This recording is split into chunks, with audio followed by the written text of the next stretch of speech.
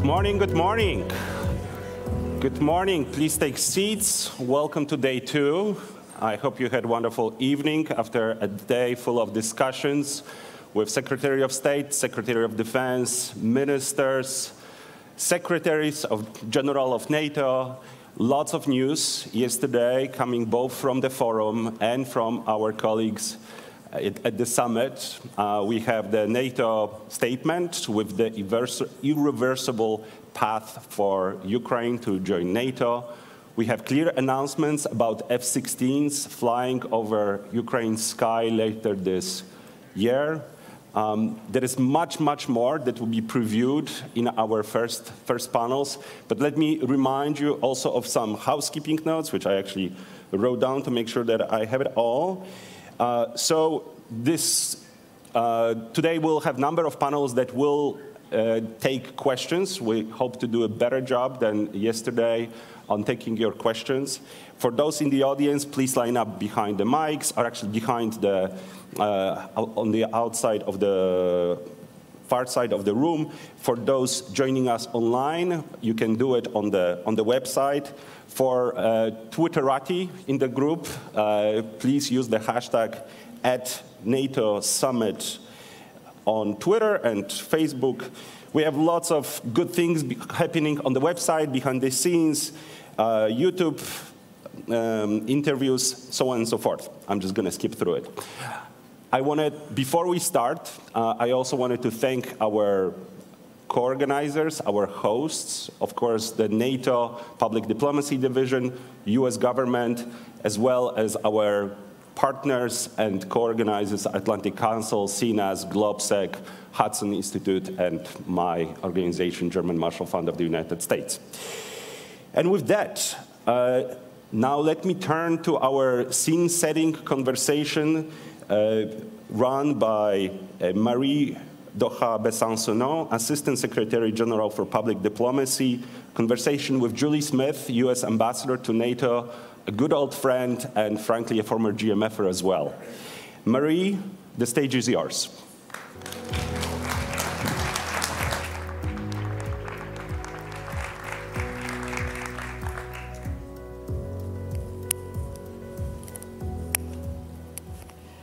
Good morning, dear guests, colleagues, and friends. I hope you have enjoyed last night's reception, and I would like to begin by thanking General Lavigne and his whole team at Aligned Command Transformation for making this possible and for offering a truly wonderful reception. Yes.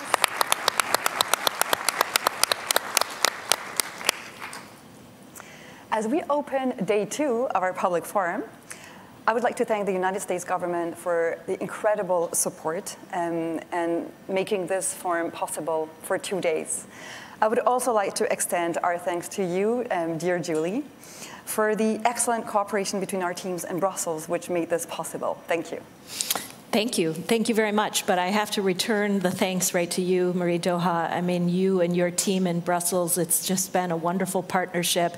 And forums like this are just so important to always have next to, almost attached to the summit itself, because everything that NATO does cannot be done in isolation. We need to hear from outside experts. We need to, first and foremost, celebrate the first 75 years of this alliance's history. But we also need everyone in this room to help us think about the next 75 years. Where should NATO go? What types of initiatives and policies should we look at? And help getting the message out about why NATO at 75 still matters and why we believe that it serves US interests and serves the interests of our allies. Thank you, and I have to confess, you've been one of the great inspirers of our outreach efforts this year, so thank you very much.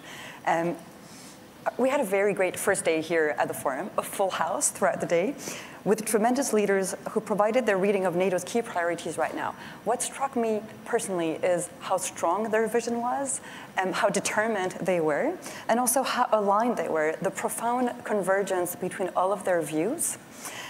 Is this also something that you felt, because you were in the Council for way longer than I was yesterday, is this also something that you felt yesterday?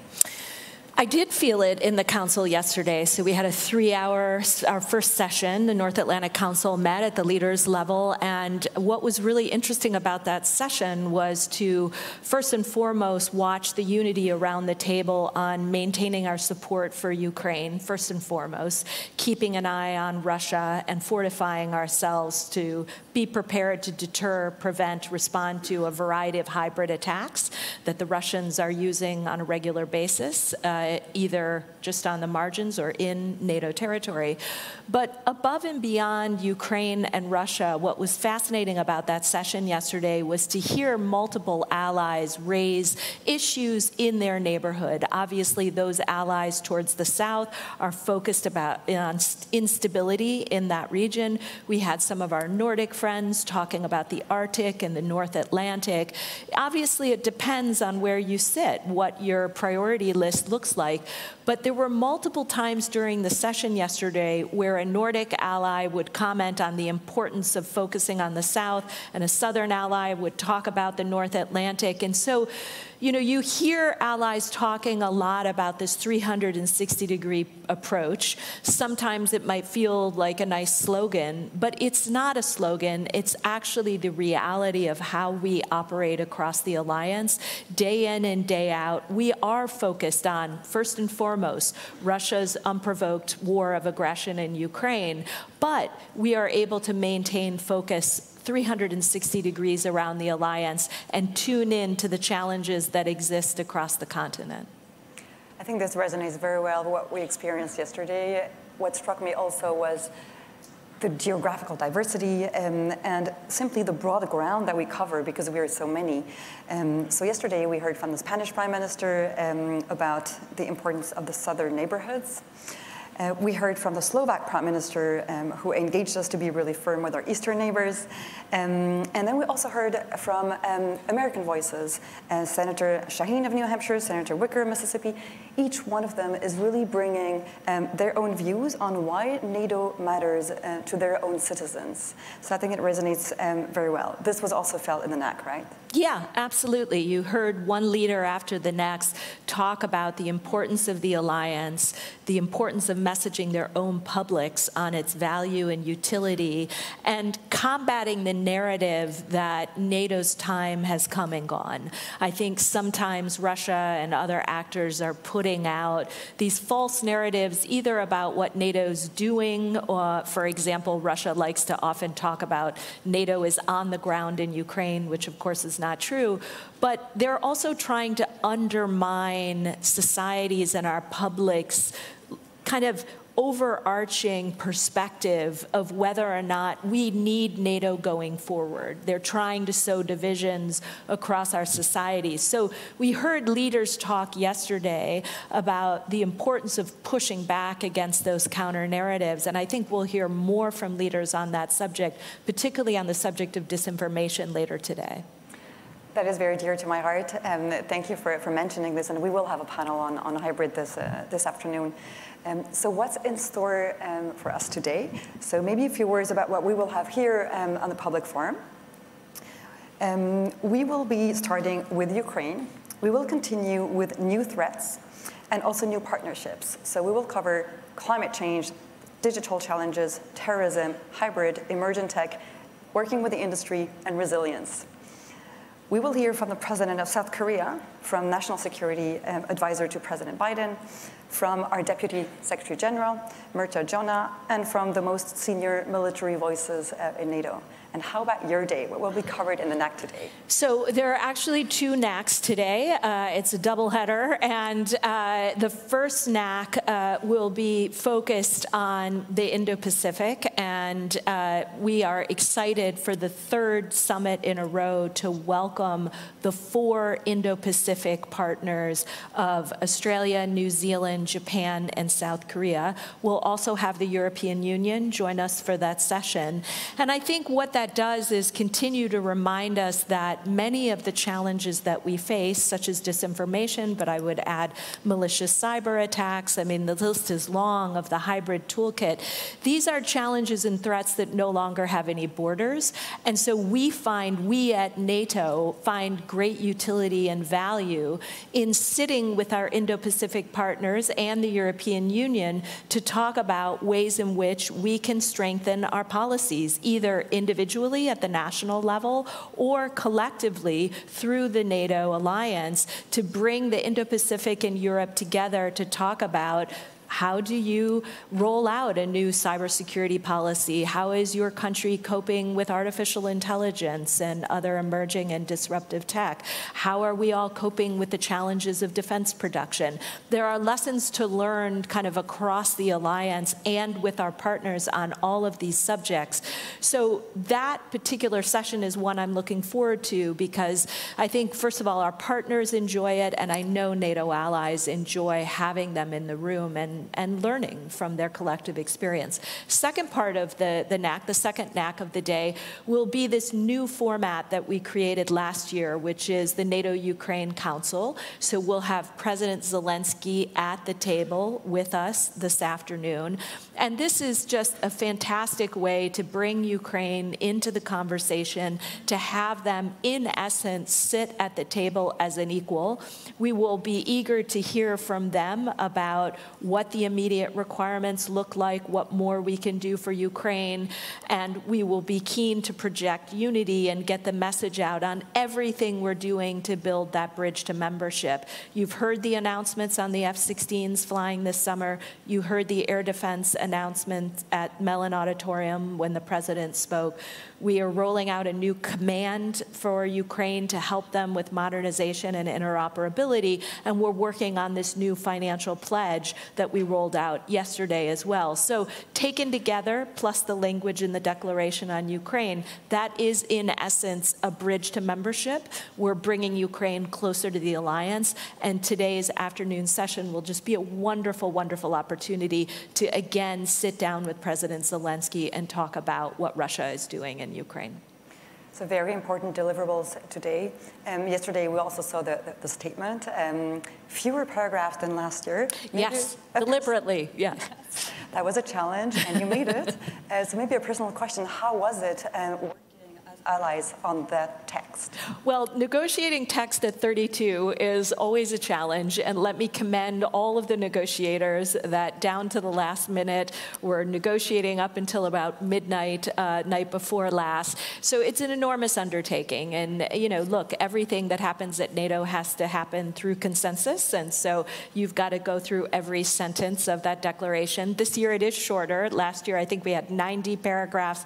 This year I think it's about 39, which felt much more reasonable. But actually, I really encourage folks to take a look at the declaration, read it carefully. There's a lot of very interesting and fascinating parts to the declaration, particularly the nexus between Russia and China, this ever-deepening and evolving relationship, and what these two countries are now doing together. The fact that China is providing these dual-use components to Russia to be used in the war in Ukraine. I would also offer that the paragraphs on resilience, in particular protecting critical infrastructure, and all the good work we're doing on cybersecurity are really worth a read as well. We're proud of this declaration. I think it really leans in. It says a lot about how far this alliance has come just in the last 2 years. And of course, you don't want to miss the section on Ukraine, that irreversible path to NATO membership. Absolutely. It's online since last night, so you may all read it. So because we care about outreach, I would like to highlight 2 projects in this respect. One is about science. Thanks to our chief scientist, who must be somewhere in the room with us. There he is, Brian Wells. Thank you for being here. And because this day is very much about the future, about tomorrow, I would like to recognize 3 young women who are the finalists of NATO's Science and Technology Women and Girls in Science Initiative. I know they're here with us too. So Sandra from Spain, Jillian from the UK, and Liana from the Netherlands. Congratulations, Julie. I know you also care about young female leaders. So congratulations to you.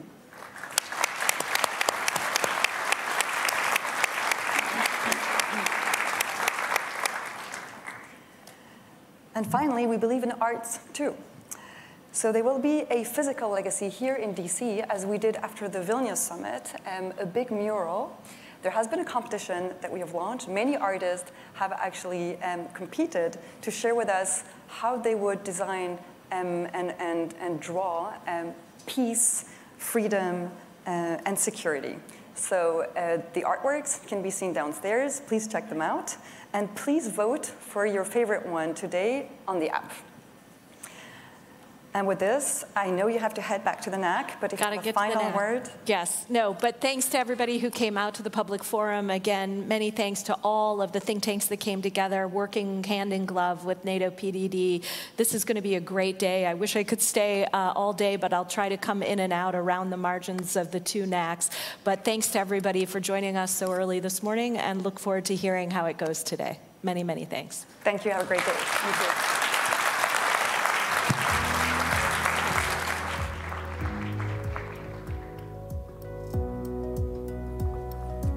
Not the program. Okay.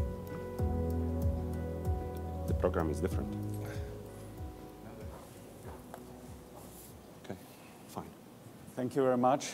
Good morning to all of you, and welcome to this session. A very quick session, a conversation with Andriy Yermak, the head of the office of President Zelensky. Welcome here, and welcome in Washington. Thank you, conversation. Thanks. Yeah, thank you. Is that all right? When we first met more than 2 years ago in Kiev, it was, I think, May 2022, so a few months after the full-scale attack on Ukraine, in your office, and we've been discussing about the security guarantees and how Ukraine should sustain. I have to say I was really impressed by the leadership and bravery of the Ukraine people, of President Zelensky and yourself. And thanks to President Zelensky and his team, Ukraine 2 years on is still standing. Thank you for your leadership.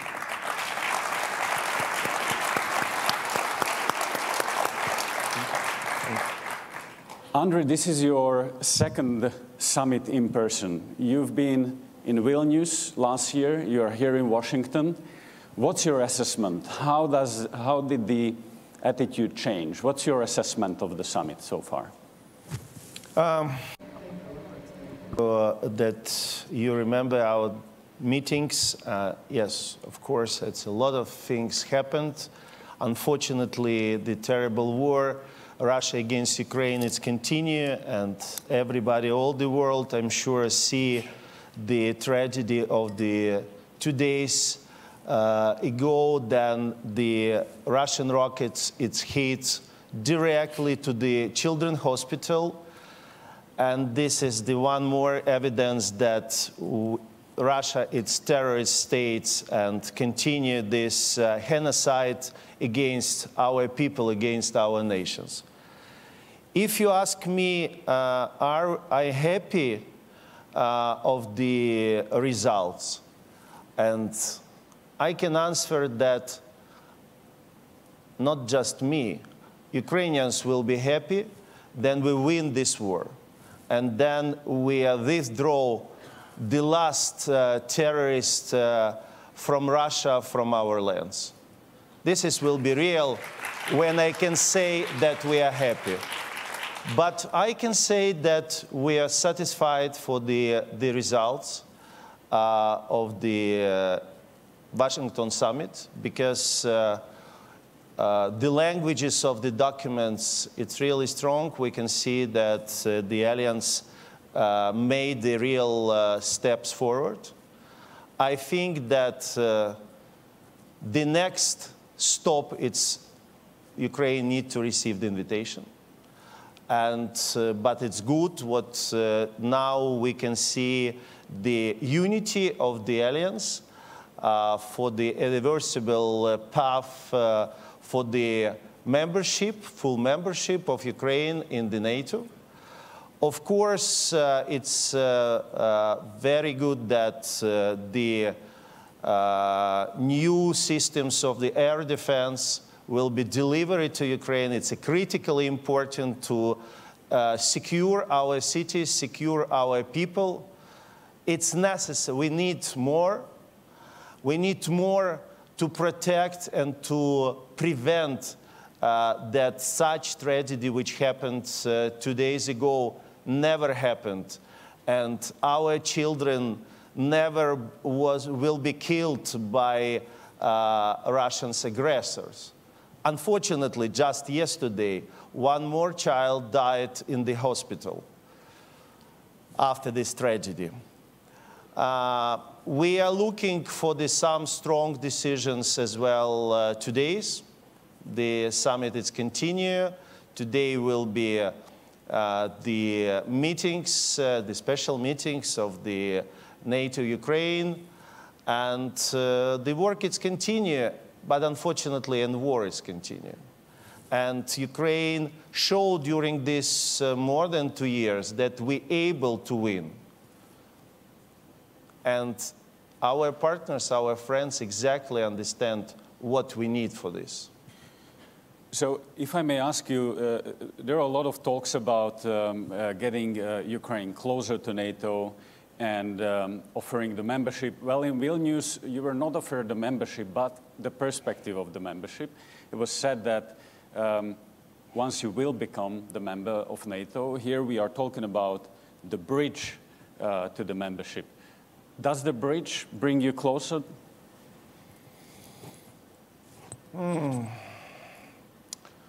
You know, Robert, when you living in the war, you have little bit different feelings. And we are looking for the, okay, it's a very good that we have so strong languages. It's a very good that NATO demonstrated strong unity. It's one of the very important things. But of course, it's for our people who is make the decisions. It's a very high support of the Ukrainian society of the future membership.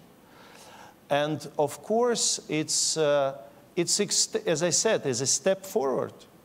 It's a strong step forward, and the world irreversible. It's demonstrated that it's not now the questions if, it's only questions when. But we still think that the membership of Ukraine in NATO, it's our national interest of our security, but as well is the interest of NATO. Because Ukraine fighting is not just for Ukraine. Ukraine fighting for all Europe, Ukraine fighting for all free world. And I think this long period and heroic fightings of our people, it's demonstrated that with Ukraine, NATO will be more strong. Absolutely. I can't agree more, and I'm sure that there will be a time soon where you will train NATO troops about how to fight Russians. But when we talk about the period until you become the member of NATO and you have the highest guarantees of the NATO membership, the security guarantees, in the meantime, you have been leading the work of Yermak Razmussen initiative on bilateral security guarantees, and you have signed a number of those. How can NATO countries and NATO as such help you in the meantime for the real security guarantees that you need? Yes, thank you very much. And practically 1 year ago, it was in the Vilnius was agreed historical Vilnius declarations of the security guarantees for Ukraine. And during this year, we have really very good results. We have a lot of very strong bilateral agreements. We have the agreements with all the G7 countries. And we will continue, and just yesterday, our president signed one more agreement with Luxembourg, and we will continue this work. And a lot of countries joined the Vilnius declarations, and thank you very much that you recall how it started. It really started from the documents of our group with Rasmussen and from the Kyiv Security Compact. And during 1 year, once again, it's, I think, very good results. Of course, we always mentioned that these bilateral agreements, it's the security guarantee in the way of the membership of NATO. Because definitely the most strong security, it's a membership of NATO. But in the way, of course, we are working, and we very appreciated that we have these documents, and of course the circle of the countries who is committed to be with Ukraine, to help Ukraine to be prepared for the, not just to finish this war, but to be prepared for any potential aggressions in the future. It's very important. And of course, and plus, it's helped us to make a necessary step to be closer, because most of this country, it's members of NATO. And of course, I think it's logically works for the main goal, full membership.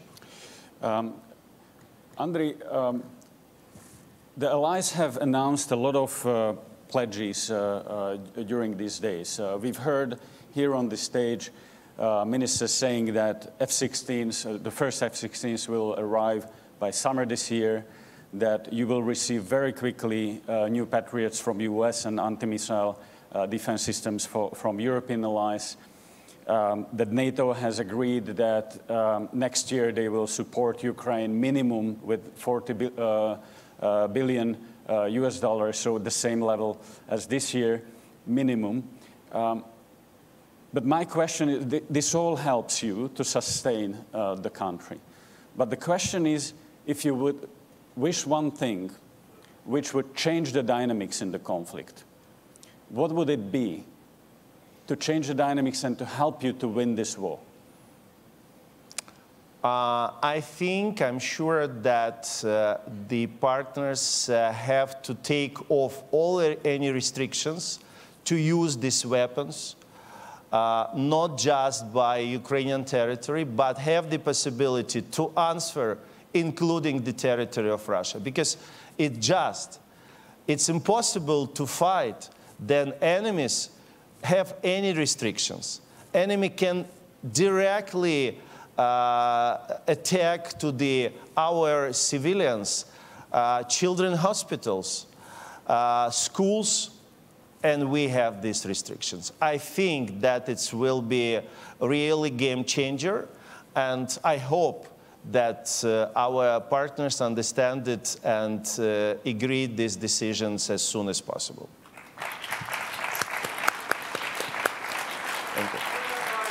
So there is a clear call to put down all the restrictions, because now the war is asymmetric. They are able to attack everything in Ukraine, but you are not able to protect yourself by preempting that. Andrei, we are running out of time, and I have plenty of questions, but let me ask you two questions now. June and July was very important for Ukraine, because you had the recovery conference, peace summit, you had the Normandy, NATO Summit. Next week you have EPC in London. What's next? What's next in your strategy and in this international diplomacy?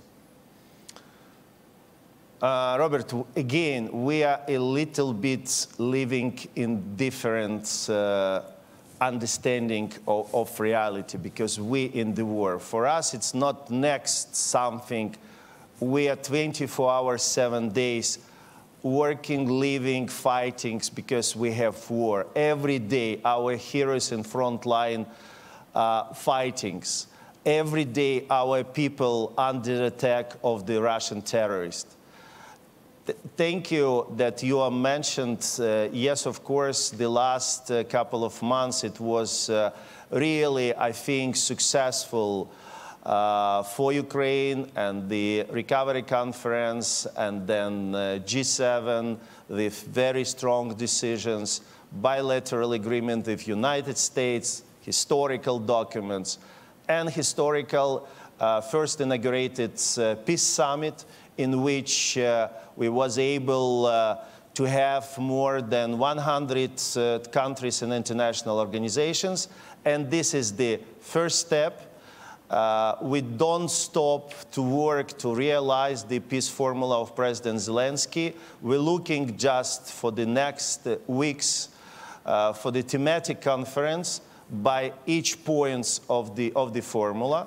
This is on the way of the preparation of the second summit, in which I hope we will be able to have the joint plan of responsible country in the world, how to stop this war, how to back just peace, which is very important. Ukraine needs just peace. How to settle all the crises which created this war. And I'm very optimistic that we will be able to do it.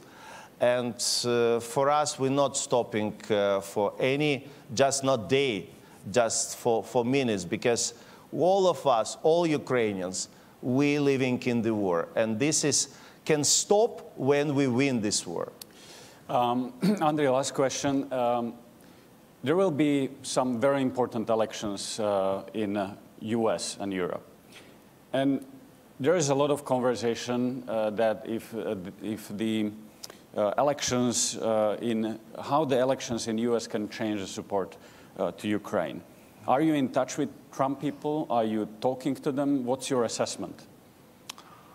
Look, first of all, all the period of time then President Zelensky in his positions, we have very important things. We have bipartisan support in the United States. And of course, we have and continue to have the lot of meetings, especially in Ukraine, and we are very appreciate that the representative of both parties visited to Ukraine and personally to see what happened, personally to feel what happened in Bucha, in Izum, in Irpin.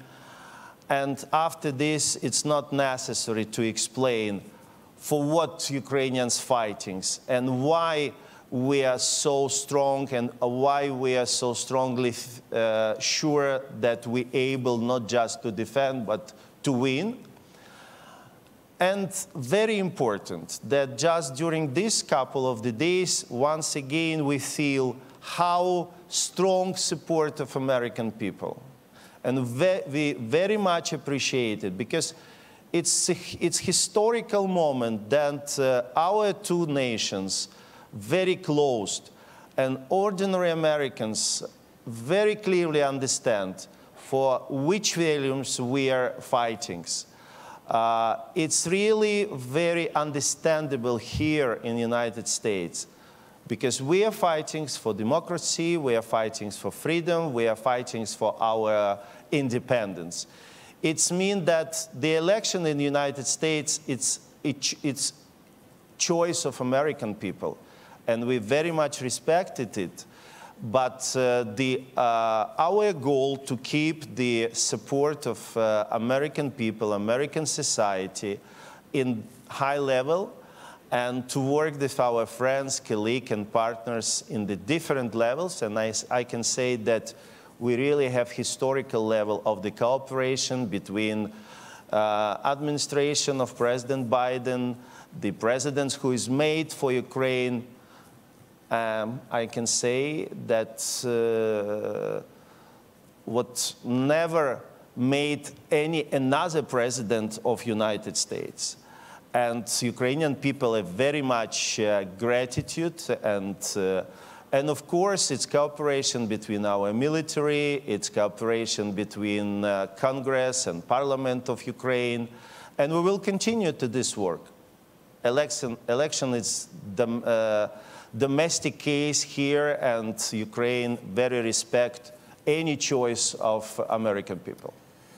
Thank you very much, Andrei, and thank you for fighting not only for your freedom, but for the future of rule-based order and for the future of the West. I'm sure that, and I can see it on you, that the burden that Ukrainian people and the leadership is taking on its shoulders, because the future of the West is being decided in Ukraine and in the East. Thank you for fighting. Thank you. Thank you very much. Thank you. Slava Ukraini. Slava Ukraini. Героям слава. Thank you. Glory to Ukraine. Glory to the heroes. Thank you very much. Thank you. Thank you. Thank you, Mr. Yermak. Thank you, Robert, for a fascinating conversation. So far, we talked a lot about Ukraine, so it was particularly important to hear directly from Ukraine, from Mr. Yermak. We heard very clearly what Ukraine needs. Among the key issues to go toward victory is ability to target Russia and not fight with hand behind their back. Now we're going to switch gears and we'll talk about NATO leadership on climate and energy security. The conversation will be led by Beth Sanner, my colleague at the German Marshall Fund. Beth, the stage is yours.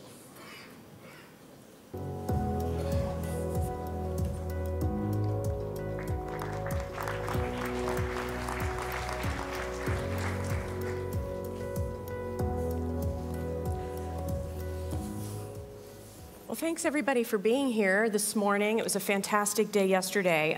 We only have 20 minutes, so I'm going to make the intros really short, and then we're just going to dive right in. And I just want to thank our two guests for joining us today on this panel.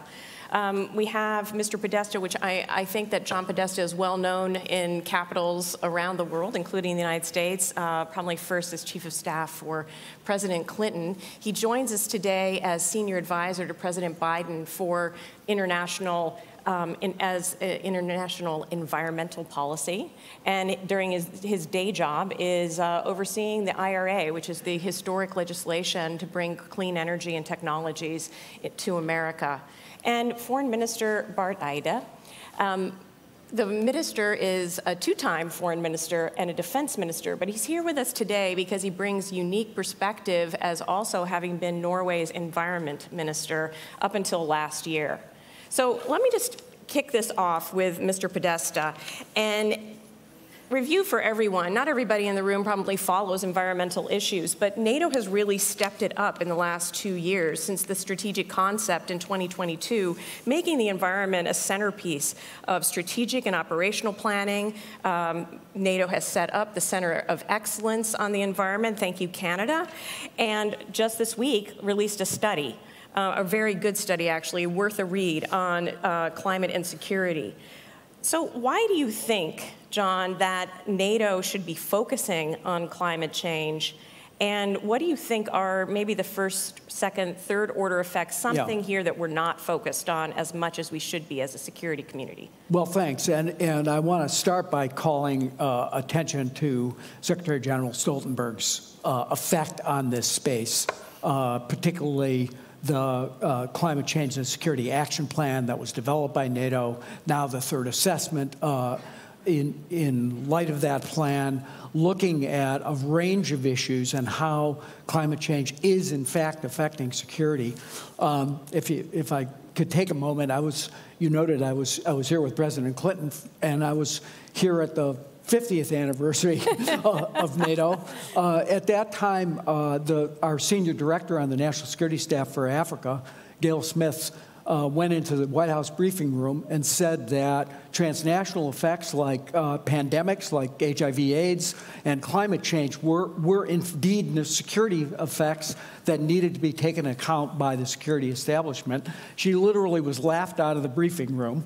By 2014, the National Defense Strategy documents recognized climate change as a threat multiplier. Now I'm fond of saying it is now the threat.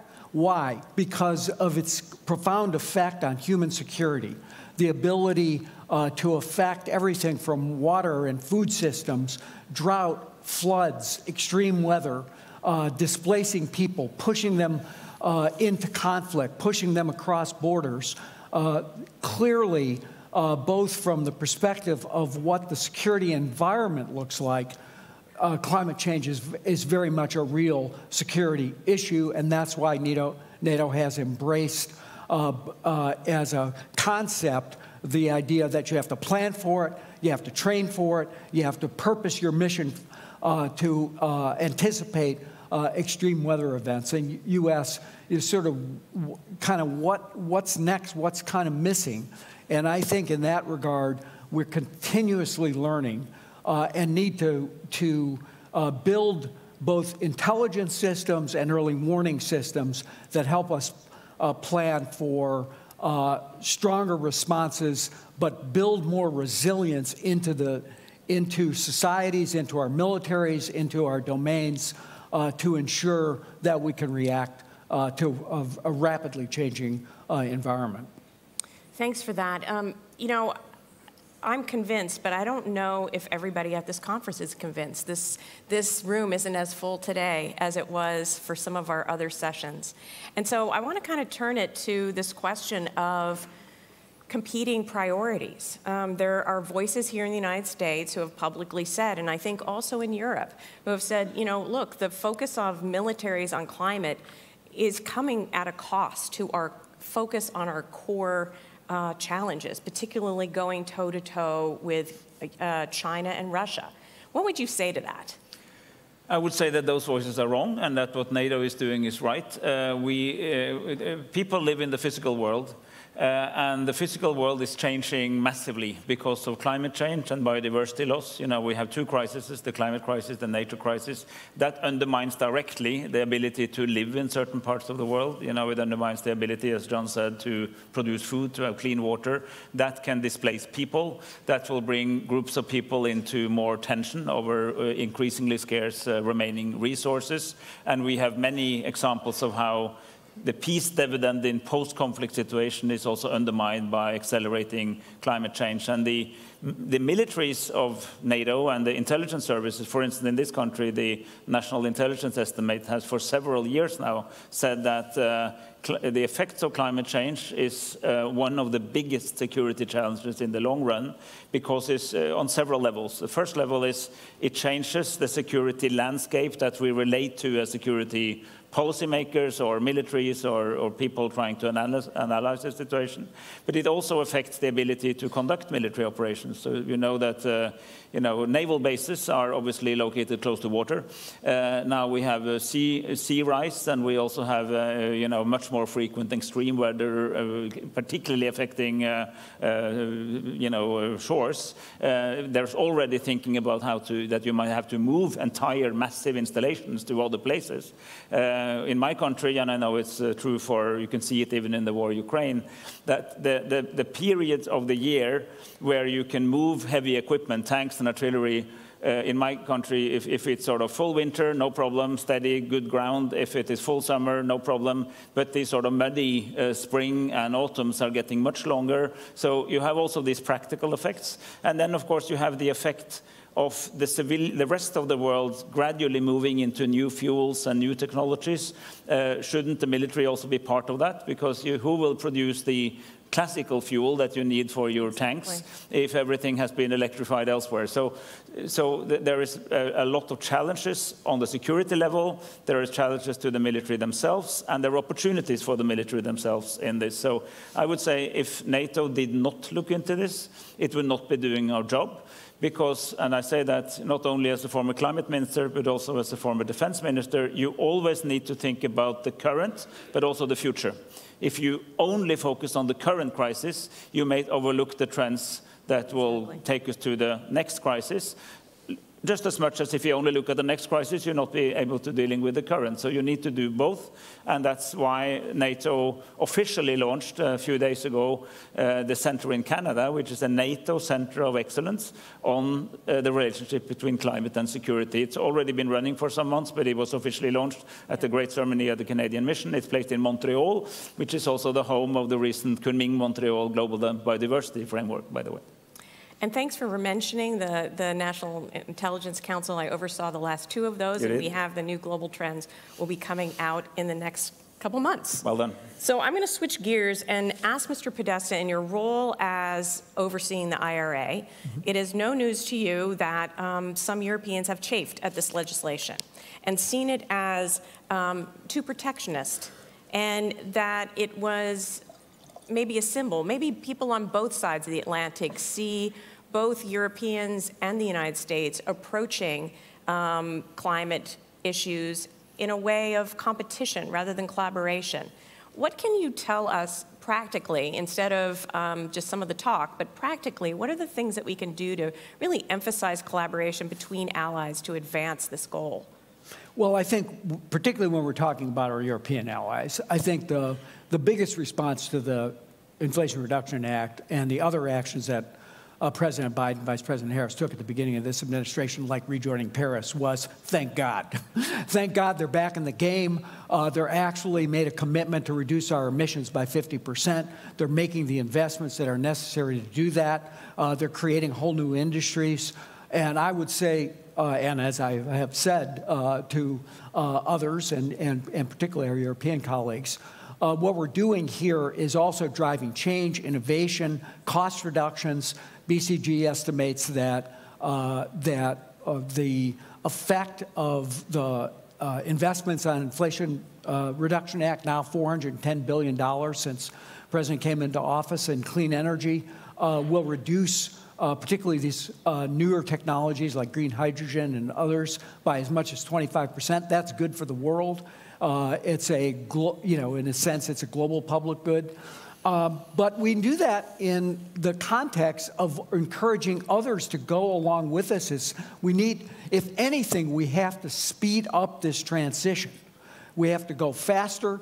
We have to go firmer into a zero carbon world. And we welcome our European partnership in doing that. That's why we're in discussions, for example, with Norway to do a memorandum of understanding on how we develop high standard critical mineral agreement between our two countries, doing the same thing with the EU, with the UK. We signed an agreement with Japan where we have free trade agreements with Australia, South Korea, that can take advantage of some of the provisions of the law. So I think we also have to recognize that we're in a dangerous security posture with respect to some of these clean technologies. Yeah. Very over-dependent on a single source of supply for critical minerals, for batteries, for upstream solar technologies, trying to control the entire supply chain in that space. And particularly to my European colleagues, I now can say, look what happens when you're dependent on a single source of supply for your energy needs. We need to work together to develop secure, market-based and responsive supply chains. Yeah. Can I totally agree with John. And industrial policy is back very big time in Western countries. It never left Asia. You know, China is the name of the game, but even our allies in Asia always had a strong public-private partnership. We, for some decades, thought the market would do well on its own. It didn't really, and now we see both in Europe and in North America a massive return to the idea that if you need real, serious, long-term innovation, if you need to change things fundamentally, you need more of a in the market, we need a strong support from the state. That's why many of the innovations we have and which we use, everyone is looking on a cell phone now, are using the internet. The internet only exists because the United States government invested in DARPA, and the innovations that led to the internet is thanks to very solid state innovation. And there's so many examples of that. There are two drivers that make this particularly important right now, and they both begin with C. It's climate and China. And China is representing not only China, but the other non-democratic, non-Western countries. We need to be able to compete in the new technologies of the 21st century. We dominated many of those of the 20th, but the jury is out for the 21st century technologies. But also because we need these fundamental complex changes on climate. We need, not only to produce new energy sources and new energy carriers like hydrogen and ammonia, we also need to have technology to use it and to distribute it, and that will not, you can just not do that by leaving it alone to the market. So the security, climate, and economic policy is coming together in ways that, in a certain sense, resembles the early post-Second World War years, actually, but now for a new set of purposes. And yes, we have, the Europeans and Americans have exactly the same goal, which is to reduce more than 50% in this decade and then eventually go to net zero. We in Europe are more leaning towards carbon pricing and these kind of issues. There's more direct support in the IRA, but the goal is the same. So if we just sort out the nuances between us, we can sort of collectively strengthen the West, but also taking the lead in moving to a more climate-friendly economy. So it feels like, NATO's making all the right steps here, but it is nascent.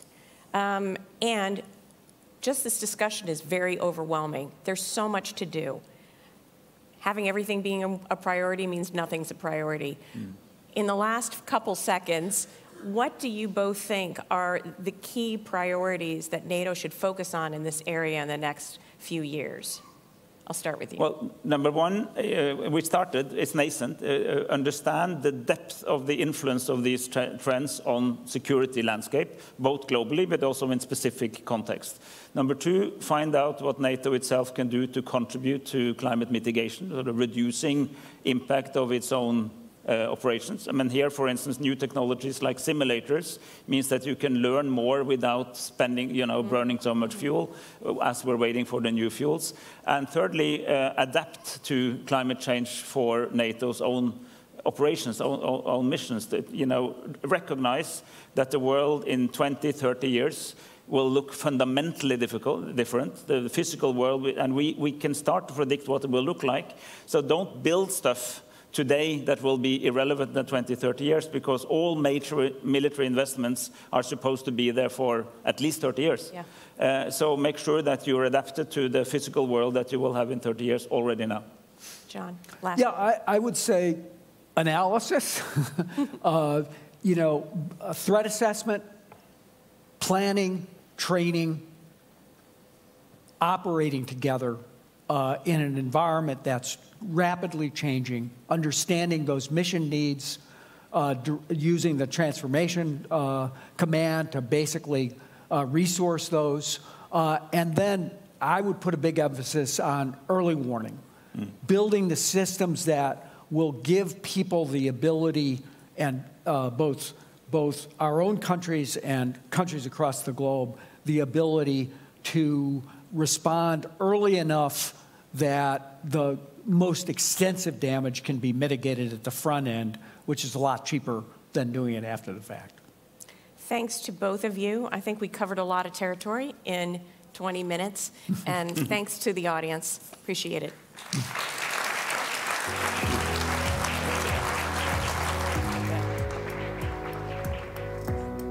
Thank you, Beth.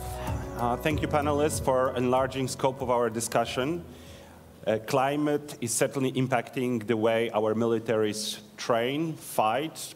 It impacts the context in which our threats develop and the way we innovate. So one area that is most impacted by climate change is the Arctic. So I would now invite you to watch a short video with a view from the Arctic featuring leaders of Finland, Northwest Territories in Canada, and North Slope of Alaska. Take a look.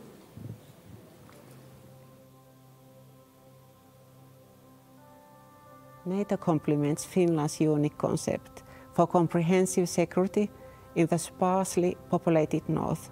It also brings safety and stability for the northern residents by balancing military powers in the broader Arctic region. The Rangers play a huge role in defense and security, but they must receive financial and capacity support to be competent defenders.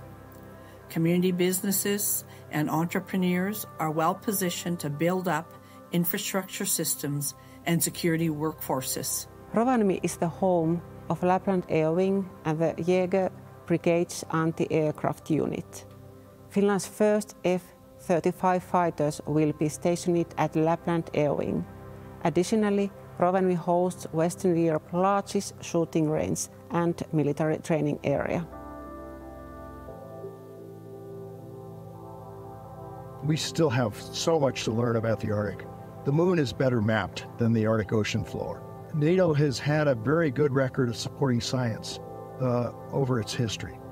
Arctic research is something that is still very, very important for the security of all of our nations. The uncertainty of climate change in the Arctic needs a holistic, Indigenous and Western science approach and understanding of the land and climate devastation. As climate change progresses, natural resources and maritime routes in the Arctic region become more easily accessible, increasing tension in the area. We have to realize that the Bering Strait is really the Bering Gate. Global impacts on the Arctic need global solutions and speedy collaborative efforts to defend and secure Arctic homelands and protect the human rights of Indigenous peoples and Northerners that make the Arctic their home.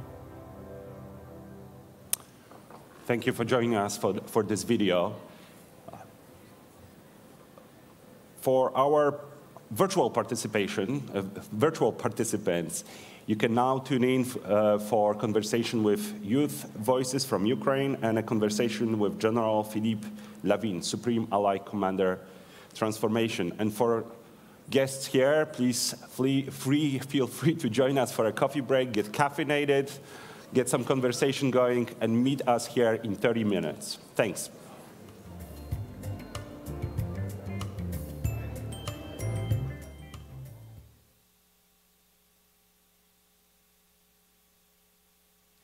Good morning, everyone. My name is Jim Townsend, and I'm with the Center for a New American Security, or CNAS. And I spent about 35 years of my life working on NATO and Europe in the Pentagon. So it is a great pleasure for me personally to be here for the 75th anniversary of NATO, and a real personal feeling for me to be here with my good friend and the Supreme Allied Commander of Transformation, General Philippe Lavin. It's great to see you. Thank you so much for being here with us. Thank you very much to be here, and it's so important to have this 75th anniversary in Washington, where the treaty was signed. Absolutely, and the weather is pretty hot here, and I'm wondering, back in the day, was it as hot for them as it is for us today? Oh, I don't know, but it's the same weather I've got in Norfolk, Virginia, where I'm living. So it's and I've got no jet lag. So I'm the local man of this summit. Well, that's a great position to be in. Yeah. And just based on what you said about being in Norfolk, you've been there for 3 years as the SAC-T, as the Supreme Allied Commander Transformation. And a lot of you probably know SAC-T, or ACT, Allied Command Transformation in Norfolk, is in charge of keeping the alliance looking forward and keeping the alliance in a state of transformation to make sure we don't get mired in the past and that we're always alert for the threat coming in the future and how to handle it. So, General, my first question for you is, you've been there 3 years. What's your takeaway from that posting there in Norfolk? Besides eating fried food and Southern cuisine, what's your takeaway from your time as ACT? Yeah, thank you very much for this question, very important question. But back to what is ACT, what we are doing is, you know, we love acronyms in NATO. It's Allied Command Transformation, but I pitch ACT with the A for anticipation. What is the new reality? What are the drivers of change for tomorrow? And of course, then we have to propose to the nations and to NATO how to keep the edge. Because the aim of transformation, the aim of all this is to keep the edge in order to protect our 1 billion people, in order to preserve peace and stability. So anticipation and then concept to capabilities. We can talk about cognitive warfare, multi-domain operation, digital transformation, to capabilities, because at the end we need capabilities for our warfighters. And of course, 95% of the capabilities are developed by the nations. So it's why I'm sort of chef d'orchestre, manager of the team, in order to say to each nation, hey, you have to produce this effect. And so then they have to deliver the capabilities. I'm building 5% of the capabilities, which is the glue of it. and the T of ACT is super important, and is the most important, is the talents. Because we need skills, we need the right skill, we need the right people, we need the people to be trained in and exercise to be able to keep the edge. So 3 years, wow, it has gone so fast. But 3 years, my perception is when I jump into this job, NATO was strong. Strong to have this team, strong to have this type of processes, exercising. But today, NATO is stronger, and tomorrow NATO will be even stronger than today. Why?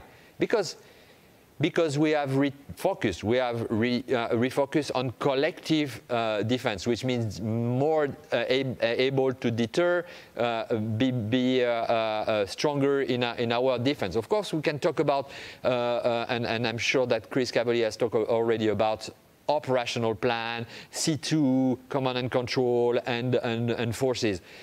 But we are also, we've got plans to tackle the future of the challenge of the future. So we will be stronger, and we are stronger with 2 new allies. When I arrived in these 3 years, I've made 3 military integration: North Macedonia, Finland, and then Sweden. It's fabulous. It's fabulous. It's fabulous. And we are stronger because our nations, our political authorities are committed on defense and deterrence. They are, and it was said, committed with more defense spending, 23 nations above 2%. So that's what I'm taking from these 3 years. But the big thing is, it's good to have 75th anniversary, but we need to protect our future. We need to continue to keep the edge. And the new reality is what I say, it's more faster everywhere, interconnected. So how to deter in this new world? How to keep the edge? We need to produce more, not only capabilities, but more training, more interoperability. And the way we are going to do that is through a multi-domain operation alliance enabled by this necessary digital transformation. Well, that's a lot. I think I have 1,000 questions, and I'm sure you all do out there in the audience as well. But let me ask you something about industry, because I know that's a very important part of what you do. It's something that a lot of people think about when they think about NATO, but it's become really important now for the U.S. defense industry and those industries in Europe as well to work together to try to help you deliver on the future, develop those capabilities. So as you leave now at the end of your 3 years, do you see the relationships between NATO and industry and the transatlantic industrial relationship? Is that now more cooperative, helping out to try to help us face the future? Are you seeing progress? Yes, I've seen progress, but it's not only this community of interest. We are working with other community of interest, academia, young people, research lab. We've got a MOU with different labs either in Europe or in US, Johns Hopkins University, MIT, etc., etc. So I think it's all this world has to work more and more collaboratively in order to propose, to help us to get at the pace, but also at the scale what we need. Because, as I say, we need more and faster. And so of course there are. If I'm taking the example of space.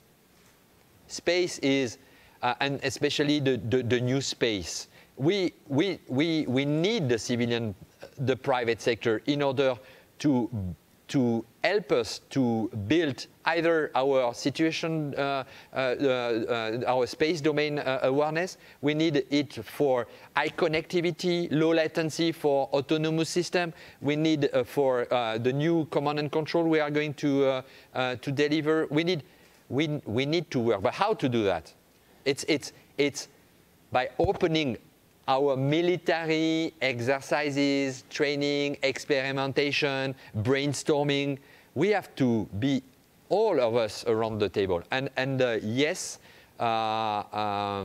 we have done some progress, but there are so much things to do again. So I'm very confident. There is a way, there is a will, so we will succeed. Well, let me ask you a question about the future. Based on what you just said, you've got a pretty good idea of what NATO still needs to do and the work ahead. As you look at turning over your command to your successor, what would you advise your command about your vision of the future and your vision of what NATO needs to be doing to handle the future? Where should the priorities be? What are the characteristics that your successor needs to take into consideration? So I think that we've got already a lot of things on the table, and we, after this, the political guidance we received in 2023 with my brother in arms, General Chris Cavoli, we put on the table what do we need. So it's on the table. And so nations know what we have to do. But the question is how to do it. For example, when I'm talking about digital transformation, data centricity, data is the fuel of tomorrow. I will tell him, well, military, we have to continue to do a lot of things. Training, exercising, thinking about the future and translating in requirement. But we have also to work with our political authorities to share more the data in order to be stronger together, for example. I will say him, continue to work with the civilian society because, for example, resilience is, we've got a huge interdependency between military resilience and civilian resilience. If I'm talking about cognitive warfare and misinformation and disinformation, it's an all society approach. So I will say to him, work and be sure that everybody is working together because it's not only a military solution, it's an all society approach we need to have. Well, General, we're running out of time, but I just want to say that what you just said makes me very much want to come back into government and work for you at ACT. But you're going to be moving on, and we're going to miss you very much. I know ACT will, and I know NATO headquarters will. And I look forward to hearing more from you in the future as you go on to your next assignment and take on the future from wherever you end up within the French military. Yeah, thank you so much. Well, thank you. Thank you. It was a great honor, but also, as you see in my face, a great pleasure. And I will keep going to serve and to protect our future. Well, I'll send you some fried seafood next year because I know you'll miss it. Thank you so much. Thank you. Great to see you. Thank you.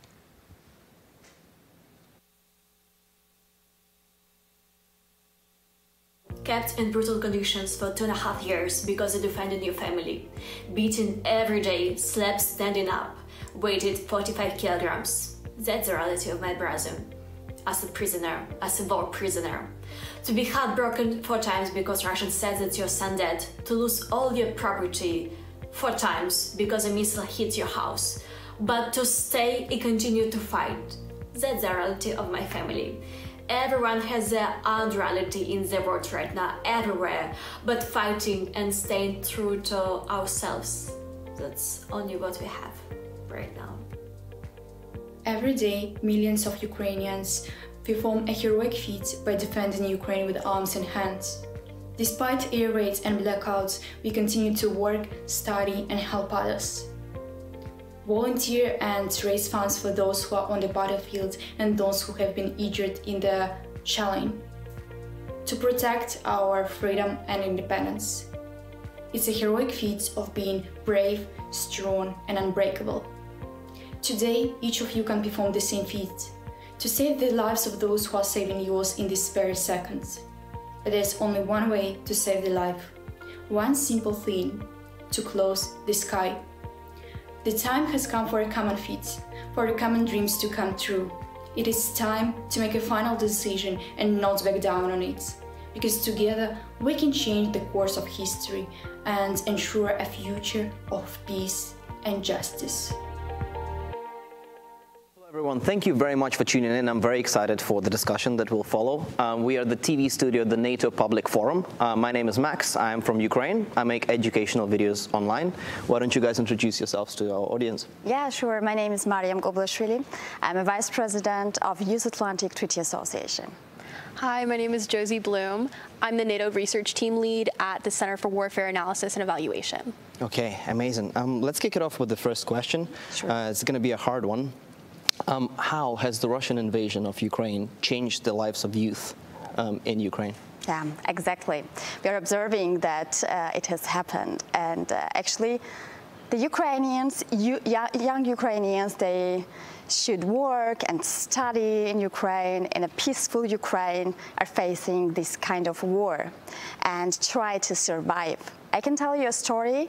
We as YATA have many chapters, like 40 chapters, and one of them are YATA Ukraine, or is YATA Ukraine. Mm-hmm. And after we got elected in 2022, we tried to contact YATA Ukraine.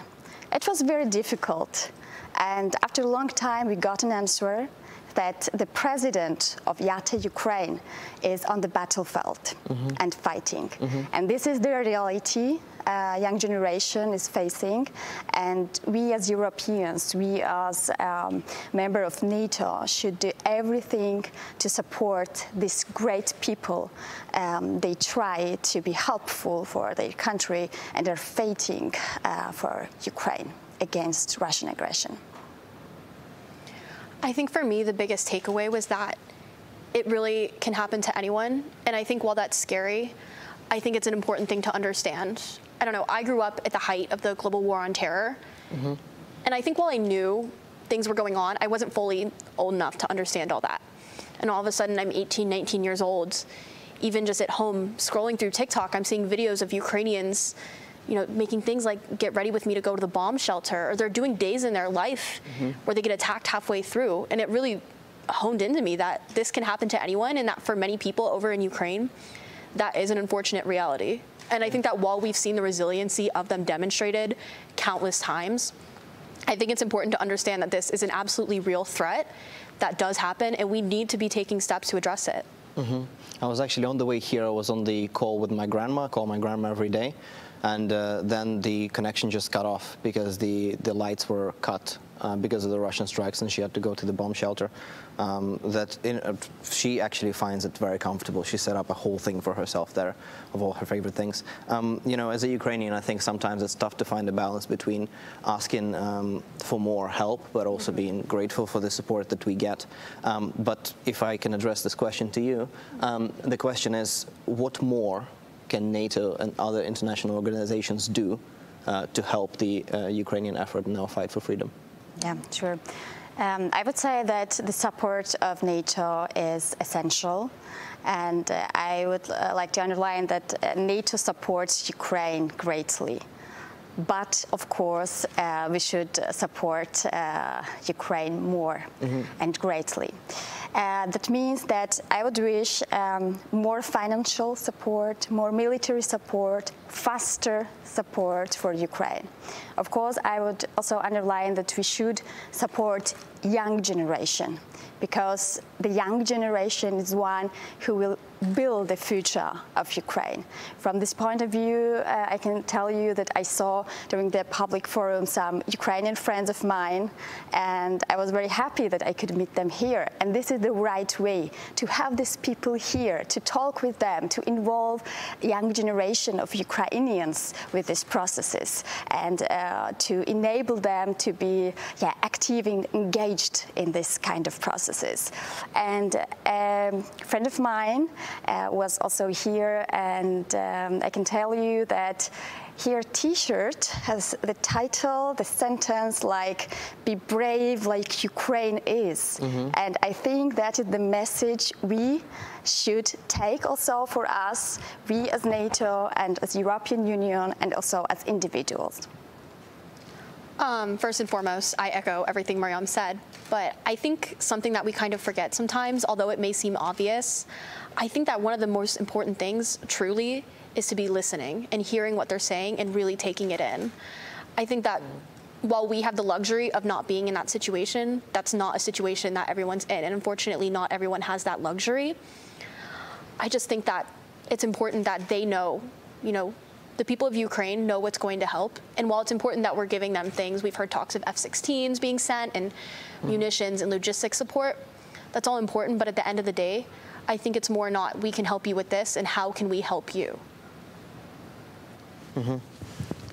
Interesting. I mean, yeah, I think this kind of, because I remember, just if I think about my own experience in my own hometown, at the very, very early in the beginning of the full-scale invasion, you know, how our air defense system was not able to deal with the Russian strikes. Now, of course, it's much better thanks to the support of international community, everybody watching the work that you guys are doing.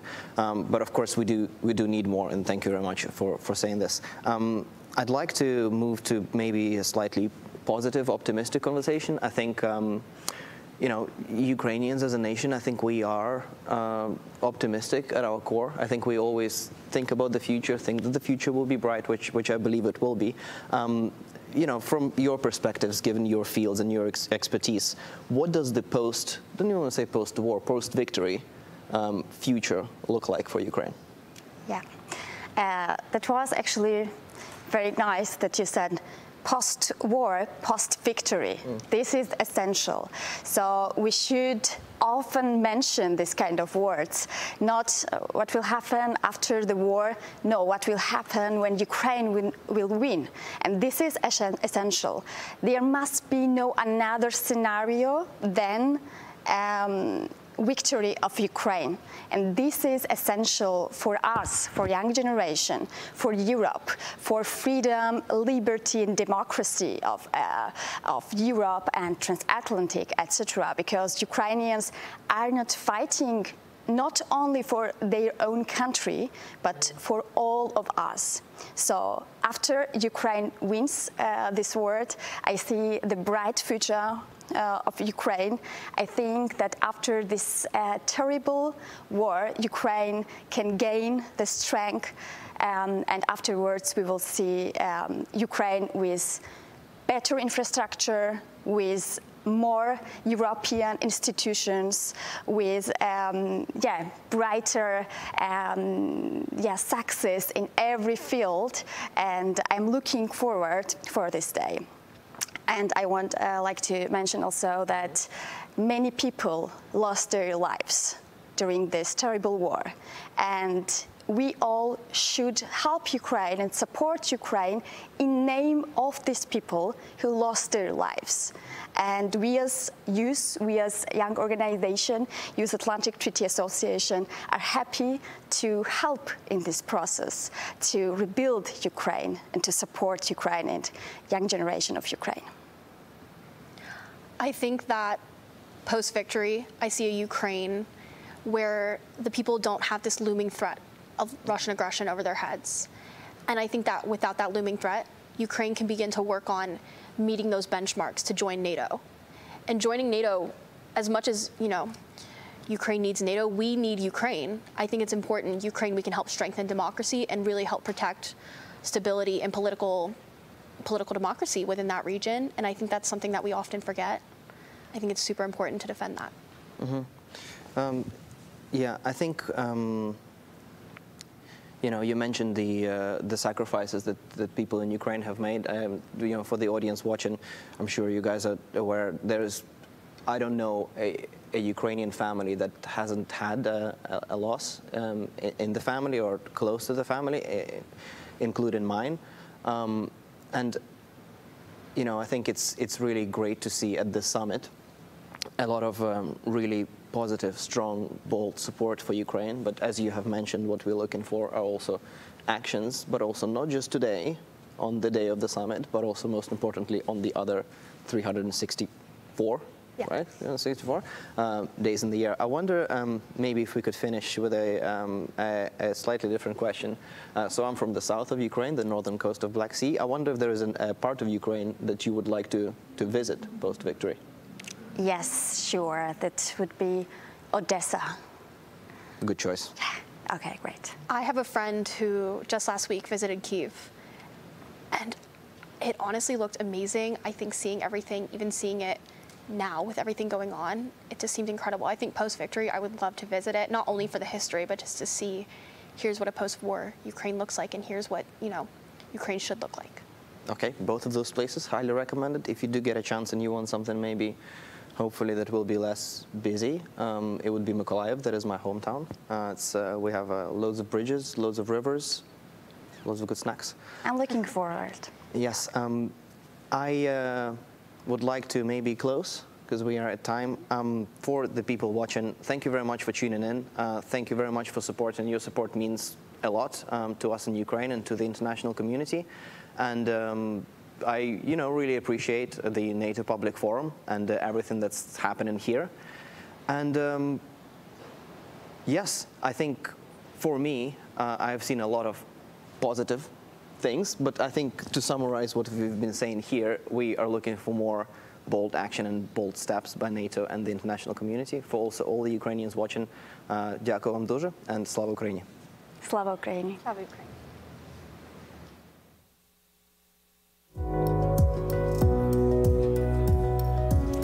Hello, everyone. We are now resuming our programming with a session on NATO in a digital world.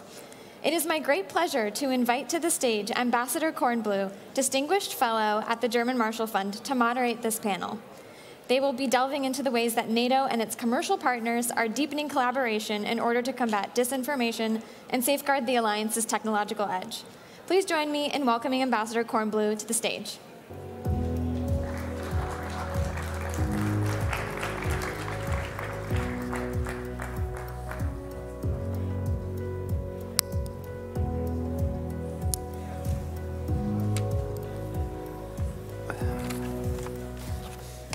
Welcome everyone to this panel on NATO in a digital world. We have the perfect panel to discuss this topic. Starting to my right, we have Karan Bhatia, who's the Google Head of Public Policy and Government Relations, Robert Blair, Microsoft General Manager, National Security and Emerging Technology, and Ludwig de Camp, General Manager, NATO Communications and Information Agency. This topic is underscored by the fact that in the declaration yesterday, hybrid threats were mentioned. We know that NATO's adversaries are intent on using disinformation, cyber attacks, ransomware to not only supplement military activities, but to attempt to undermine our democratic societies as a whole. So we'll get into all of those topics. I wanted to start first, Karan, and ask you about the digital transformation of NATO, and then I'll ask our whole panel to start off and just give us some thoughts about that. What are your perspectives on that? Why do you feel that that's important at this time? Well, look, I think we're seeing digital transformation reshaping institutions, governments, companies around the world. So it stands to reason, I think, that NATO, both as an institution and in terms of member countries, is focused on it rightfully as well. I think four things really jump to mind in terms of why it's so important, Karen. I think the first is just simply the operational efficiencies that are being derived from digital transformation, from moving into a cloud operating environment, from the application of artificial intelligence to solutions. These are palpable gains in terms of efficiencies, in terms of cost savings, in terms of being able to provide better services. So I'd first of all point to operational efficiency. Secondly, very close to NATO's missions itself, digital transformation enables greater interoperability and enables sharing of information, of intelligence, of threat information. Look, third, closely related is cybersecurity. I mean, it's been a recurring theme over the last day, how critical that entire threat vector is, and digital transformation, what we see going on, is going to be absolutely key to addressing that. And then lastly, maybe most excitingly, optimistically, is the innovation that is being released by what we're seeing globally.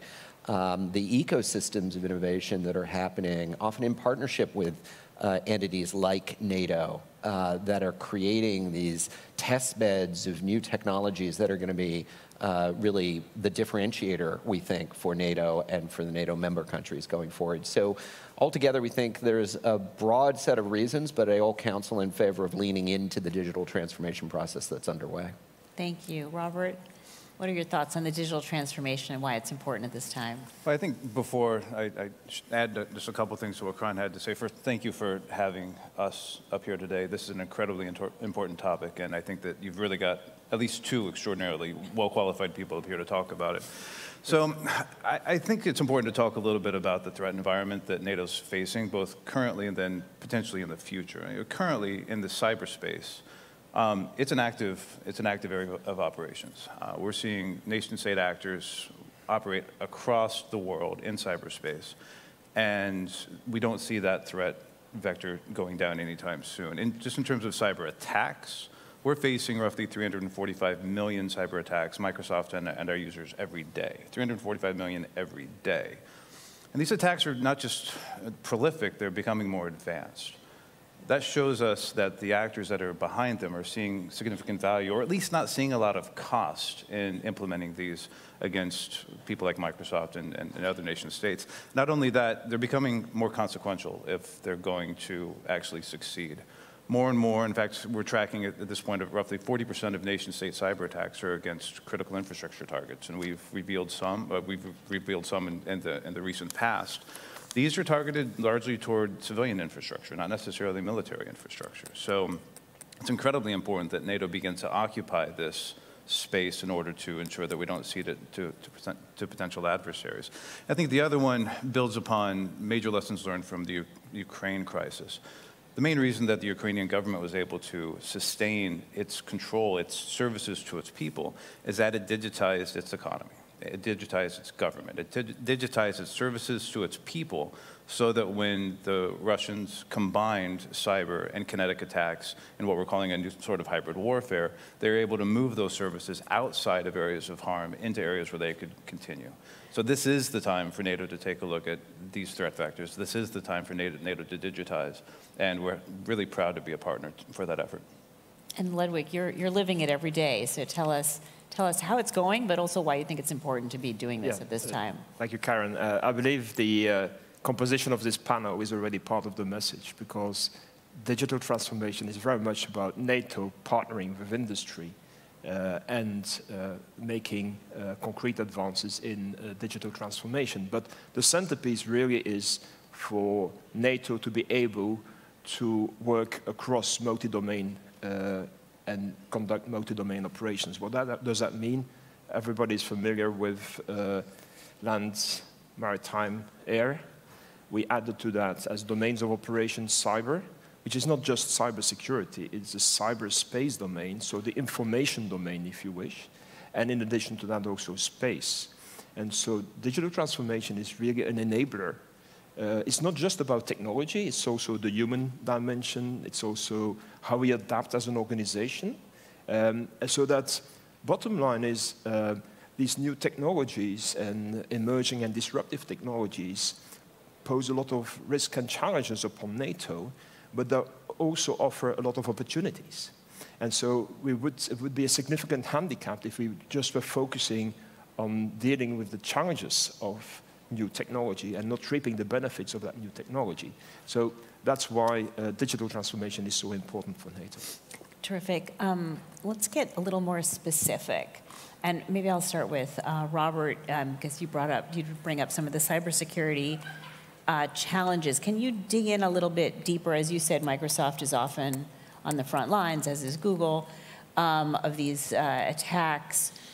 Tell us a little bit about the specific challenges in terms of deterrence and attribution especially. I'm glad you're bringing up deterrence, because I've been having a lot of conversations along these lines in the last several weeks. We seem to be entering into a new narrative, a new time of policy formation between industry and governments around how to really wrestle with cyber deterrence. It's a really hard problem. And it starts with attribution. Historically, it's been difficult to always provide solid attribution for nation-state and non-nation-state actors. There still is tremendous challenge in that, but as their TTPs have changed, our ability to actually figure out who's doing what and from where have also evolved. So the attribution challenge now, I think, lies less in can we do it technologically, more in how do we do the attribution? How do we combine forces between government and industry, and civil society for that matter, outside of industry, in order to provide a common voice, not just on specific cyber attacks, but on the potential consequences of those attacks. And not just on the potential consequences of those attacks, but on the cumulative effect of any, what we call an advanced persistent threat actor, somebody who continues to do this sort of thing over and over and over again. We believe it's important for everyone to have a better idea of who's doing these things, what they're doing, how they're doing it, and how we can protect ourselves against it. So first and foremost, I think it's incredibly important that we all within industry, which we're already doing, strengthen our relationships with governments and multilateral organizations and civil society to provide that common voice. I think once that attribution challenge has been addressed, it's important for governments to begin to lean very hard into a conversation on red lines, the sorts of cyber attacks that cross those red lines, and then the consequences that need to come about. And those consequences need to be applied, and they need to be applied across all government actors. There are certain things that industry can't do. We are limited to defensive actions.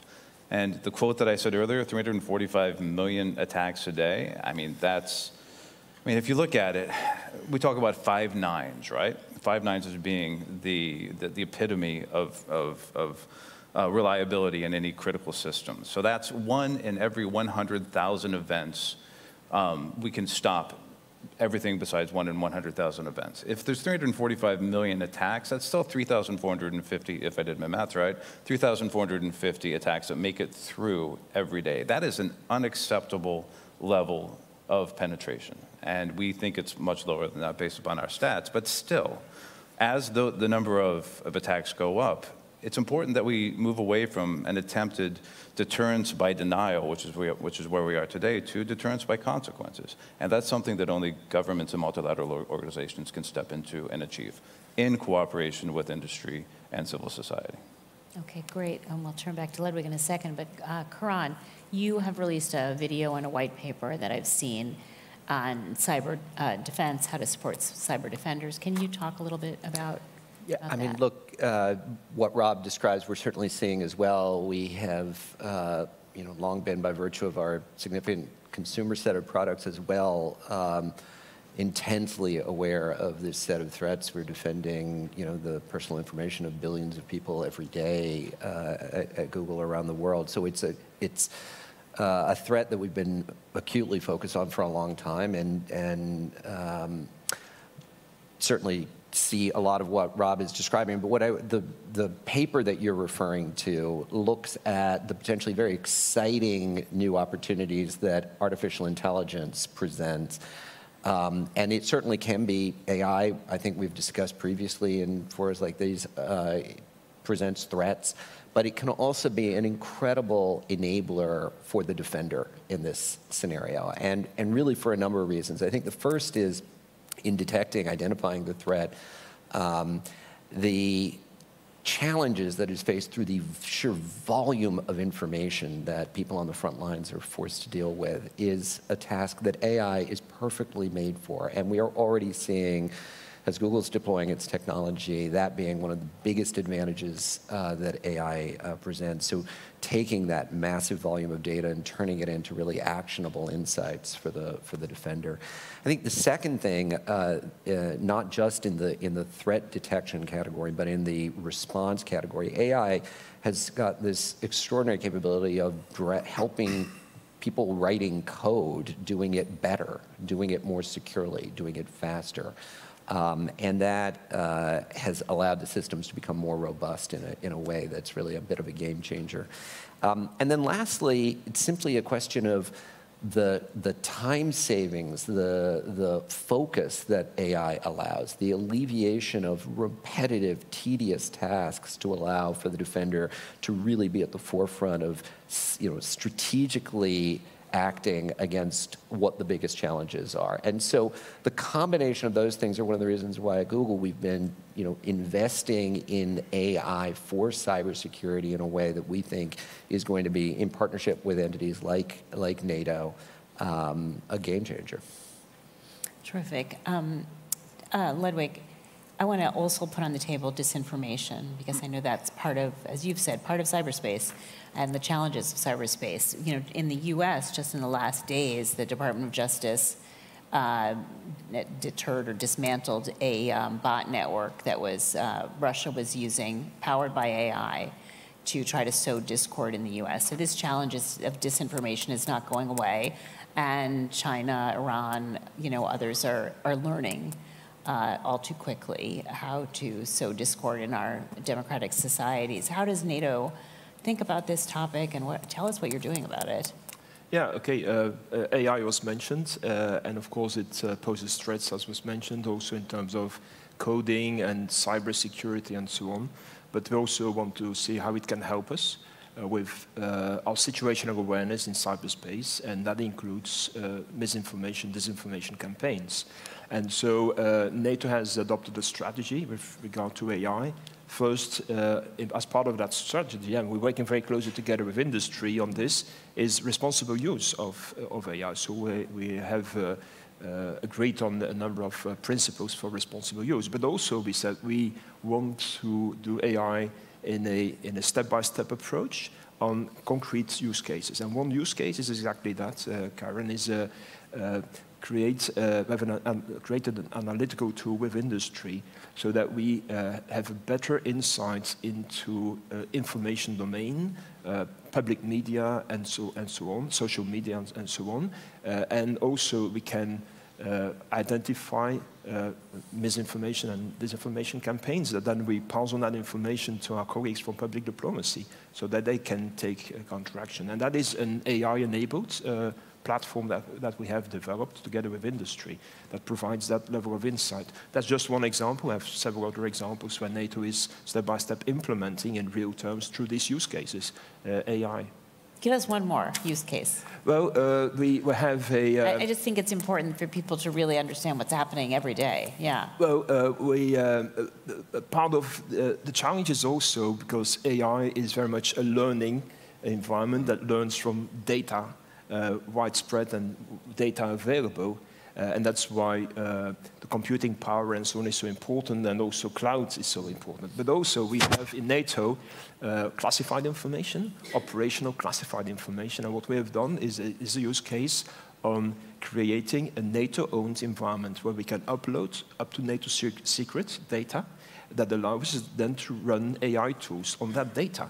And there's a broad application of that. For instance, better understanding the situation in Ukraine is one case in point where we are sitting together with military commanders.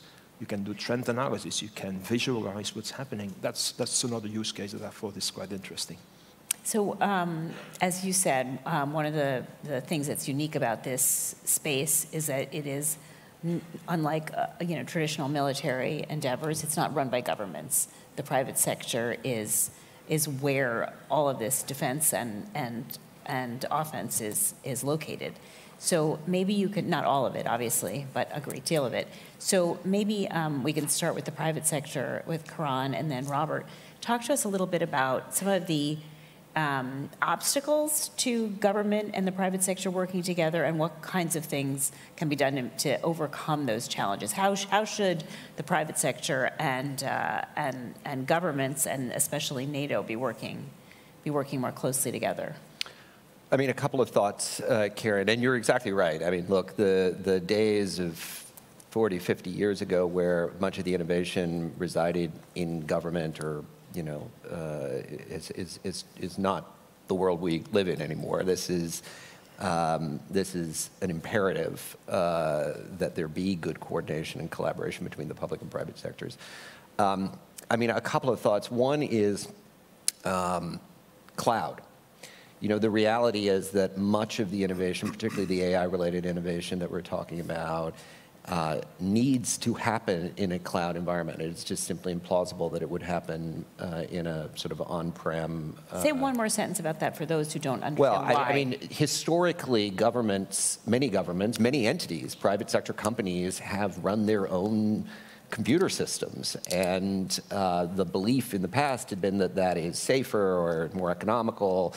we know today now that it is none of the above. It is, moving into a cloud with the redundancy, the resiliency, and the efficiencies and the security that it provides is better. But it is also core to enabling the AI applications to be designed and run. So I do think that as we're seeing part of this digital transformation, our government's moving in that journey to being a cloud hosted sort of organizations. And look, from Google's perspective, we're excited by that. We're a cloud native company. We, basically all of our services from the inception have been in the cloud, and we think that that set of skills is something that would enable us to be able to serve NATO members, NATO institutions, and others. But it is going to require companies coming to the table with governments and getting that confidence and making that step forward. So I'd say cloud is a big area.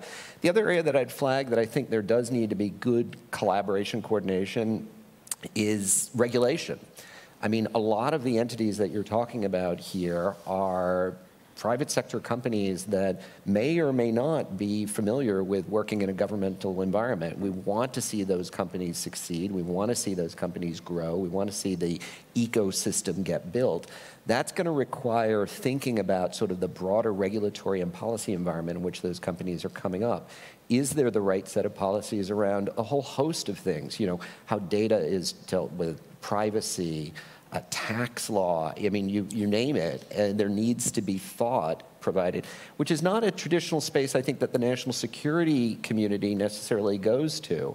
But when you start thinking about the private sector as really being a new form of partner, and particularly, look, it's one thing for the big companies, the Microsofts, the Googles, we've got plenty of lawyers that can sort of work our way through these things. But some of the more innovative solutions are going to be found by smaller companies that are going to be determined by, well, does the regulation allow us to start innovating in this space or not? So I think that's another area that, look, at the end of the day, it's going to come down to discussion and dialogue and having public and private sector work more closely together. But those are two areas that I'd flag. And Robert, are you finding challenges that you can identify between private sector and the public sector working together, and what opportunities do you see for knitting those two together to address these grave challenges that we have ahead of us? Well, first of all, I think that what Karan just laid out is really a masterclass in some of the challenges that we in industry, and I spent 22 years in the government, so I saw it on both sides of that particular aisle. I think taking a second to look at the cloud conversation is very important. Sitting down and realizing there are multiple ways to get services through the cloud to the cloud for both classified and unclassified data. And to the extent that governments, especially the militaries, are more comfortable moving some of those workloads, keeping them on classified cloud, on commercial cloud, rather than hiving them off onto an on-premises solution, that allows them to get access to the best innovation. Industry innovates on the cloud. That's where we are. We put our best, because of the way AI works and the data training process works, the best AI models will always be native to the cloud. The best cybersecurity will always be on the cloud. When quantum becomes available, it will be mostly available through the cloud. I am a little worried that within NATO, there's been a bifurcation of investment across different NATO countries, and there are some countries that risk being left behind from this innovation cybersecurity revolution, and that needs to be taken a look at holistically, and that's something that we are more than happy to have a conversation with NATO about and with the partner states. But once you get past those larger macro issues, sometimes it's just a matter of trust. And the best way that we've found to get through some of these trust issues is to put everybody into the same room, give them a common mission, and then have them work through it. And I think the NATO Integrated Cyber Center is really a fantastic example of how that can and will work well. One of the things that we're doing with the US government is helping them set up sandboxes for AI. Folks, my family included, still have a lot of trepidation. I understand why around AI and its application, especially in the national security space. So one of the best things we can do is sit down in a safe environment, learn about the needs from the military, put our best engineers toward it, and then play with those ideas in a secure environment where nothing's going to get hurt. That builds up trust in the defense side of that house, that builds up trust in the industrial side of the house, and we begin to think through longer-term investment processes that incorporate both your need for longer-term planning and our need to make sure that we take care of our shareholders. Ludwig, you tell your side of the story. Where do you see obstacles with working with the private sector, and what do you think are the opportunities for both sides improving to do more innovation together, more defense together? Yeah, so perhaps highlighting one point. A few weeks before the wholesale invasion by Russia of Ukraine, so it was in January 22, I signed a memorandum of agreement with Ukraine on technical cooperation between the agency that I lead and Ukraine. And initially, the focus was very much helping Ukraine in terms of interoperability, what does it mean, and so on. But this has really been a two-way street, because we learn a lot of how Ukraine collaborates with industry, and clouds is one example, clear example of that. So, and when it comes to collaboration with industry, clearly there is always the contractual part of it, but we need to look really at how we can build longer-term partnerships, in the sense that we need to make sure that the contracts and the partnerships are also fit for Article 5, fit for collective defense. And I believe that is easier said than done, and that's more than just... Can you unpack that a little bit? Tell us about what that would mean and why it's difficult. What it means in concrete terms is actually in the digital space, we have gone extremely far in our reliance on industry for providing cloud-based solutions, for providing software, for helping us with cybersecurity. As we speak, my team is now defending the NATO networks. They don't do it alone, they do it together with industry. But that creates a dependency, a critical dependency that we need to solidify across the full spectrum of threats, including collective defense.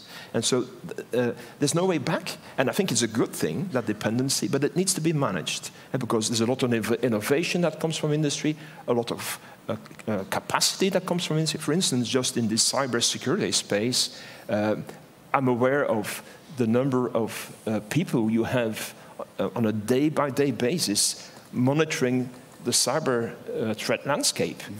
NATO, as an intergovernmental organization, would never be able to do that. Have so many, that big capacity permanently monitored. So we want to reap the benefits from it, but we also want to make sure that in times of crisis and war, you will still be there to support us. And that, I believe, requires a new set of contracts, but also a new set of partnerships longer term with industry. Okay, that's terrific. This is such a short panel and there's so much to say, but we only have 3 minutes left. So what I'd like to ask you is, there is a discussion of hybrid threats in the declaration that came out yesterday. I'd like you to think going forward a year from now at the next summit. What would you like to see as an agreement among the countries of NATO, but also with industry partners a year hence? And should I start with you? Why don't I start with you, Ludwig, and we can finish up with Karan. Well, we started with digital transformation, and we have identified a number of beacon projects that will enable digital transformation, and one of them is cloud adoption at scale. And that is really what we're working on together with industry, to reap the benefits from cloud computing across the full scope of the information domain that NATO is covering. So that is going to be definitely a main line of effort that we will take forward, and hopefully we'll be able to report some good progress on that. NATO wasn't among the first adopters of cloud computing, but now we are accelerating it. And we also are learning from perhaps the mistakes that others have made and not make those same mistakes. So, but that is definitely something on which I believe we will move forward, again with the help of nations, because a lot of nations have gone through that experience already, and they can inform us about the do's and don'ts. So, yeah. So, Robert, it sounds like NATO is taking your advice. on the cloud. Same question, but I guess I didn't put enough urgency behind it. I mean, there's a lot happening. So a year from now does not mean, you know, we're all going to be sitting around thinking big thoughts, and then a year from now we'll come out with a new statement. You know, Russia's very busy in Europe. China's out there. You know, what would you like to see NATO urgently work on over the next year, so that a year hence we're in a different spot? I'm going to have to repeat myself a little bit. I think cyber deterrence is urgent. It's an immediate threat. There are many much smarter than I who are looking at what's going on in cyberspace as really phase zero activity, so pre-kinetic activities. And whether those triggers are actually pulled tomorrow or in several years is somewhat irrelevant. If we, as a group of industry and nations, don't take steps to secure cyberspace now, we could find ourselves in a very bad place and a very bad day. So that common pact on cybersecurity, both on attribution and on cyber deterrence. Great. Karan, why don't you bring us home? You know, I'd certainly plus one to what both Ludwig and Rob said, but in the goal of trying to say something different, let me throw out two other things that I'd put as challenges. One is to work, and this may not be a 6-month or 1-year thing, but the reality is that human resources and skilling is a significant challenge to all of the economies here being effective. And also there is a political dynamic to this. You know, as the technology changes people's lives, if people are not part of that equation, they are going to feel more and more alienated from it and from the institutions that are adopting it. So I think one challenge is to think about how do we collectively, public and private sector, work on that. It's a space that Google's been working intensively on with a number of governments, including Ukraine, on trying to raise the skilling level of people, particularly in areas like cybersecurity, where there's a huge need. And then the other area that I would just flag is global governance structures, particularly around artificial intelligence, but other regulatory areas writ large. We are at a moment of equipoise as to whether we are going to move towards a unified transatlantic kind of vision of how to regulate these technologies, or whether we will, and I fear, thus far we've not seen signals that that's necessarily happening, so I fear the alternative is we have a very balkanized approach, which is really going to be to the detriment and open up the playing field to our adversaries. So those would be two spaces that I would challenge NATO and the member governments to focus on. This has been fantastic, a master class, and I think we all have our marching orders, so thank you all very much. Thank you.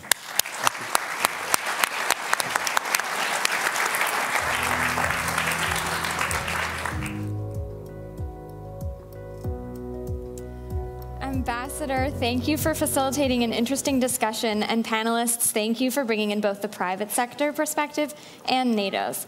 I personally have been covering hacking, disinformation, and influence operations for years, and as I'm sure many of us in the audience know, disinformation, influence, and information operations, along with hacking, have changed and transformed through the years, and so has the private sector response to them. So what a timely and relevant conversation for us today as NATO is adapting to a changing information space.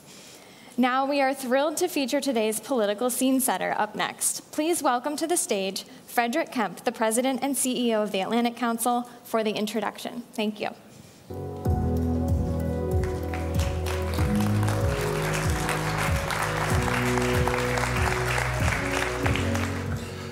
Good morning, everybody in the room. Good afternoon in Europe and all around the world joining us virtually. Throughout its history, NATO has stood as a major force for good, advancing peace, prosperity, and freedom across the Euro-Atlantic and beyond. U.S. leadership has always been a central pillar in strengthening NATO's collective defense, maintaining stability and security, and promoting peace since the alliance's inception in 1949. What we've learned the last 2 days, and what we all know, is that the alliance faces new challenges, and we face a host of new challenges to the global order, maybe the biggest threat to the global system since the 1930s. President Biden has called this an inflection point.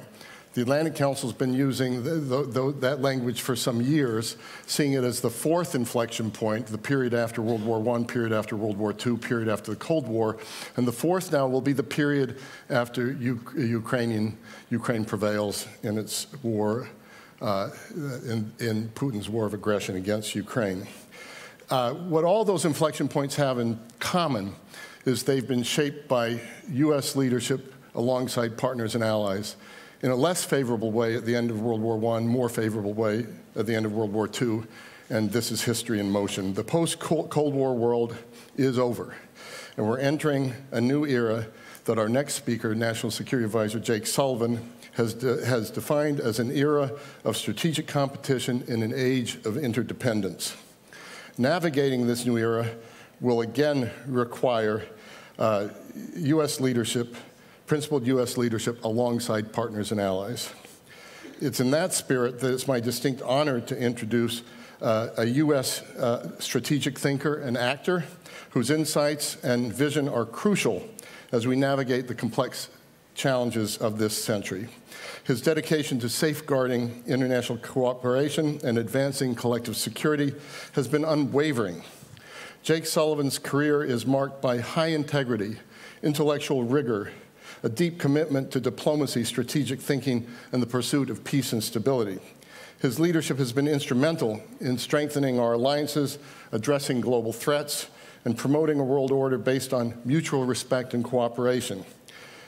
He, like all of us, is navigating wars in Europe, the Middle East, tensions with China. Seldom has a national security advisor dealt with so many challenges simultaneously as has the Biden administration. Earlier this year at the World Economic Forum in Davos, Jake rightly contextualized this inflection point in which we find ourselves today. He said, and I quote, "Nothing in world politics is inevitable. We are in command of our own choices to shape the future for the benefit of our fellow citizens and future generations to come." And that's why we're here today. That's why we're here all week, to make the right choices that shape that future. So with that, ladies and gentlemen, please join me in welcoming the 28th Assistant to the President for National Security Affairs, Jake Sullivan.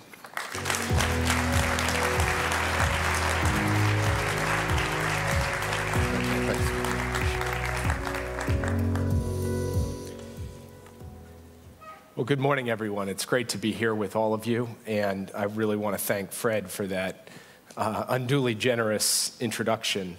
But I especially want to thank the entire team who made this forum possible, because this forum is a critical pillar of the summit. Every think tank, every sponsor, every NATO leader, every partner, every participant, and frankly, every citizen who has participated in this forum, either live or virtually, over the course of this summit. I'm honored to have the chance to be here to just say a few words to such an impressive group. I know that one thing that has been on all of our minds throughout this summit and in the lead up to it is Russia's brutal war of conquest against Ukraine. Where are we and where are we headed? Just a few months ago, the situation looked extremely grim. Security funding for Ukraine was held up in our Congress here in Washington, and we all saw the consequences. Ukrainian soldiers on the front lines running out of artillery shells, literally rationing ammo. Ukrainian families worried that Russian forces would take town after town. And we did indeed see the Russians try to press their advantage, seizing that window of opportunity to take additional territory. And back in April, just a few months ago, there were voices predicting that by the time of this summit here in Washington today, Ukraine's lines would crack, Russia would be making a major breakthrough, and the backdrop of this summit would be Russia surging forward across the front. And to be frank, I imagine that many of the people actually in this room today thought that might be the case as well. But Ukrainian forces stood strong, and President Biden, with bipartisan support in Congress, moved heaven and earth to get the national security funding for Ukraine passed. And since then, the picture has changed considerably. Russia's Kharkiv offensive stalled out. Russia is continuing to throw wave after wave of men into the fight, taking little increments of territory, but at astonishing cost. By and large, the front lines have stabilized. Ukrainian mobilization efforts have improved. Ukrainian units are building stronger fortifications and defensive lines, and day by day they're pushing back. This is due to the people of Ukraine, to their sheer courage and commitment to their country and its freedom. but it's also due to the support of the United States and nations around the world, including NATO allies here gathered at this summit. So this morning, I want to speak a little bit about the picture as we see it in Ukraine and the steps that we are taking to ensure that this war is a failure for Russia and a success for Ukraine. I'll start on the military side of things. The fundamentals of this conflict are artillery and air defense. And over the last few months, we've surged both to Ukraine with the new resources authorized by the Congress. Hundreds of thousands of rounds of 155 ammunition to the front lines to help Ukraine repel Russian attacks. And we've now provided Ukraine with long-range capabilities, ATACMS missiles, which the Ukrainians are employing with good effect in Russian-occupied areas of Ukraine, including in Crimea. And at this summit, we've continued to make major moves. First, allies have committed to collectively provide Ukraine with at least 40 billion euros worth of security assistance over the next year. And that's not just a dollar sign. That is equipment, tanks, armored fighting vehicles, artillery, missiles, the whole range of capabilities that Ukraine needs to be able to effectively fight and win. Next, in partnership with our allies, we will provide Ukraine with 5 strategic air defense systems and dozens of tactical systems that are especially relevant to help protect Ukrainian forces on the front lines. The strategic air systems will help Ukraine as it endures a continued pounding by Russia of its energy grid with Russian missiles and drones, and a continued assault on its front lines by Russian planes. And we saw the horrific reality of Russia's brutality with the attack on the Children's Hospital in Kyiv just a few days ago, and we are working with the Ukrainians to deal with that attack and to respond with force and vigor. From our own production, we'll deliver hundreds of critical air defense missiles to Ukraine over the next year as well. There was a point earlier this year when it looked like Ukraine might run out of interceptors. But thanks to decisions President Biden has taken, working with allies and partners, we will ensure that Ukraine remains supplied with the air defense missiles it needs for all of the batteries that we and our allies are now providing. And together, the United States, Denmark, and the Netherlands have begun the transfer of F-16s to Ukrainian forces, and Ukrainian pilots will be operating in theater with those F-16s this summer. Like I said, major moves.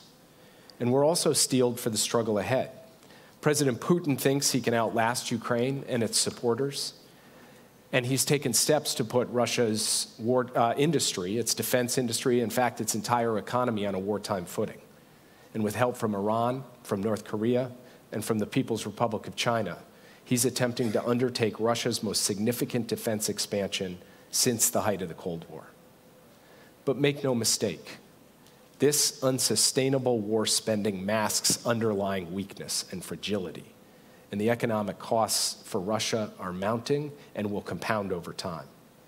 Meanwhile, NATO allies have been making historic investments in our own defense industrial bases without distorting our national economies the way Russia has. Yesterday, for the first time ever, every ally pledged to develop plans to strengthen their defense industrial capacities at home. And like our defense spending commitment, these individual pledges are critical to our collective security. They're going to help enable the alliance to prioritize production of the most vital defense equipment we need in the event of conflict and to produce the capabilities Ukraine needs as we speak to fight Russia on the battlefield. These pledges will also help forge new industry partnerships across the alliance, create jobs, and strengthen our economic competitiveness. And they will spur greater investment in NATO's most significant advantage, our technology and innovation. As the folks in this room know very well, Russia's brutal war of conquest in Ukraine is evolving rapidly. The very shape of warfare is transforming before our eyes because of innovations, often deadly innovations, in technology and techniques and tactics. Ukraine's continued success in this fight and our success in any future fight will depend on innovation, on creativity, on entrepreneurship, on adaptability. Ukraine and the Ukrainian people have that in spades, and they've demonstrated that since the war began. But Ukraine will also have help from the collective innovation and entrepreneurship of its Western partners, and no one should bet against our collective advantage in this area. Already, we're working with Ukraine to solve some of the key technological challenges of an evolving battlefield: electronic warfare, drones, demining, and more where that came from as the weeks and months unfold. Now, taken all together, the steps that I've laid out have put Ukraine in a stronger position on the battlefield. But the military side of this equation is only one part of the progress that we have seen over the course of 2024. Ukraine, with the support of the United States and other allies and partners, has made really remarkable diplomatic progress as well. Just look at the last month alone. At the G7 summit in Italy, the United States and our partners reached a historic decision to make Russia pay for the damage they've caused by unlocking $50 billion from the Russian sovereign assets that we froze together. In Switzerland, just a couple of days after that G7 summit, Vice President Harris and I had the honor to attend Ukraine's peace conference to support President Zelensky's vision for a just and lasting peace in line with the UN Charter. That peace summit, attended by more than 100 countries and international organizations, was a remarkable sign of Ukraine's diplomatic strength and staying power, both because of the broad range of countries represented and because those countries spoke with a single voice to say that any peace must be based on the principles of sovereignty, territorial integrity, and the basic maxim that we cannot allow one nation to take another nation's territory by force. In this same time frame, around the G7 summit, President Biden and President Zelensky signed a bilateral security agreement, reflecting a long-term commitment from the United States of America to provide Ukraine the means to ensure its future security. It was genuinely historic. And in a few hours, we're going to make history again. President Biden will convene more than 20 world leaders who've also signed their own bilateral security agreements with Ukraine to launch the Ukraine Compact. This compact knits all of these countries together, and it makes clear that we will continue to support Ukraine in this fight, and we will also help build its force so it can credibly deter and defend against future aggression as well. And after this war is over, all of the countries in the compact will continue to have Ukraine's back, just like we have it now. Over the last couple of days, NATO has come together to announce new measures of long-term support for Ukraine. And the session this afternoon of the NATO-Ukraine Council will put these on full display. This includes a new NATO military command in Germany, led by a 3-star general, who will launch a training, equipping, and force development program for Ukrainian troops. Secretary General Stoltenberg will appoint a new NATO senior representative in Kyiv to deepen Ukraine's institutional relationship with the alliance and engage with senior Ukrainian officials. The alliance reaffirmed in its communiqué yesterday that Ukraine's future is in NATO. This summit, the Washington summit, is about building a bridge to NATO for Ukraine as they continue to implement important reforms. And the steps I've just laid out are the building blocks of that bridge. Together they make clear Putin cannot divide us, he cannot outlast us, he cannot weaken us, and Ukraine, not Russia, will prevail in this war. The landscape of this conflict today is far different than it was in April, when Ukraine was running out of supplies and equipment and Russia was on the move. Today, on the battlefield, Russia is grinding away but not breaking through. And Ukraine is exacting massive costs and attriting Russian strategic capabilities. Diplomatically, Ukraine has concluded a successful peace summit and signed new bilateral security agreements with more than 20 countries, as I mentioned before. And at this summit, Ukraine has secured a historic set of deliverables: air defense, F-16s, additional security assistance, a compact of nations committed to supporting Ukraine for the long term, and the concrete elements of a bridge to NATO. Doesn't mean the days ahead, the weeks ahead, the months ahead are not going to be difficult. They will be difficult. No one knows that better than the people fighting on the front lines. None of the progress that we've seen so far was inevitable. None of it happened by accident. It took the Ukrainians stepping up first and foremost. It also took NATO allies coming together to choose again and again to stand with them, to defend the values that have always united us as democracies: freedom, security, sovereignty, territorial integrity. This is what our predecessors did for 75 years. And this is what we all must do in the years ahead, even when it's tough, in fact, especially when it's tough. So yes, the road ahead will be challenging. President Putin is determined to keep trying to take over Ukraine, and countries like Iran, North Korea, and China are cheerleading him. We're clear-eyed about all of that, but we are also clear-eyed about Ukraine's strengths and resilience and courage and commitment and effectiveness and capabilities. And we're clear-eyed about our own, too. And we have confidence in Ukraine and confidence in ourselves, and with that, and with the actual work, the spade work that has gone into the results produced at the summit these last 2 days, we are demonstrating our commitment to stand with Ukraine in their current fight and into the future. And what I would ask in closing is that as we look at the picture before us, and as we think about what we need to do to succeed and to help Ukraine succeed, that we recognize this war has been unpredictable from the start. People thought Kyiv would fall in less than a week. Kyiv still stands today. People thought earlier this year we'd be looking at a much different picture than we're looking at today. The future, the history of Europe, of Ukraine, of the world order is not yet written. As Fred said in his opening comments, nothing is inevitable. It comes down to the choices that we make and the choices that we make together. I believe we've taken some bold steps in the last few days and weeks. We will take more bold steps in the days and weeks to come.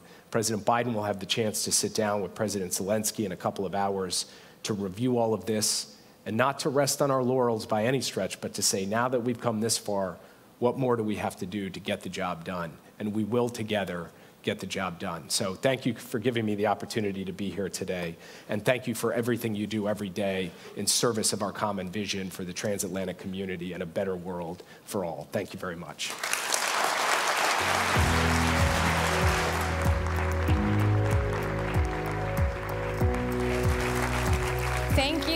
Thank you, Mr. Sullivan, for that lay of the land at this crucial time for Ukraine.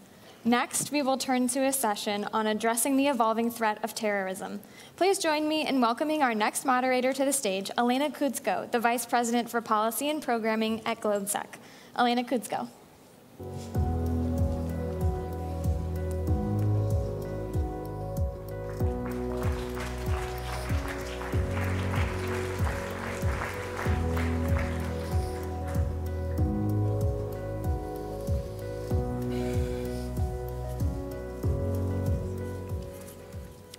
Hello, everyone. Thank you so much for staying with us for this conversation. We all remember that the first and so far the only time when Article 5 of NATO was invoked was in response to 9/11 terrorist attacks against the United States. Today, national security frameworks, but also NATO, are prioritizing great power competition in their thinking about addressing security threats. Yet we saw also in the communique that was adopted yesterday that fight against terrorism remains a high priority. It definitely contributes to all three core tasks of the alliance. NATO also endorsed yesterday some of the new updated guidelines and frameworks on how we can better fight terrorism. We're very fortunate today to have two people who are very well positioned to help us understand it all. We have Tom Goffus, who is Assistant Secretary General for Operations and also NATO Secretary General's Special Coordinator for Counterterrorism. Welcome, Tom. And we also have Nick Rasmussen, who is Counterterrorism Coordinator at the Department of Homeland Security at the United States. Welcome, Nick. Thank you. I want to start us off by having a bit of an assessment of the global threat environment and how terrorism features into it.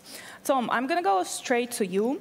Can you share your thoughts on how you see the threat environments? Who are the actors, maybe activities and means of perpetrating or preparing the attacks that we should all be most worried about now? Thank you, and thanks for having me on the panel. As you've indicated, NATO looks at terrorism and takes it very seriously. And so we've been looking at the threat environment for a while. And I'd say in general 3 big trends that we see. The first one is a more aggressive misuse of technology, especially emerging disruptive technology. Think 3D printing, drones, social media, the use of online to recruit, all of those kinds of things, which mean we need to keep up with that and use those same technologies to counter terrorism. So the first one is more aggressive misuse of technology. The second trend, I would say, is that the big attacks still happen, but it's moved towards smaller lone wolf attacks, if you will, where they share ideology and inspiration, but they're not directed to by or part of these larger networks. And that increases the challenge in some ways because it's harder to collect intelligence on individuals, and it's harder for law enforcement to have conclusive evidence in order to intervene before an attack happens. So I think this move towards smaller, and we've had big ones and we continue to have big ones, 9/11, we had Paris in 2015, Brussels in 2016, and Istanbul in 2017 that were all larger. But we need to get our minds around these smaller attacks and how we do that. One of the key pieces on that is simply law enforcement, military, and intelligence need to talk more. And then the third and last thing that I'd point out is the move south of the center of gravity. For example, the global terrorism deaths in 2023, 48% of them were in the Sahel. In 2007, it was 1%. So that tells us that things are moving south. They follow chaos, they follow disruption, and we've had the most number of coups in North Africa in probably the last 6 decades. So those are the 3 big trends that we're looking at and trying to get ahead of and get our arms around. So that's Thanks so much. Nick, do you share this assessment? Sure. If you were talking to an American counterterrorism official, one of my colleagues across our counterterrorism community at present, you'd hear words like heightened threat environment, elevated threat environment, a more acute threat environment, a more challenging threat environment. And it goes to all of the issues that Tom just highlighted, but it also goes to the diverse array of different extremist ideologies that we're confronting in the terrorism world at present. So not only do we continue to face challenges from our foreign terrorist organization adversaries, ISIS, Al-Qaeda, and the global enterprise that is represented by each of those organizations, but we also, in many of our nations, perhaps even most of our nations across the alliance, have a set of actors that we would probably describe, using our terminology, describe as being motivated by racially or ethnically motivated violent extremism, something aimed at targeting some community based on their race or ethnic origin. And so the terrorism landscape gets wider and wider. And it's a bit of a contradiction or a conundrum, because I think we could certainly all point with pride to tremendous success that we've had, both as individual nations and as an alliance, in degrading some of our terrorist adversaries like ISIS and Al-Qaeda, and taking some of the sting out of the threat that those organizations represented for most or much of the period since 9/11. And yet here we are still facing those same sets of challenges. And I'd particularly point to ISIS-K, the ISIS branch located in the Central Asia region, to include Afghanistan, as being a particularly acute and elevated threat concern at present. We've seen that group prove its ability to carry out lethal attacks in places like Russia and in Iran. And certainly there have been disrupted plots across Europe that have had an ISIS-K footprint or fingerprint attached to them. So all of that, if you talk to counterterrorism professionals, leaves us in the place we always are, worried, watching, and trying to do everything we can to manage and mitigate risk. Tom, can you help us understand a little bit the interconnection between the great power competition and the terrorism threats? The communique emphasizes once again that, of course, all the threats are interconnected. How are you thinking about the big conflicts that happen either in Europe, in Ukraine, or in the Middle East? How do they fuel motivations or maybe means of actors to commit acts of terror? Great question. And part of it, and we've seen this in places like the Western Balkans, where some of the actors think that we're distracted by Ukraine. Those are exact words that some leaders in the region have told me. And what I do is try to refocus them on what are the biggest threats to NATO. Our number 2 document after the Washington Treaty is called the Strategic Concept, came out in 2022, and for the first time, terrorism was named as one of the primary threats. It's the most direct asymmetric threat to the alliance. And we now have defense plans, both for Russia and for terrorism. We have the most detailed plans against Russia in 30 years and the most detailed plans ever for terrorism. So we see it, if it's not straight inspiration, it's distraction. And we need to keep our eye on that and what's going on. And I think Nick put it well, the potential for ethnic or racial targeting, terrorism, if you will, goes up whenever they feel like great powers are invested in other places like Ukraine. But trust me, we're paying close attention to it. Nick, do you want to jump in? Sure. I think our intelligence community has began to kind of speak more openly and publicly about what we see in the intelligence world, which is some of our great power adversaries or competitors actively engaged in efforts that have the effect of undermining social fabric and social cohesion across our societies. And those are, of course, the very factors that contribute to extremism and that bring people into extremist narratives and extremist mindsets that lead them down a pathway towards potentially being an operational actor in the terrorism space. So I think that's done in both subtle and unsubtle ways, and I don't need to explain that to most of this audience. We see that playing out across many domains, not just the terrorism domain. The other thing I should circle back to, just to touch on, because we didn't talk about it in the very first question you asked, was the impact of the conflict in Gaza on the global terrorism landscape, I think, is hard to understate. One of my colleagues in our intelligence community has used the words, it's been kind of a supercharging of the global terrorism enterprise, and it certainly came at a time when we didn't need that. And I say that, the global terrorism enterprise, because even terrorist organizations which are not directly tied or connected to the Israeli-Palestinian conflict or the ways in which that conflict might ultimately be settled, are still finding ways to take advantage of that narrative, the narrative that has sprung from events in Gaza since last October, and use it to animate, recruit, expand their reach to certain populations that were beyond their reach previously. And so it's just become an exacerbating factor, something that we didn't need on top of an already complicated threat picture. That's a very wide array of challenges. And Tom, going back to you, of course, NATO cannot address them all by themselves. You already mentioned that there is a family of plans, including a plan for the South, that's specifically connected to the threat of terrorism. Can you give us more insight what NATO is doing about terrorism, what it can do, and maybe a few words about your role to coordinate it all? Yeah, thank you.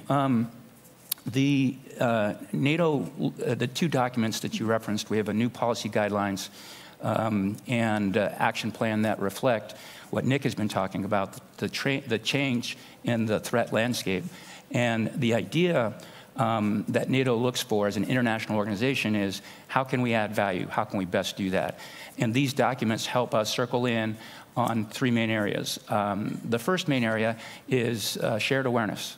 And we do that through many different mechanisms, one of which just met in Croatia. It's called the CT panel, and with sub-working groups. And we share information on the terrorism threat. The latest attacks in Russia, allies got together, shared the information, so that we're on the same playing field in terms of knowing what's going on out there. The second area that we work on, as I talked about the misuse of technology, is our use of technology to counter terrorism. So we're working on counter-drone technology, biometrics, shared battlefield evidence, and technical exploitation. And then the last category, and this is one where we're very active, is capacity building. Specifically, we're focusing, as things moved south into the Sahel, on some of our southern neighbors and partners like Mauritania, Tunisia, Jordan, all have lines of effort that work on capacity building for counterterrorism. With Mauritania, this is what they've asked for and what we can provide, which is maritime domain awareness and the ability to conduct intercepts in the maritime domain if needed. So capacity building is one of the big things NATO does. It's our outreach. We also reach out and engage the EU, the UN. We actually have a capacity building package with the UN to help them train peacekeepers on counter-IED, for example.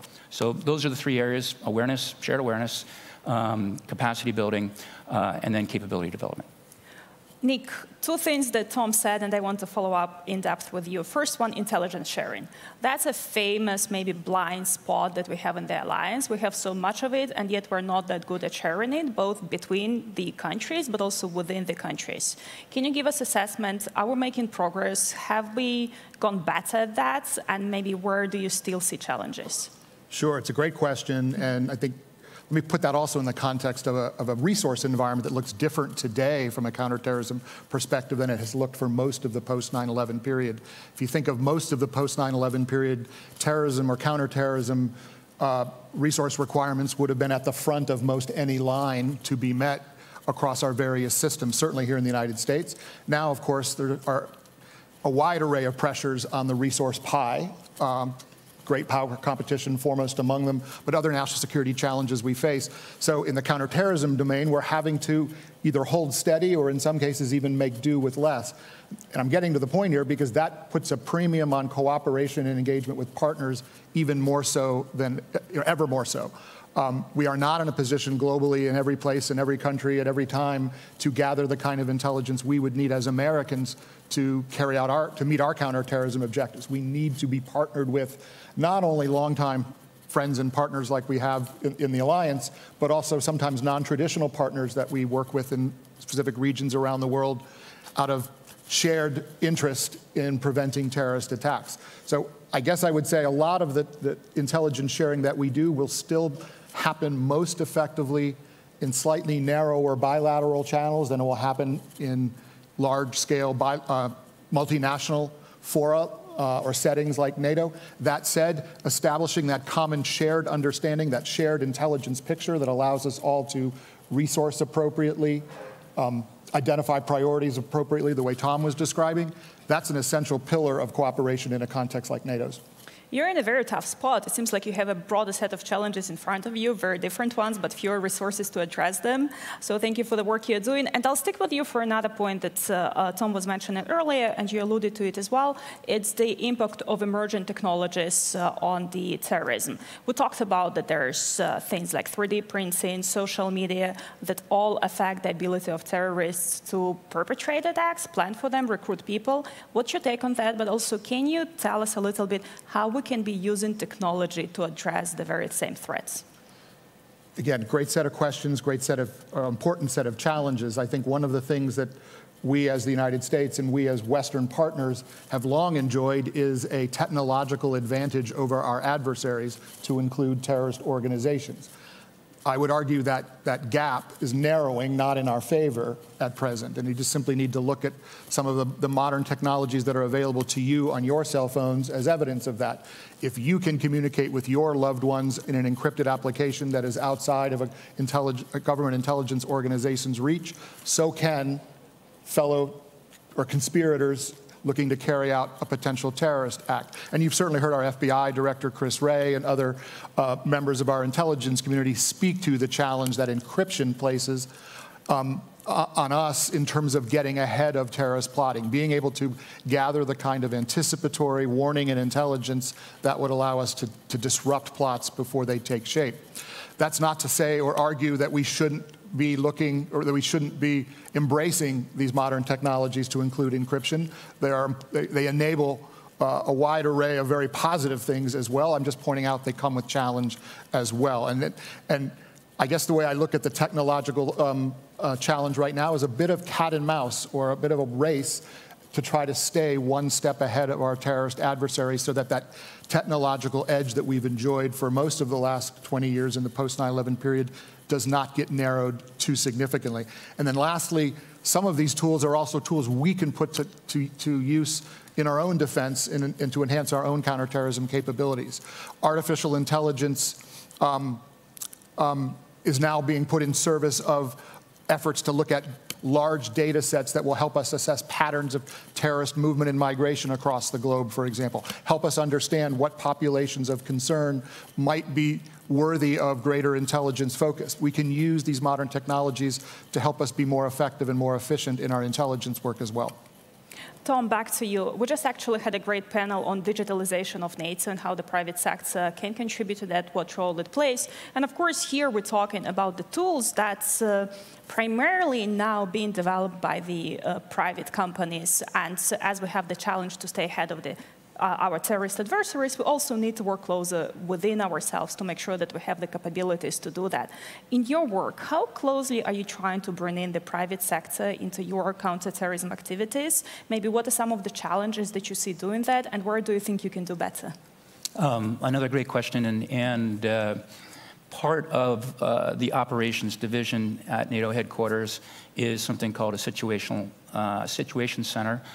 awareness center, and we are actually licensing some of the AI tools for data mining in order to keep track of the information space, what's going on in the media space. The challenge is it's not just one hat that does this, and I know Nick runs into this as well, is you find yourself continually crossing lines, bureaucratic lines, in order to get the information and take the appropriate action. So at NATO headquarters, we're working between the public diplomacy piece, because they're trying to track disinformation and counter narratives, with our situation center, and then with intelligence. And it's not always natural to cross those bureaucratic lines. And we see the same thing in national governments, as Nick said. Within a government can sometimes be harder than going between governments, frankly. And one of the big areas of emphasis on our CT capacity building work is how to get law enforcement and military/intelligence to share information in order to take the right actions, hopefully to prevent or foil plots. And that's kind of where we're going.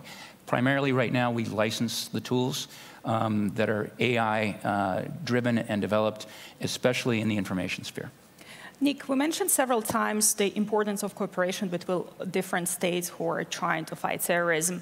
And we referred also that we went as far as trying to share the intelligence information with Russia ahead of the terrorist attacks that we saw are being planned.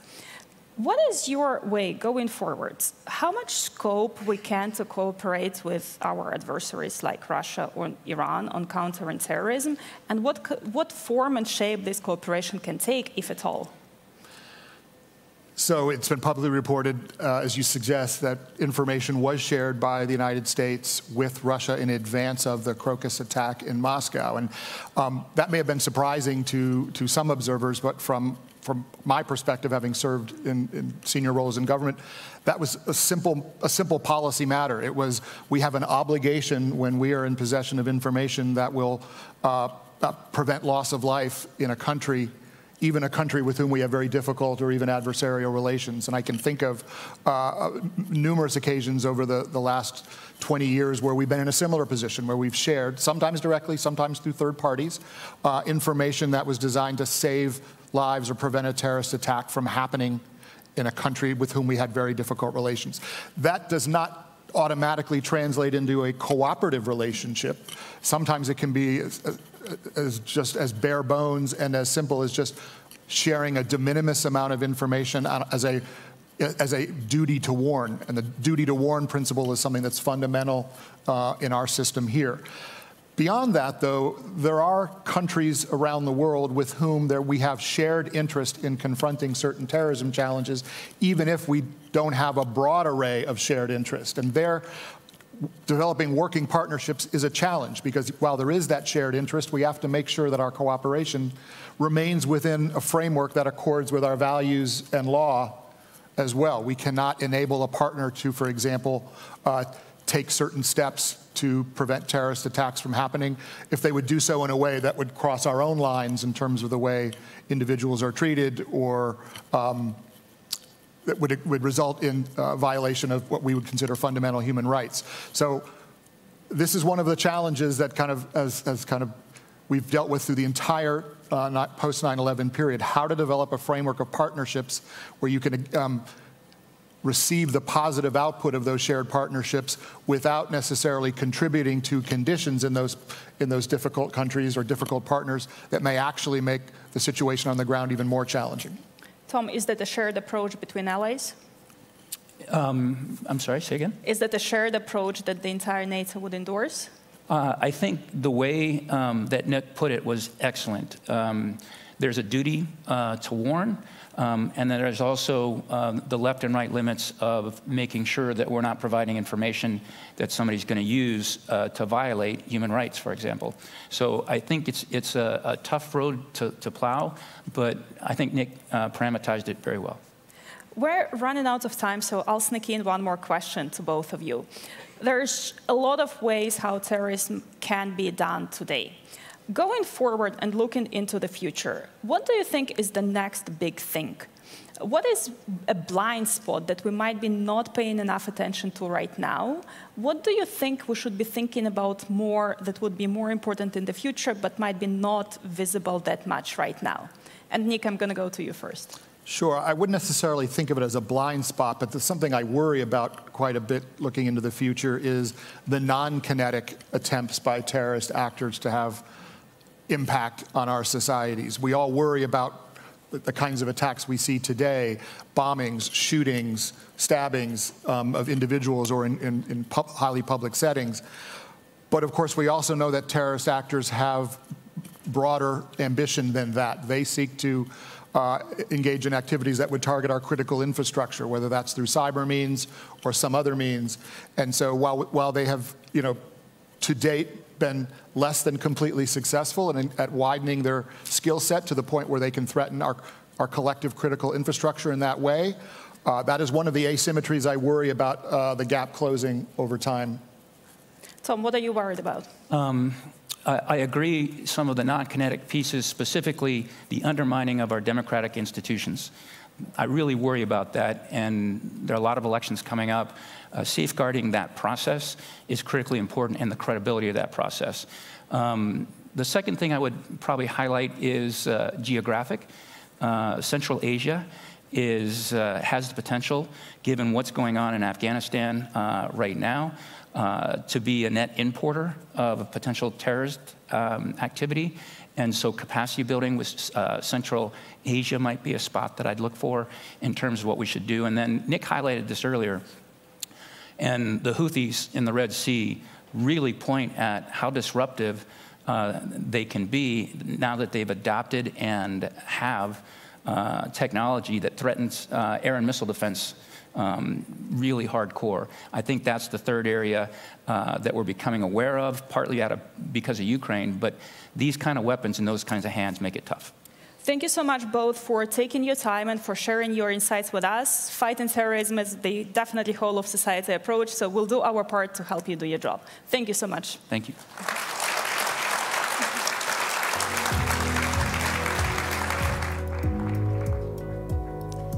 Thank you all for this ever-evolving discussion on addressing counterterrorism. We've seen the conversation about counterterrorism evolve from the post-9/11 era to a shifting conversation about great power competition. But as our esteemed panelists noted, we still know that terrorism is an ever-present threat, from the shooting attack in Moscow recently to a number of ISIS-K plots disrupted in Europe, to evolving goals and targets, as our panelists mentioned. So thank you to the panelists. Our next session will be moderated by Martin Sklenar, a distinguished fellow at GlobeSec. Please join me in welcoming Martin to the stage.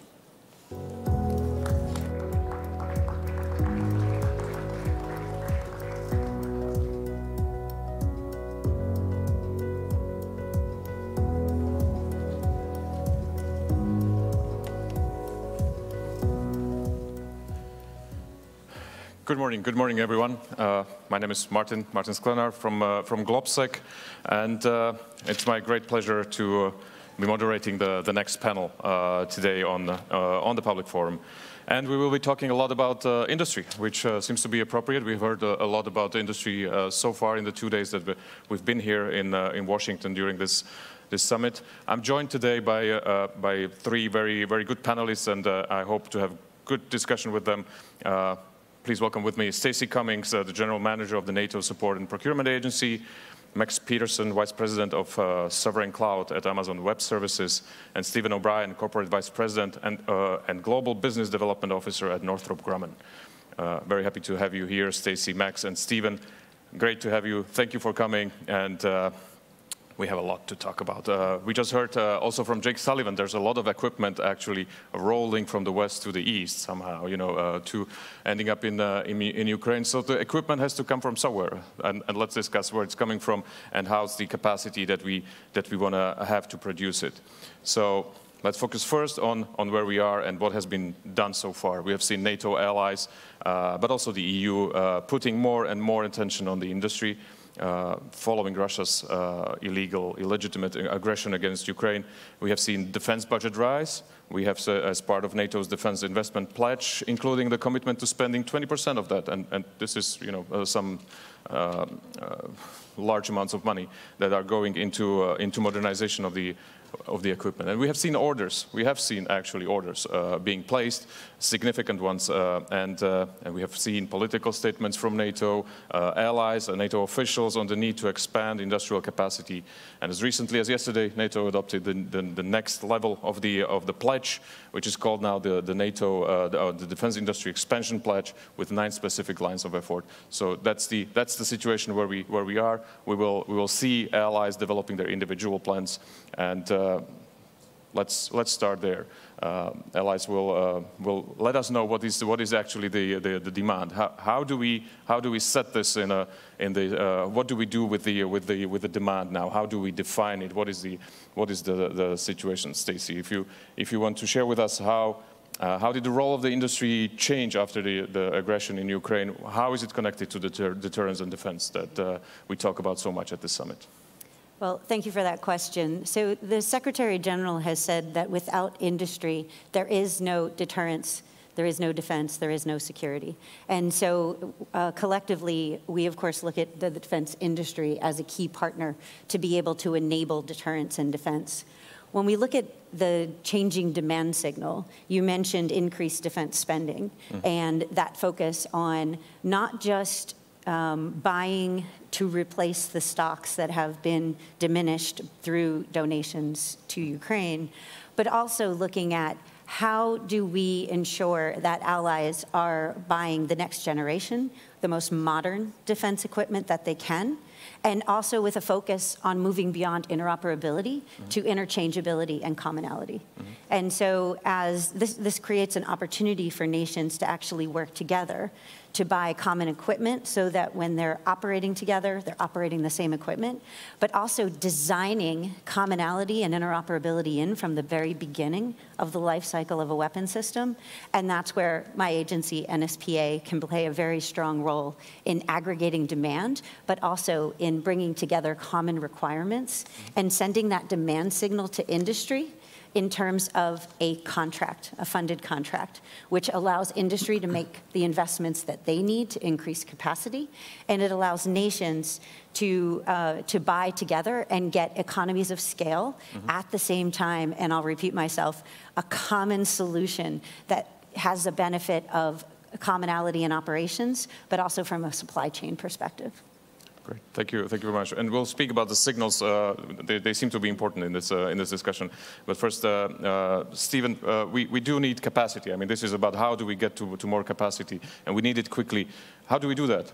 How much has the industry already done? Please share with us. Well, we've invested quite a bit, and I think you've got to be innovative beyond that. For instance, I was at the Ukrainian embassy yesterday, where we have an agreement now for the first U.S. company with co-production in Ukraine. Signed for the first time. We'll be producing it in Ukraine by Ukrainians with the cooperation of a U.S. company, in this case, Northrop Grumman. And those kind of innovative approaches not only help Ukraine meet its desire to be part of the arsenal of democracy, but it also expands capacity that we need desperately across the world. So it's not just the capacity we're looking for in the United States, it's those co-productions, co-development, and partnerships that are going to expand capacity across the whole region in the arsenal of democracy, because it's no longer in one particular country, it's worldwide. Great, thank you very much. And well, Max, how do tech companies come into the picture? And how do you add to deterrence and defense in this sense? Well, the kinetic effect is no doubt important, but in today's world, and in particular, as we talk about modernizing, the digital battle space is going to be incredibly important. It proved out in Ukraine in terms of the ability to rapidly collect information, synthesize it, and then get that information to the battlefield. I think what's really important from a tech perspective is that you have technology partners that have worked in the defense and national security space for a good bit of time. And they don't just bring tech, they bring mission experience. AWS, for example, has delivered top secret and secret cloud computing capabilities for well over a decade. And so we understand how to help integrate those different systems to be able to deliver the digital effect. And in fact, just last week, the Australian government announced that they are partnering with AWS to build their top secret cloud capability.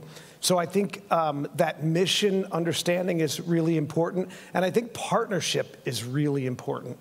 It's got to be an enduring, a sustained, and a mission-driven sort of response. And I think in terms of capability, I mean, just take one quick example from space. The average satellite's dumping about 20,000, the equivalent of 20,000 high-def pictures a day.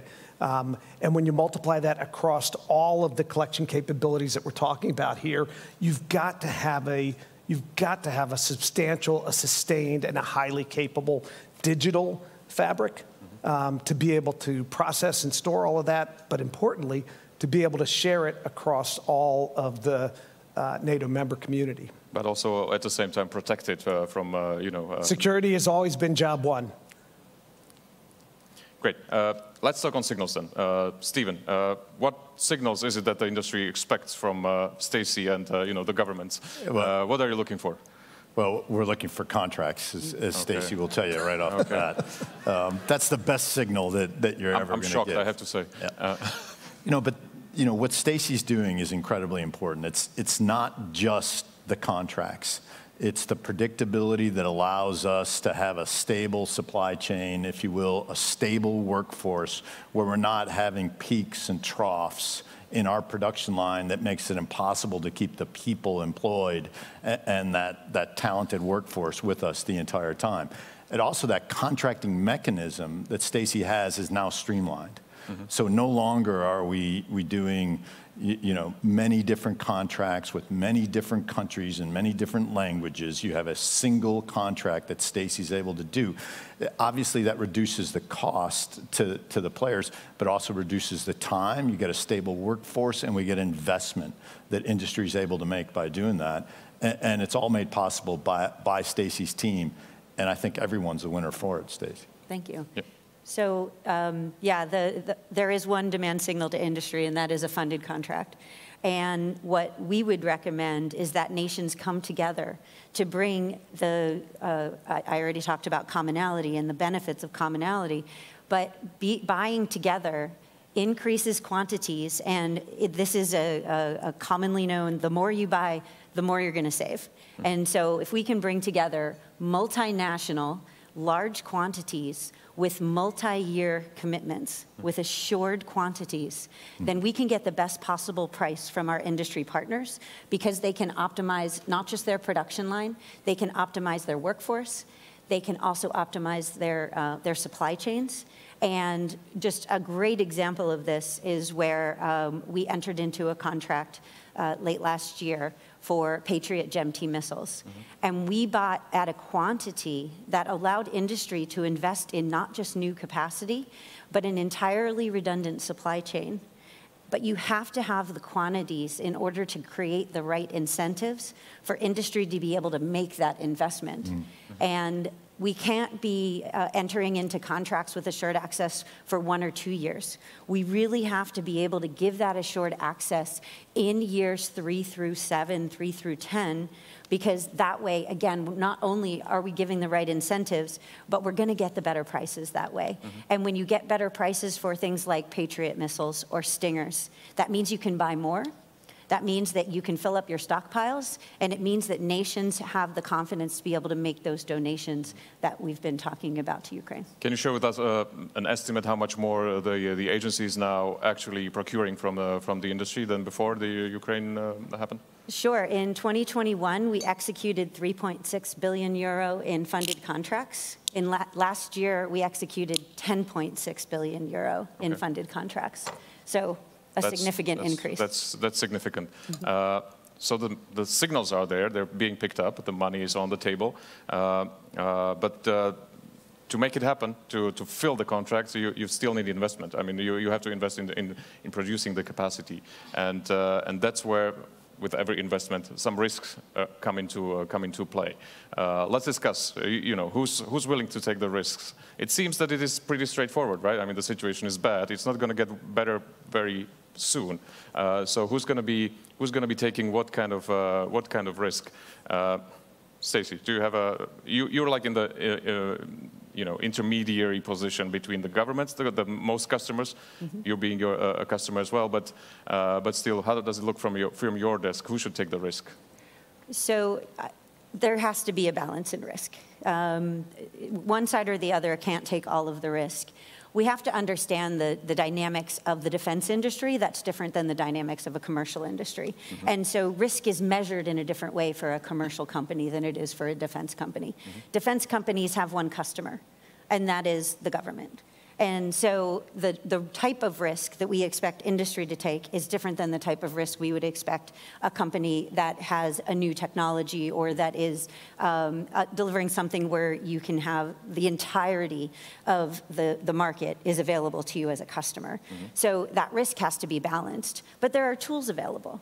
So we can take, for example, a tool in the United States called the Defense Production Act. So the U.S. has specific tools that allow them to make investments, and I see the European Union making those same types of investments in industrial production, creating those incentives to reduce the risk for industry to make those investments in capacity.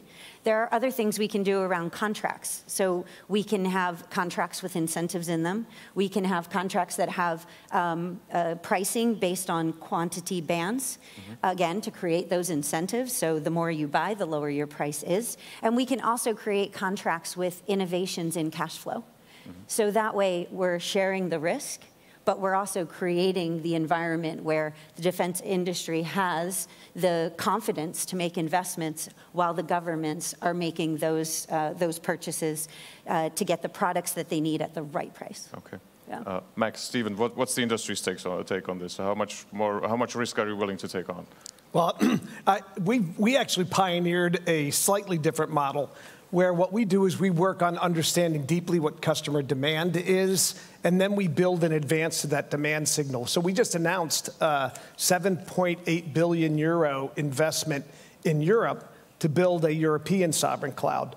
And that's based upon our understanding of the work that we've done across highly regulated industries and defense and national security space in the EU, and an understanding that we believe we have to work, again, in partnership on things like standards, on things like compliance, on things like security, so that we can actually get the platform capability from a tech perspective that we're going to need for defense across NATO. And that includes, in particularly, the ability to interoperate with the U.S., with Canada, and with all of the member partners. So we make those investments in advance, and we anticipate customer demand. That's the only way to really get hyperscale cloud capability. Slightly different than some other industry partners. Yeah, the more traditional ones. Stephen, are you okay with the traditional industry denomination? It is. It's for us, it's about partnership. Stacey will tell you that whether it's the prior items we were talking about with contracting, or as we put demand in, there is no way we succeed without one another.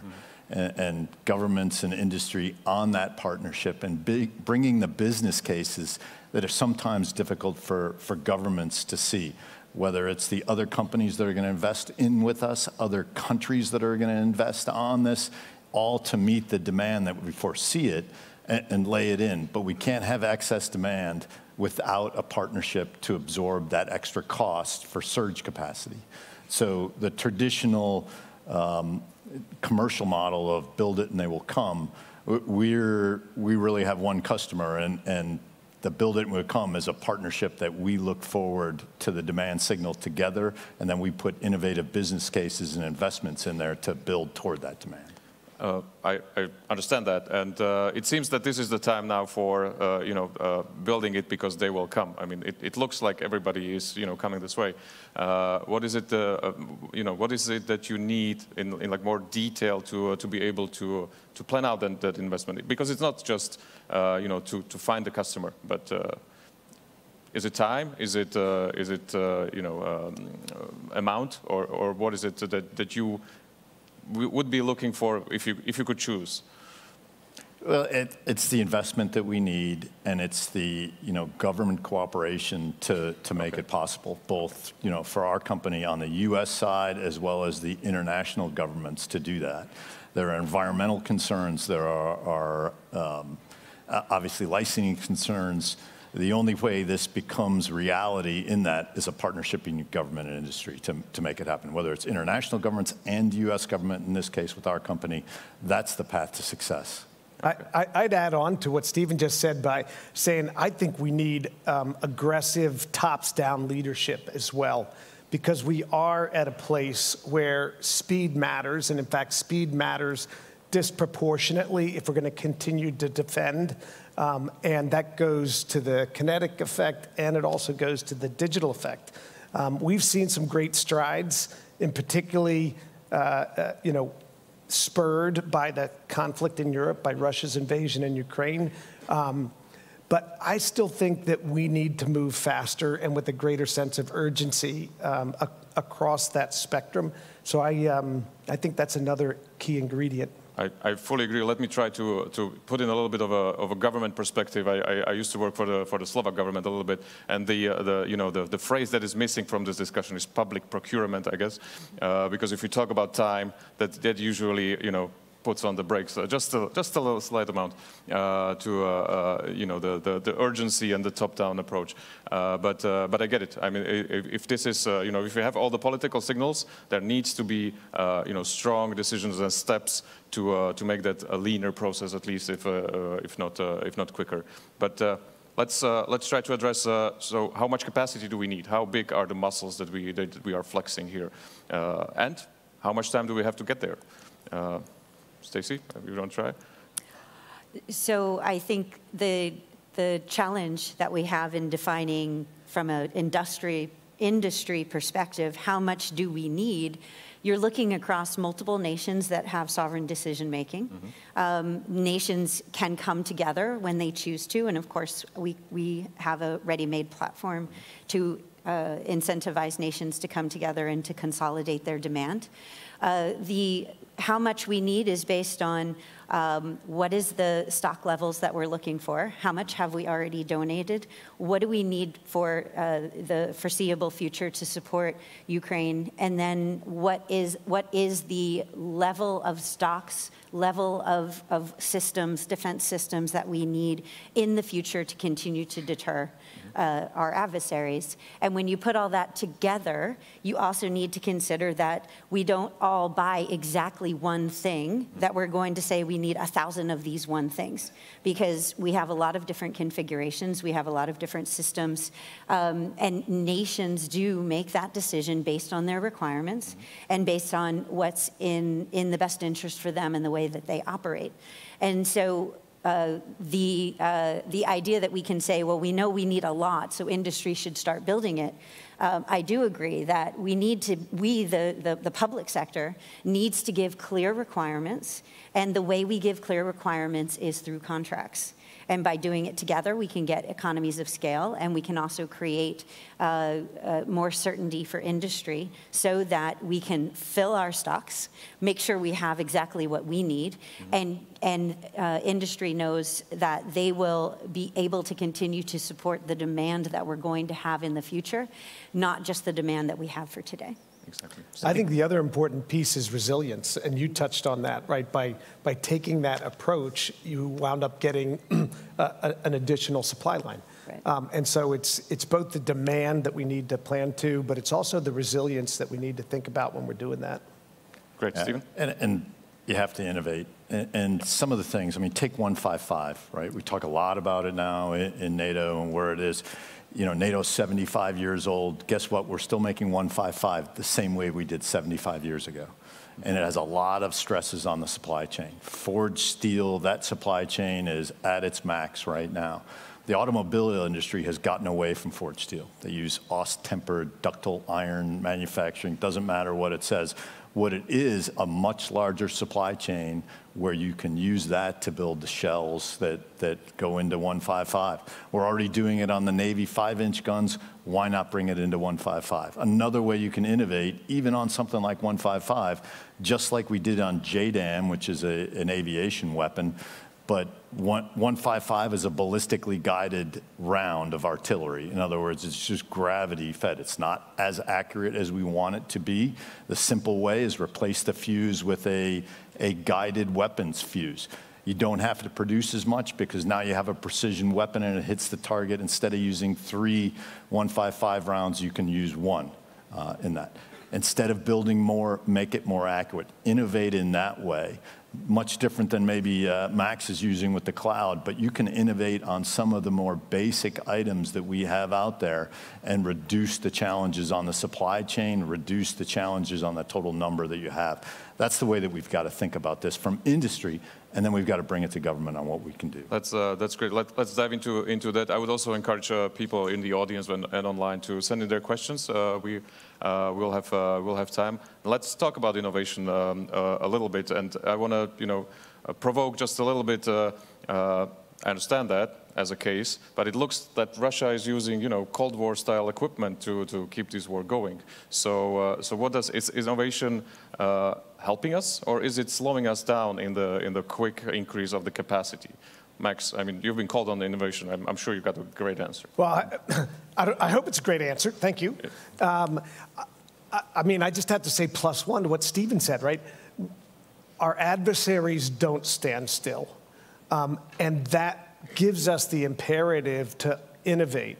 And I think that's one of the places where we actually have an advantage if we harness it right. We have a tremendous set of technical skills. We have a tremendous set of technical capability. We have really innovative startups across all of the NATO member countries, across a very big ecosystem. And I think it's our ability to leverage that and put it to effect that matters. I think you take a look at what we've been able to do with drones and sensors and things like that. And if I can build on what Stephen said, not only is making the munitions smarter important, but actually being able to understand the effect in real time and movement and run the analytics in real time to figure out where the next round goes and the next round goes. So I think we absolutely have to keep the imperative and the speed on innovation, and we need to think about it in a comprehensive sort of fashion. So don't just innovate on the tech. It needs to be innovation across tech, across battlefield commanders, across industry, and I'm excited because we do a ton with Northrop Grumman already in terms of innovation across those platforms. Stacey, how is the NSPA pushing innovation in this? Yeah, great question. So you brought up the term public procurement that kind of has a bit of an attachment to long bureaucratic processes. But as an acquisition professional, I would say that you can innovate across the entire life cycle of requirements all the way through in service for a defense system. So when we look at generating requirements that are more outcome-oriented or operational requirements so that we give industry the opportunity to propose back to us more innovative solutions to meet our requirements instead of saying, I want what I had before, I just want it to be newer. We can actually create defense systems that are iterative in nature. So we can meet the requirements of today, but be prepared by designing in an iterative process like open system architecture, by bringing in small innovative companies to be able to do parts of the defense system, especially in the software enablement side. But we can also innovate in the procurement process, digital acquisition, digital engineering, which allows us to better understand the intellectual property and tech data that we're acquiring, and again, deliver capabilities that are meant to be upgradable, so that as the threat environment changes, you're continuously assessing whether or not your defense system is meeting your needs, and you're able to upgrade it annually, every 6 months, even down to when we're talking about software, every 2 weeks, where you actually design that in from the very beginning.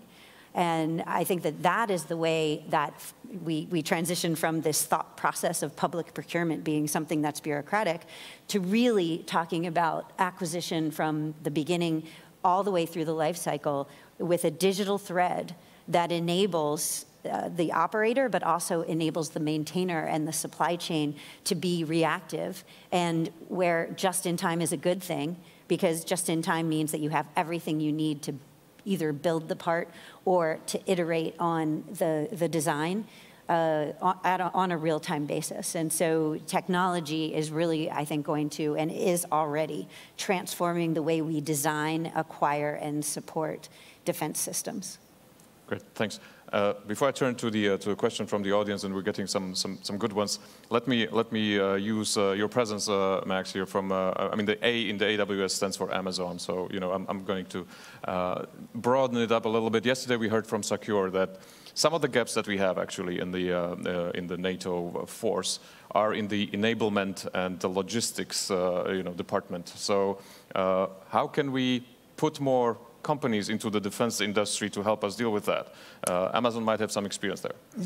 We do have a little bit of logistics experience, that's true, and we have internally, we call it a one-team approach, where we take a look at customer requirements and we try and bring all of the capability that Amazon and not just AWS has to bear. We do a lot of work with the transformation organization and General Lavigne's organization, including where we have brought logistics skills to the forefront to do pilots on logistics, including where we bring another Amazon company. It doesn't start with an A, starts with a K, Kuiper, which is a geostationary, or a low Earth orbit satellite system. It'll be comprised of some 3,200 satellites to bring communications to bear. So, I think you're spot on. I think many industry partners have strengths that are important to defense and security, and we ought to figure out how to help across the spectrum on that. Mm-hmm. Just for my interest, as AWS was created, did you think that it would be a defense industry company? I guess what we didn't say is that prior to running the sovereign cloud business at Amazon, I ran our worldwide public sector business for 12 years. Okay. So I started when there were only 4 people in the AWS government business. So yes, okay. I believed that there was a place for cloud computing and tech in government and in defense pretty much from day one. And even when you look at the recent experience in Ukraine, Amazon, the logistics company, set up supply capabilities inside of our distribution centers to get aid and other things into Ukraine, at the same time that the tech part, AWS, was helping to get the Ukrainians' core systems and core data backed up and out of the country and into the cloud. So, it's not a new thing. Perhaps we don't talk about it enough. Okay, thank you very much. Let's get into the questions. We've got one from Stuart Atha. I hope I pronounced it correctly. And we've been talking about this, but how do we encourage nations to accept a common approach to certification and qualification? If they did interoperability through standardization, would improve. if they did, interoperability, standardization would improve. How do we encourage them? How do we tell nations? How do you tell nations, Stacey? This is this is what the NSPA does. Join. It is what we do, and we have 38 support partnerships. So those are partnerships where 2 or more allies, and in some cases up to 29 allies have gotten together to say, we're going to buy things together. And I think the best way we can encourage allies to do that, to bring together their requirements, is by being able to deliver on the requirements that they've given us, getting them the best possible price, and also just making it as easy as possible to come and work with us. So we're a customer-funded agency, and so nations have to choose to come to NSPA. And although, of course, I'm the GM of NSPA, and I'm going to say that it's a great place to come and bring requirements together, I would encourage nations to work together even if it's not through the NSPA platform. I think there's a great benefit in looking at it regionally, but also looking at it from an operational perspective. If you're going to operate together, then you're going to want to operate common systems, because interoperability means that you can talk to each other, that you can work together. Interchangeability or commonality means that if you're in a tank or a truck and it's disabled, you can get out and hop into the tank or the truck of your partner without going to training before you can do that. You can share supply chain. So if you have a part shortage or a critical part that has downed your aircraft or has downed your system, then you can turn to your partner and you can borrow it, you can use it. One thing a lot of people don't know is that we can actually do multinational FMS cases, foreign military sales cases, with the US. The benefit of that is not only a streamlined process of being able to work together, not only that, and potential for significant savings through economies of scale, but also being able to exchange end items on the back end because you're part of a partnership is a benefit that you can't get in any other platform. And that's something that I think is a great incentive for nations to be able to have that flexibility that you don't have if you're not part of a partnership. Great, thanks. Stephen, how do you persuade your customers to buy, the stuff that you produce, not the one that... I mean, just what Stacey's talking about. It's not just the lower cost, it's also the speed.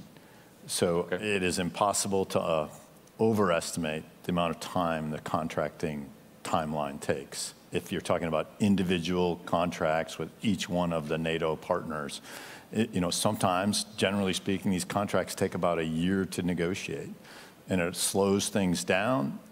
People don't get their product, if you will, and it's wear and tear on both industry to put those contracts together, and it's wear and tear on the governments to write them. Using the platform Stacey has, that's all eliminated, and you get the lower price, and we're able to stabilize production, and with stabilized production, we're able to innovate and invest on those products for the future. Seems to be, NSPA seems to be at the center of this, which is very good. Let me explore one more thing, and we got 5 more minutes. How much do we'll come to you right away. And you mentioned this, Max. You're building your cloud in Europe. How difficult it is to to follow NATO and EU in this?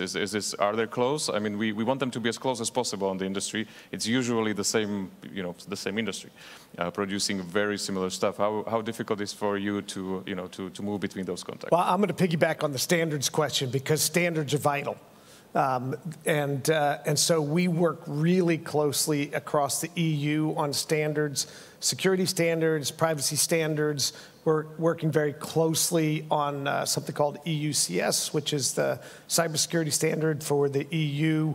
And we work closely with NATO on those sorts of standards because as important as it is to be able to exchange, the physical dimension on the battle space, it's equally important to be able to interoperate and exchange on a digital fabric. And so standards. Don't create new stuff. There's international standards out there. There are EU standards that are out there. There's NATO standards that are out there.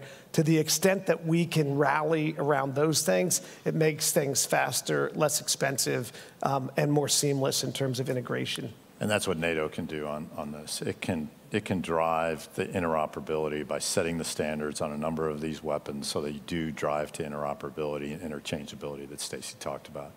That, that has gotten looser over time with NATO, and now you have these different 155 rounds, the different howitzers and where you fire them, and some are not qualified, and others, we don't want to be in that situation in the future.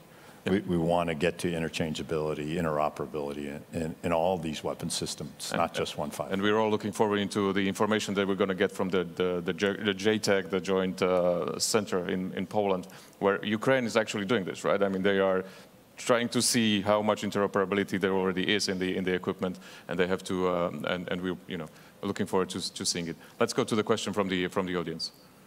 Thank you. My name is Peter Banyas. I'm an engineering student at Duke. I'd like to pull on the thread of incentive structures and motivations as you're dealing with this private partnerships.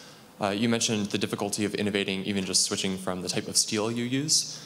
And I wonder if the ultimate reason why there's difficulty with changing and updating maybe these simple solutions is because after a year of negotiating contracts, once that contract's finally signed, there's no more profit maximizing incentive for the contractors to actually change anything and do anything any more innovative after that point.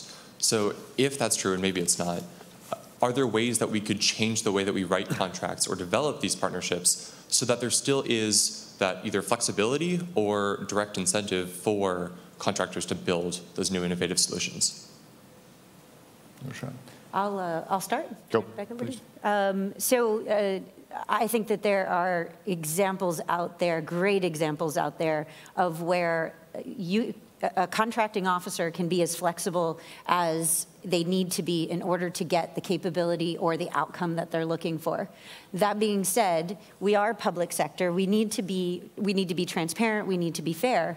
But we do have a lot of tools at our disposal. So we have tools to be able to go out and run competitions for prototypes, where those prototypes can then be seamlessly moved into a production contract. So that gives industry the opportunity to compete for those prototypes, but then demonstrate that they're able to deliver, and then use that demonstration as a streamlined way to get into production, which again goes back to those incentives of making sure that industry is bringing the best, most capable, most innovative solutions. There are other things that we can do from a contracting perspective around cost sharing, cost overruns, but also cost sharing, cost underruns, where both the government and industry benefit when they reduce costs. And we can build that structure into contracts. In order to do that, of course, you need to have the right acquisition strategy from the beginning, and then you need to have the right contracting strategy. And then when you have that right contracting strategy, you can execute really innovative ways to, it goes back to that word partnership. After you get through the competitive process, then it becomes a partnership, and you can work together to create those incentives for innovation. And I didn't leave you much time, but... No, I think what industry also can do is bring some disruptive technologies even to itself. So, just things that we haven't talked about, but we talk about integrated air and missile defense and where we are. I mean, PAC-3 standard missiles are fantastic, but the cost exchange ratio with some of these very inexpensive drones is just not sustainable. And we're going to run out of missiles, and I think we all get that. So we have to come up with innovative ways to try to solve the problems, working with the U.S. government in this case, or all the governments, in a way that we can do this in a much more efficient manner. Thank you very much. I would add one last thing. When I'm in the early stage of working with customers, I always suggest that they think about an acquisition strategy that includes tech refresh or engineering change proposals. And in fact, a mandatory requirement for the awardees to come back with periodic tech refresh and engineering change proposals. And if the mechanism is in the acquisition vehicle from the start, then you've got a way to actually go ahead and propose new and evolving capabilities, and it could be in scope. Thank you, Max. Thank you for the question, and in the spirit of time, let me just thank the panelists for their very good insights, and thank you very much for the discussion. Thank you.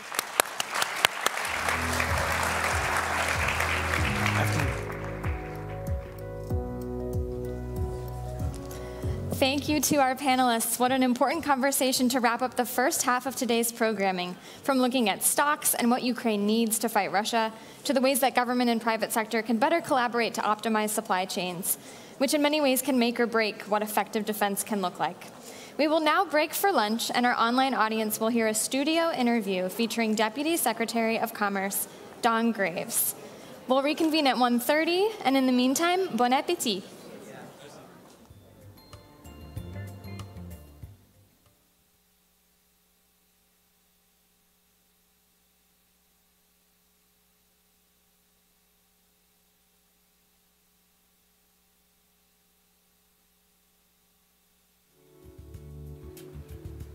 Hello, and welcome to today's conversation on building whole-of-society resilience here at the NATO Public Forum. I'm your host, Shanti Kalathal, and I'm joined today by Deputy Secretary of Commerce, Don Graves, and Deputy Homeland Security Advisor and Deputy Assistant to the President, Caitlin Durkovich. I'm so glad to be having this conversation with you both. I thought we would kick it off by talking a little bit about what resilience means. I think that's a word that we've heard quite a bit over the last few days. A lot of people have brought it into conversations about security, about people, about communities, and yet we sometimes don't exactly know what that means, especially when we bring it outside of the context of individual resilience. So let me ask you both, what does resilience mean to you? How do you think of it in the context of a government, in the context of a nation, and also in the context of a community? So maybe, Caitlin, let's start with you. Great, thank you. And first of all, Shanti, it's great to be with you. Deputy Secretary Graves, always wonderful to share the stage with you. I think resilience really at the end of the day is about how you respond when things don't go as planned. And you can pull that string through all of those different sectors, through government, through society, and through your personal lives. We actually have an official definition that we use in our policy documents now, and it's about the ability to prepare for threats and hazards, to adapt to changing conditions, and to withstand and recover rapidly from those conditions and those disruptions.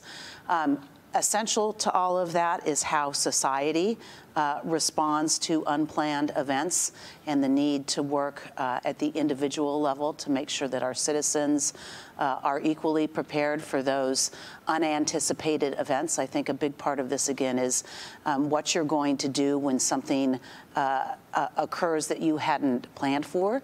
And so we are working across the federal community to make sure that our citizens think about what they need to do to help in the overall effort to be resilient, what you can do as individuals to make sure at home you have the necessary supplies on hand if you have to be on your own without assistance for a while, but also how you as an individual can contribute to that in terms of what you might bring to a fight.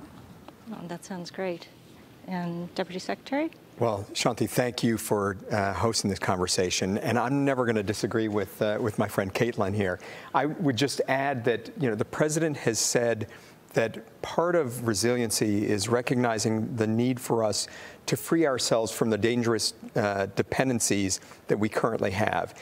We saw what happened in the pandemic when we weren't as resilient as we probably should have been. It's important to continue our having the connections in this very globally connected world, building off of our partnerships, but it's also building our own resiliency here at home and, of course, with our partners and allies. We have seen with the emergence of critical and emerging technologies, there's going to be an even greater need for a range of underlying technologies, the components, the equipment that goes into that, whether that's for our businesses or for people to be able to take care of themselves at home. So for us, it's about making sure that we have access to the technologies, having access to the needed goods, so that in the event that we have some type of challenging problem facing the country or the world, that our people are prepared and that we're not beholden to outside forces or those who might, for more nefarious purposes, hold us hostage. Okay, yeah. I mean, I think we can all agree that the way that you framed it, resilience is a very good thing, but it's one thing to talk about it as a theory, another thing to put it into practice. So from your respective perches, how do you go about putting resilience into practice? So for us, I mean, we are a very large department at the Department of Commerce.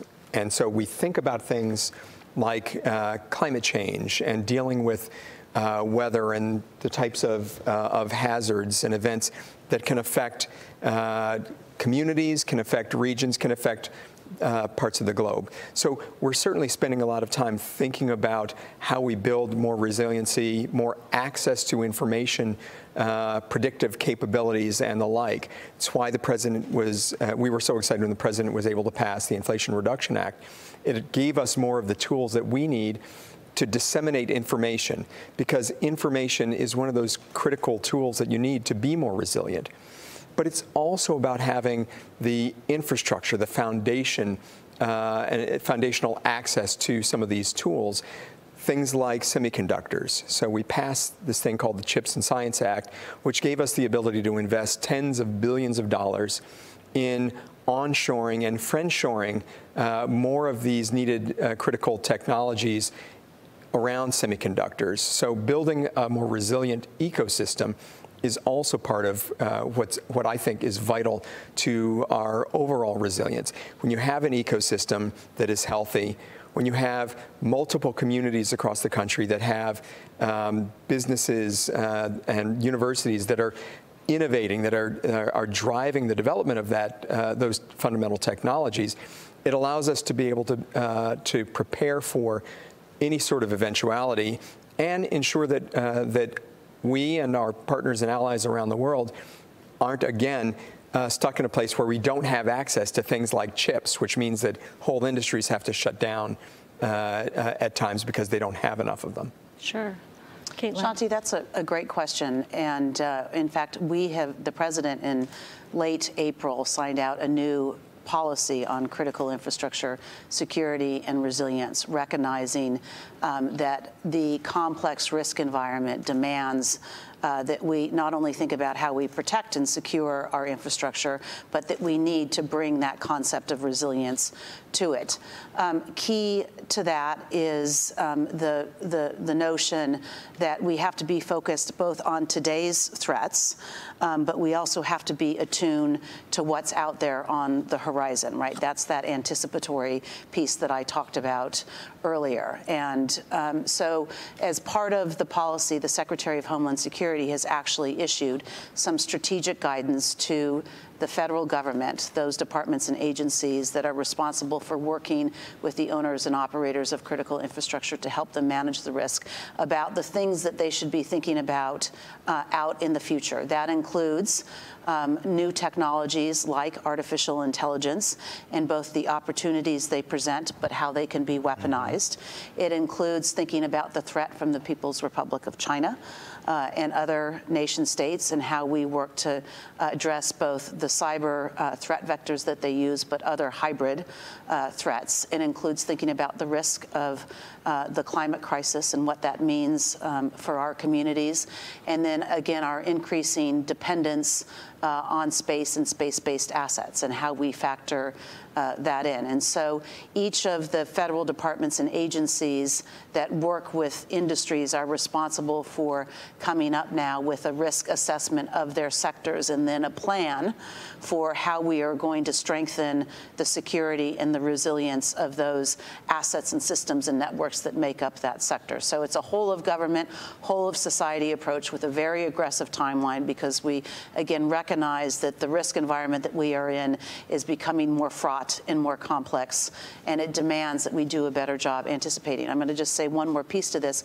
What has really always been central to our critical infrastructure policy is information sharing. It is the cornerstone. It is providing those that are on the front lines with the information, the analytics, the intelligence that they need to make informed decisions about where to make investments. And that's one of the key pieces of this new policy, is the direction the president has given to the intelligence community to treat the private sector as a key customer and to understand what information they need, their intelligence requirements, again, so we can do a better job giving them tools to manage the risk.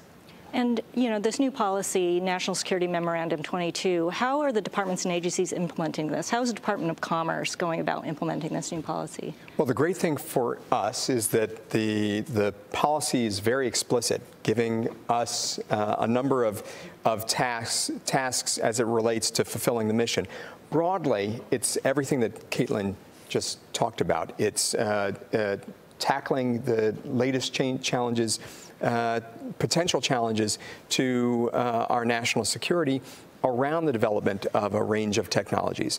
So we at the Commerce Department think about the development of standards for things like, and guardrails and protections, things like AI. My view is that for us to take advantage of all the wonderful innovations that life-changing innovations that AI can bring to the world, we have to lead with two core principles, and that's safety and security. We have to think about the science as well. So the safety and security, we have to have standards that ensure that, that our partners in the private sector know exactly how far they can and should go, and that we're also thinking about how quickly the science will develop. The challenge that we have is that there are a lot of actors out there coming from a range of vectors who are looking to use these new technologies to maybe do things to us that we can't even imagine as of yet. So for us, it's about working with our partners in the private sector, working with the universities, and developing these standards, these protocols.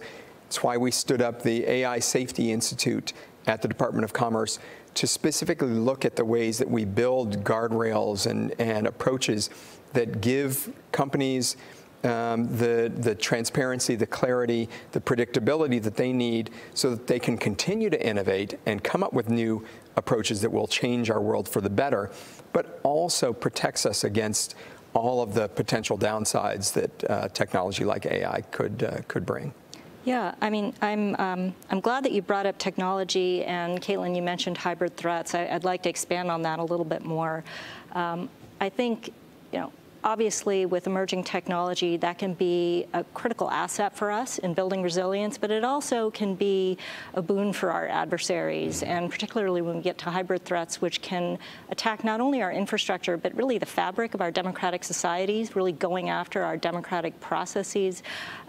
There's an expanding threat landscape now. So how do you think about these issues? How do you think about this issue of hybrid threats, and especially bringing in this concept of new technology, of AI, and the ways that it can both perhaps help mitigate, but also, you know, perhaps give fuel to some of these new threats?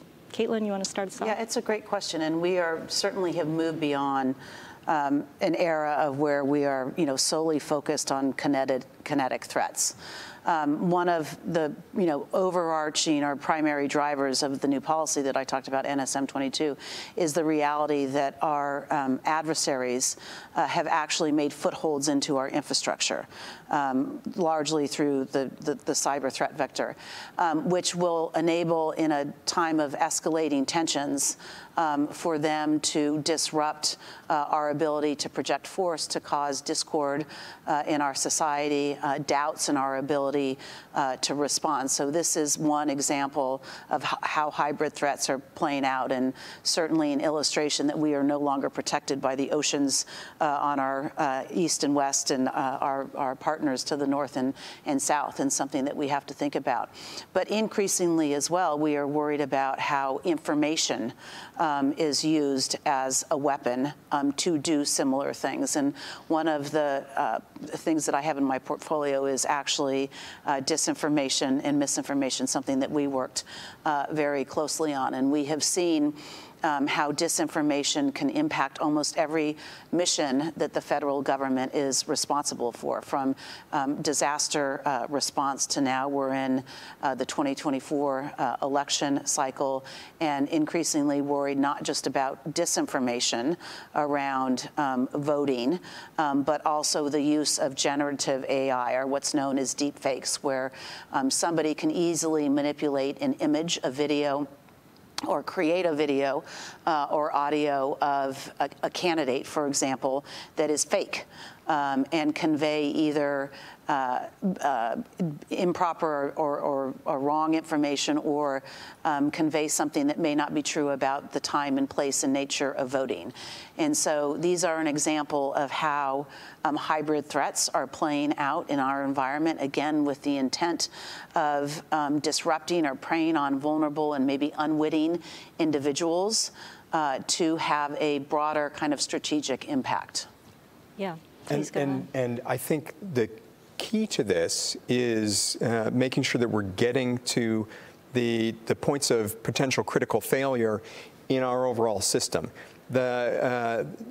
Our biggest companies and our government agencies spend a lot of time, a lot of resources focusing on the biggest challenges to our critical infrastructure, to their systems.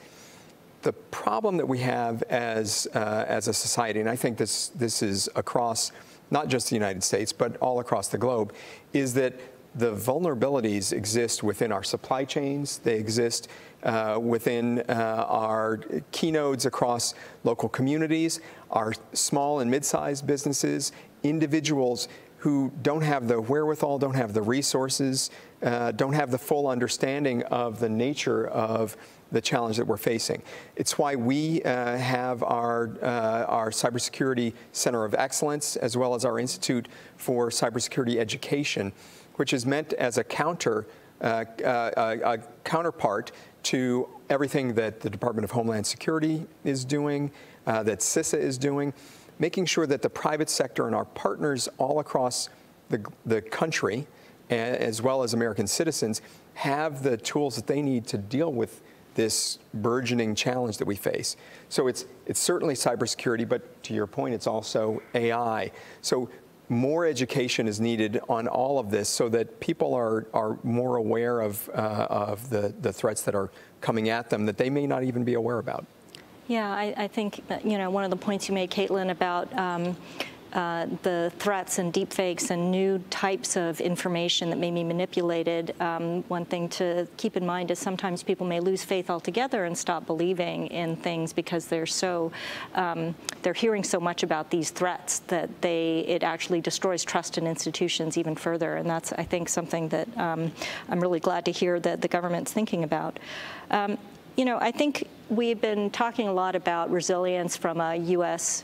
context, but these threats that we're talking about, building resilience, it's not something that stops at the borders, right? I mean, it's something with which we should be working with our partners and allies. So talk a little bit about how resilience can be shared, how it can be built collectively. What have we been doing to work with our partners and allies and those overseas to build our shared resilience? Caitlin, I know you've gone through some work on this front recently. If you want to talk a little bit about that. Yeah, let me just go back quickly to the building resilience piece, especially to disinformation. I think that government is not the only answer to this, by the way. This really is a whole of society effort, and that our education system, that our civil society needs, and our partners in all of this, frankly. And for the very reason that you said, there are parts of the public that do not trust in large institutions and governments, and so we have to use every available mean to help our citizenry better understand how this threat is evolving and how we build resilience. And I always say, when I was taught at some point in my life to when you walk into a supermarket and you see a tabloid magazine and some false headline about a famous person having 8 alien children, well, someone along the way taught you that that was not true and to question that. And that's the same approach that we have to take when we build resilience to disinformation, but it's not only a government mission or effort. Related to how we are doing this with our partners, I think this is where there is a really good news story, and that we have many our allies and partners that are have been thinking about resilience for some time, and they may be challenged by different threats and hazards. And many, I think, the Russian invasion of Ukraine has also both helped inspire how resilience can be used to counter a threat, but why we need to continue to be focused on building it. I happen to serve as the U.S. Senior Resilience Officer at NATO, and every one of the member countries has a Senior National Resilience Officer. There is a committee that is focused on both the need to drive resilience at home, and so there's some baseline principles that are largely around how we strengthen our infrastructure to enable our society to be more resilient, our economy to be more resilient, but a recognition that a strong national resilience will also mean a stronger alliance. Should we ever have to invoke Article 5 and mobilize forces, that the ability to withstand how adversaries may try and disrupt that force projection and our societal resilience. If we're stronger at home, we're stronger as an alliance. We, in May, actually brought all those senior national resilience officers here to Washington, and we did a series of exercises that were focused on some of the hybrid threats that we were talking about, cyber attacks coupled with disinformation and how we would respond, and had conversations about both the strengths that we have to address and mitigate those threats, but where we had gaps nationally, but also collectively where we could work together. A big piece of this is the communication piece, right, in thinking about upfront. And I'll give you an example. One of the things that we work on collectively together is the threat of what we call space weather, but that's the sun emanating solar flares, and we're in a kind of period of enhanced solar activity where we've actually seen a lot of space weather. We know more and more about how a strong storm could impact the functioning of our infrastructure. And it's changed over time because we have become such a digitized and electrified society. Well, instead of waiting for the big storm to happen and then trying to figure out who's going to be the expert and what our messages are going to be and how we communicate to the public about what a solar event or a space weather event is and isn't, we're trying to do all of that work on drafting the messaging and identifying who our experts are going to be now. So we're in the thick of a response. We're not trying to pull all of this together. And I think more and more how we communicate and message to our citizenry is really important, and we have to put a lot of time and effort into thinking about it, given the very kind of fractured information environment that we live in. What were some of the findings that came out about information sharing and communication among allies and partners from that exercise? I mean, you both have mentioned that that's really of preeminent importance. Were there any interesting insights that came out from that? I think, one of the takeaways, and this often happens in, I shouldn't say often, but in most exercises, everyone agrees that we have to do a better job sharing information. And I think this is where NATO has a strong history of doing that on the defensive front, and we need to think about how we build that same kind of institutional capacity on the resilience front. One of the things, though, that we remain concerned about is, and whether it is a weather event, a solar event, or our adversaries disrupting it, is what happens when you don't have reliable communications. And that there is intermittent or disrupted comms. That is going to challenge all of us, and it is something that we are working on here in the United States to build resiliency and to think about, all right, if commercial communications isn't available, how are we going to function and operate in a degraded environment? But we also have to do it with our partners and allies overseas. I couldn't agree more. I mean, the way that I think about this, and I know the president has long said this, NATO has been the bulwark in the defense of democratic values for 70 years. And that's really what this is all about, is thinking about how we ensure the protection, the uplift of our shared values. Some of that is on the kinetic side, the national security side, but some of that is also on the infrastructure side and on the economic side. And one of the best examples of the ways that we can make this work more effectively going forward is what we did, as Caitlin mentioned, with the unwarranted invasion of Ukraine by Russia. We were able in very short order. I mean, I remember having the video calls with my counterparts in the EU and across the globe, where we were able to pull together in a matter, it felt like just a number of weeks, a coalition of partners that took unprecedented action, imposing export controls and sanctions on Russia to prevent Putin's war machine from doing even more damage than it's already done. He is paying a very heavy price, continuing to lack the access to the most advanced technologies. And so it's that type of concerted, coordinated action that partners and allies do together that I think can be most effective in the type of environment that we're in today. So I think that going forward, the more that we can share what we're seeing, we can coordinate on the development of standards and approaches so that we can protect the type of world economic order and that is, I think, of value to all of the NATO partners, to all of our allies and partners.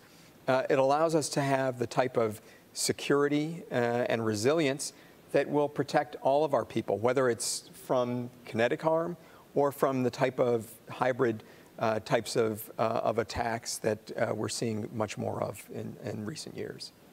And I know we're running out of time, but I did want to ask one last question, which I think gets back to the title of this session about building whole-of-society resilience. So how do you envision that the private sector can work with the U.S. government, with other governments to help build that whole-of-society resilience? And also, how do you bring society into this? How do you bring civil society and publics into this question so that you do get to this whole-of-society piece? So it's exactly what we've been doing. And I think this applies to the work that we do with our partners and allies, but I'll focus here at home.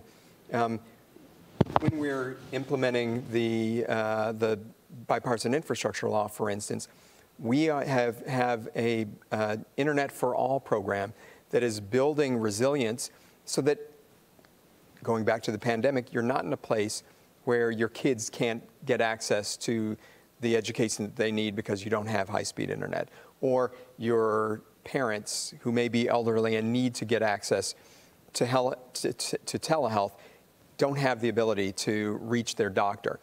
That's a sort of investment in infrastructure that is going to be absolutely vital for our long-term resilience.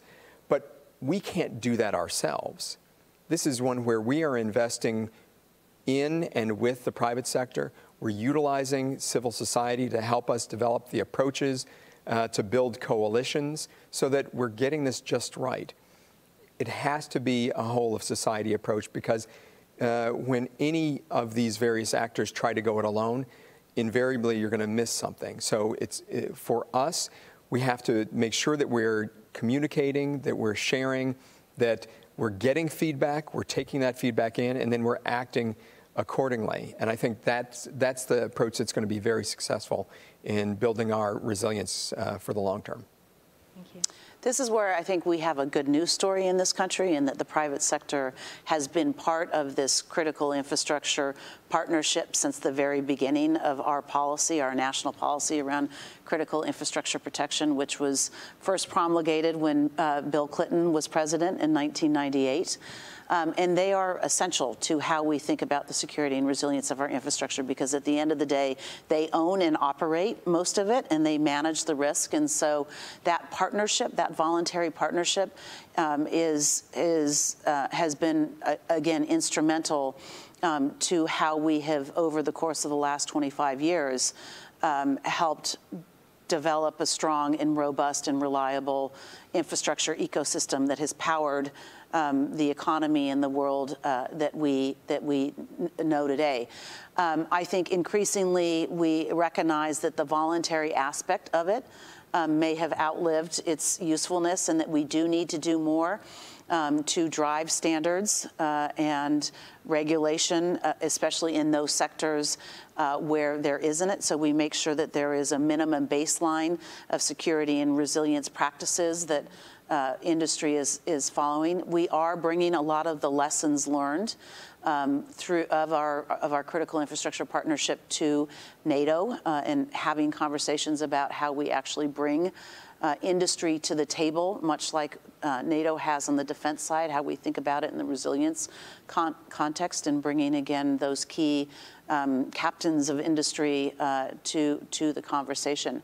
I will say that is part of the exercise that we did in May, and I think this is one of the most important things that we can do, is that we have to be clear-eyed with the public, with our citizenry, about what is out there on the horizon, and that is part of what will help build resilience. And that's not just government at the federal level, but at the state and local level. That's our civil society leaders and faith-based organizations.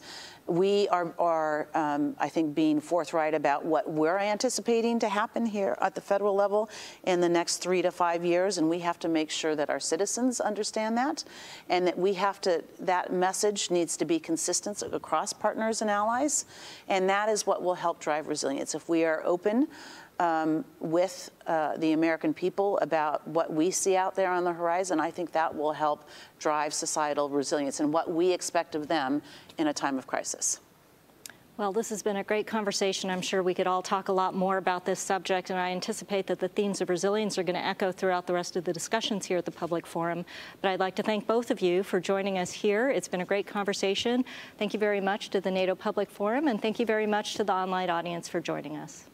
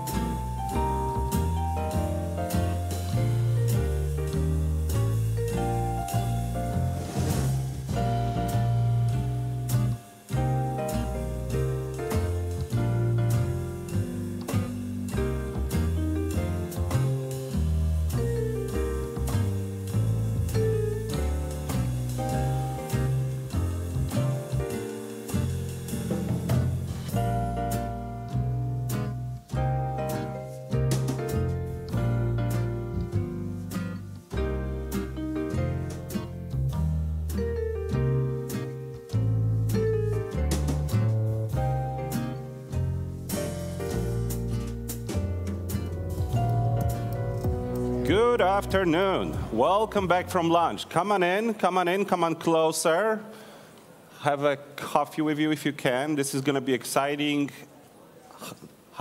Second part of the day, we are starting with a conversation between Andrea Kendall-Taylor from CNAS with Deputy Secretary General of NATO, Mircea Geona, a longtime friend of many of the organizers and co-organizers of the forum.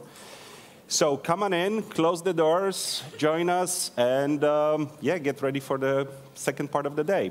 Andrea, the floor is yours.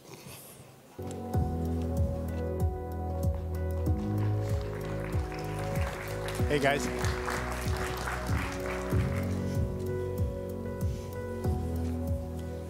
All right. Well, it's wonderful to see everyone. And Deputy Secretary General, it's really wonderful to see you again. I've been looking forward to this conversation for some time. I wanted to start maybe with a more reflective question. You stepped into your role as the Deputy Secretary General in 2019. What have you seen change within NATO over that time period? Thank you, Andrew. Good to see you. She briefed us in NATO, and we are still recovering from her briefing.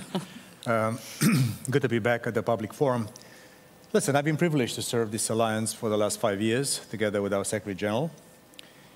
And I think this relatively short period of history is indicative of the world that we are living and will be living through. So consider this.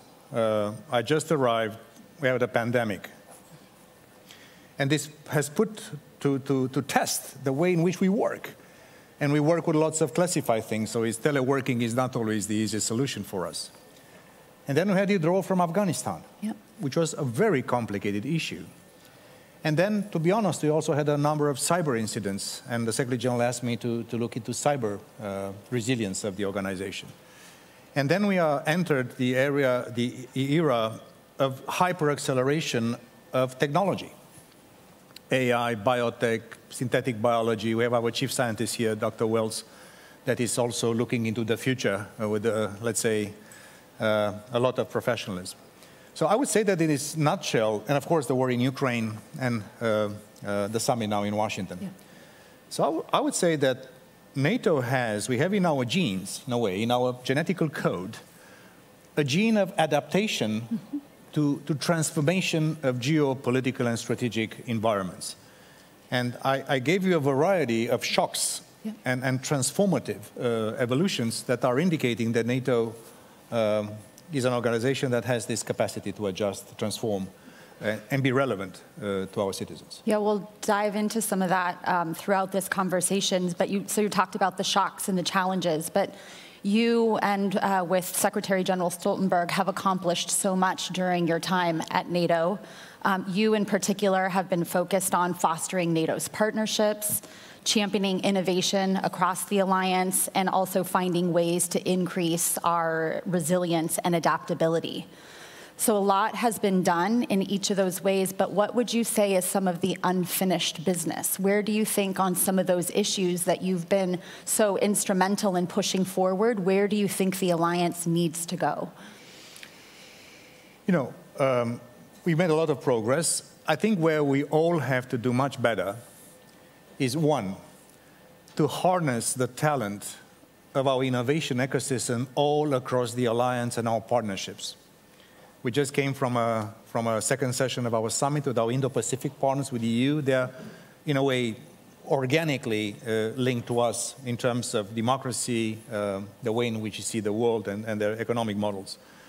So the first thing we should do, and that's what I'm doing as chair of innovation in NATO, is making sure that not only the big universities and the big tech companies and the big countries in NATO that are so advanced, and that's good, are contributing to this innovation ecosystem, which is the big differentiator, if you want, in global affairs historically. But also Albania, Estonia, Romania, my country, everyone has talent. Everyone has a smart, young woman or man here that could really want to start from a smaller country, a business, a startup. And if there's something I'm very proud of, together with my colleagues, that we are able to have in the last few years, Diana, which is the Defense Innovation Accelerator for North Atlantic, test centers, accelerators, and if you have bright ideas, come to us and test your ideas for free for you to basically mature.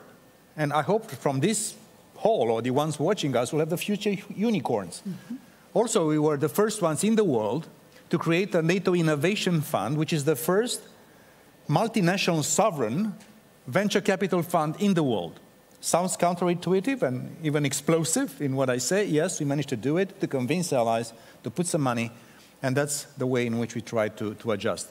If there is one challenge to all of us, is that the fact that we should adapt better to the speed of transformation. We are still too slow in procurements. We are still sometimes sluggish in terms of diffusion of technology. We should be much more early adapters, and I think NATO is moving in that direction. But if I would say something, especially governments, institutions like us, we have a relative slowness which is inside. To give you an example of the way in which we are adapting, we have an AI strategy back in 2021. Every piece of technology policy in NATO has an ethical use part to that. Compulsory. We want to be the gold standard on technology in national security, but also on ethical use. And we have, this system of committees and boards in NATO. For the AI and big data board in NATO, for the first time, we have private sector sitting around the NATO table, because the dialogue between us, private sector, civil society, and academia, the triple helix of innovation is something we do. We are still too slow. We have to move much faster, to be more innovative, and also take risks in a way, because if not, the speed of transformation could really create trouble for us down the road. Yeah. Another area that I understand that you've spent a lot of time in and focus on is on defense spending and reaching out to different member states to make the case why we all need to spend more on security and defense. And when you're making the case to elected officials, it's obviously not always an easy case to make, because they have competing priorities, domestic expenditures, and other things that they need to do at home. And so when you go out and you're having these discussions with other elected officials about why they need to spend more, what's the case that you make? Listen, I'm a political person myself, so I know how difficult it is for a political leader. Then you have so much conflicting and overlapping priorities. There's so much need for education and for infrastructure and for healthcare and for climate change. They are massive. They are massive priorities.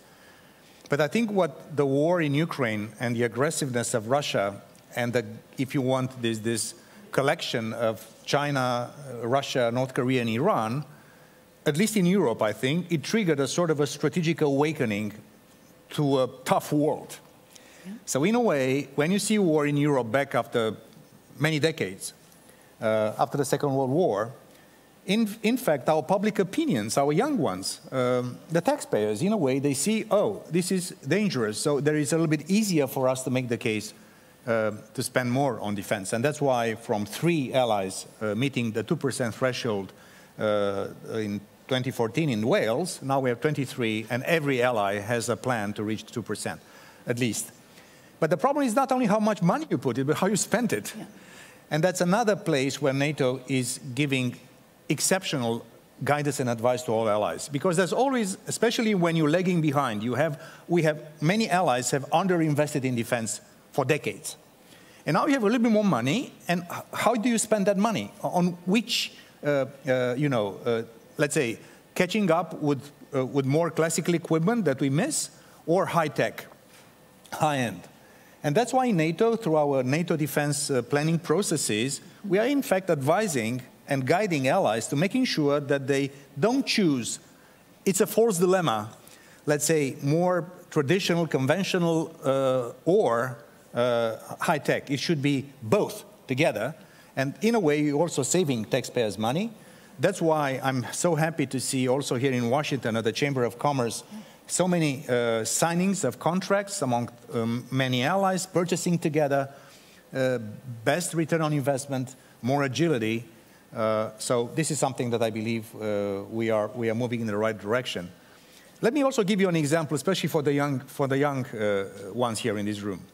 So back in the 60s and the 70s, 90% of all technology used and innovation used for national security and defense was produced by governments. Department of Energy, labs, NASA, DARPA, all these kind of things. Today, 90%, the same 90% of everything we use in national defense and security is produced by the private sector. So that's why we need to work in sync and organically consult. And if this pendulum that was basically going far, probably too much towards the government some decades ago, now it's going, as it should be, to the private sector, we have to find a right balance and a sense of collaboration and understanding that between economy and security there is an interdependence which is felt not only in defense, but everything we do has an economic and security aspect. So security economy.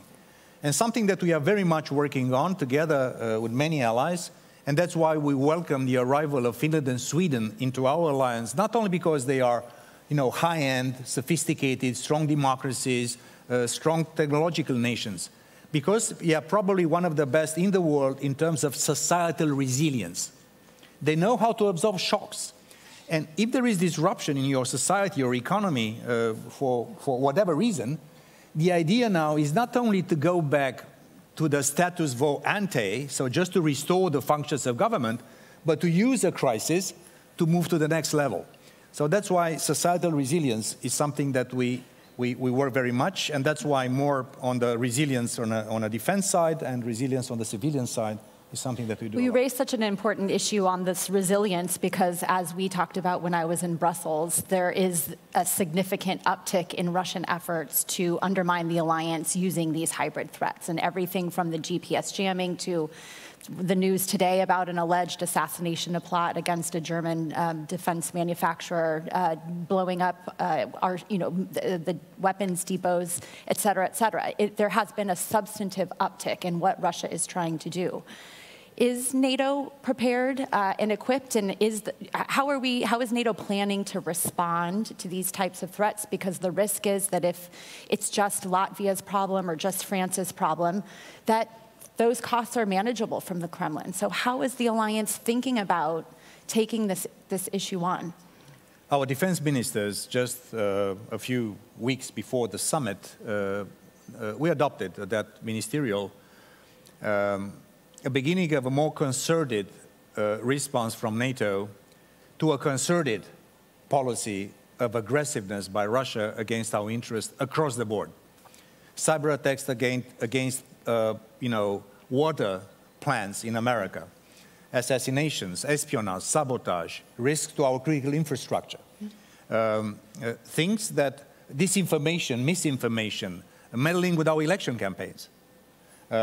So if you treat, you're right, Andrea, if you treat this individually, this is Lithuania's problem or Germany's problem, or America's problem, and we don't inform each other through intelligence sharing and learning from each other, then our response would be basically segmented and less effective. So that's why we also, our leaders will approve later today, I think, also a special strategy of countering Russian malign influence in the Western Balkans. And across the alliance, we are working to really push back and basically be far more effective. To make a very clear point here, we don't see Russia having, at least today, the capacity or the intent to attack NATO because we are a much bigger player and we are also investing much more, deterrence and defense, new plans. But in terms of everything under the Article 5 threshold, they're using everything against our interests. And sometimes we see Russia and China, sometimes and Iran, even North Korea, affecting our interests. So you're right. On the hybrid side, on this kind of concerted efforts, we are taking collective efforts. And by the next summit in The Hague, we'll be adopting an overarching Russia policy, NATO, that will be taking into account basically as you mentioned when you visited with us, a pattern of aggressiveness by Russia against our interests, and the fact that Russia as a nation, as official ideology, as economy, as defense or foreign policy. They are basically organizing themselves for the long haul to be aggressive against the West. And also, as a political guy, when you have domestic problems, you have to invent a foreign adversary, a foe from the outside. That's propaganda manual 1.0. And they're doing just this. Mm-hmm. NATO has no aggressive intentions against Russia, a defensive alliance. They're trying to portray NATO, America, EU, whatever, as the big existential threat to Russia, which is total nonsense, just to justify a grip of power inside, and together with other countries like China and the others just to unravel the world order that we represent and embody through NATO. Well, I want to pick up on that theme exactly, which is, strategic competition has been a big focus of this. We've had panels on the axis of upheaval, the growing cooperation between Russia, China, Iran, and North Korea. How do you think that competition and this alignment and increasing coordination among revisionist actors will shape the alliance moving forward? How is the alliance thinking about dealing with this shifting geopolitical landscape? We just came from the session of our summit with our Indo-Pacific partners and European Union. And the first natural answer is to really reach out and work much closer with our natural partners, which are democratic nations from all over the world. Of course, respecting Washington Treaty indicates that we are a transatlantic organization. We are not a global organization, but security is global. That's one thing. We should do much more together. We should really bring NATO and the EU even closer strategically in using the respective toolbox of the two organizations. We have to work with many of our partners. But there is something that our leaders, and I myself, as a person with some experience in international affairs and politics in general, I think we have to do a much better job in reaching out to the other nations that are neither, let's say, explicitly with us nor with the other group of countries. And this is where we have to do a much better job together. That's why I was so happy with Secretary Blinken yesterday to host our partners from Mongolia, from Indo-Pacific, from Armenia, from the Republic of Moldova, which is under immense Russian hybrid pressure, from Bosnia, from Colombia, from all over the place. So I think not only NATO, but NATO and the EU and our nations, we should do a much better job in reaching out to these countries. To be honest, sometimes to be a little more humble when talking to them. And there are players in the world that in the end will be also determining in the balance of power and the shape of world order. Number one condition, let's make sure that we stay united in NATO. Let's make sure we reach out to our natural partners as democracies around the world, and let's together offer a better deal to the others. Better deal, also economically, not only in strategic terms. The India, Middle East, Europe economic corridor, which was launched at the G20 New Delhi Summit. That's a big thing, which was in a way says not only the Belt and Road, there are other ways to connect India to the Middle East and to Europe. So I think there is a lot of work we need to do inside NATO with our partners, but also to do a much better job and offer these nations that will be basically the ones that will be, in a way, creating, a new reality in world affairs, a deal and the respect that they deserve, because I think they also want, in fact, the same thing like we do. They do not want a world which is the rule of the jungle is dominating that thing. They want predictability. They want to grow. They want business. They want maritime, freedom of navigation. They want rules for cyber, for AI, for biotech. We all want the same. But if we don't offer them a genuine, fresh, respectful, and also money-supported deal, they might be tempted to go elsewhere, and this will be really an issue that we should avoid by all means. We have a teeny bit of time left, and I thought I would take then the opportunity to ask, this is a historic summit, the 75th. What are you most proud of coming out of this summit? Listen, perhaps I'm subjective all my life, my young life as a young ambassador of Romania. I tried to bring my country into NATO. And here I am after a number of years at the top of this great alliance of ours. So on a personal level, this is a matter of immense pride. On a more political and strategic nature, I would like to say that I'm so proud to see that 32 allied nations, 1 billion people, 53% of global GDP, adjusting to this difficult period of transition. The world is in flux. And if I see how quickly we're adjusting to this new reality, how we can sometimes avoid natural differences amongst allied nations, because it's not easy to keep consensus in this alliance. And I think that NATO is today, against very difficult headwinds, more united, stronger, more relevant. And if I can use a word, because please wrap up, says I would say, I can really say, like Madeleine Albright a few decades back, that NATO is today the indispensable alliance, not only for our peace and security, but also for global stability and predictability. NATO is as essential to our nations and to the world as 75 years ago, and nothing gives you more pride.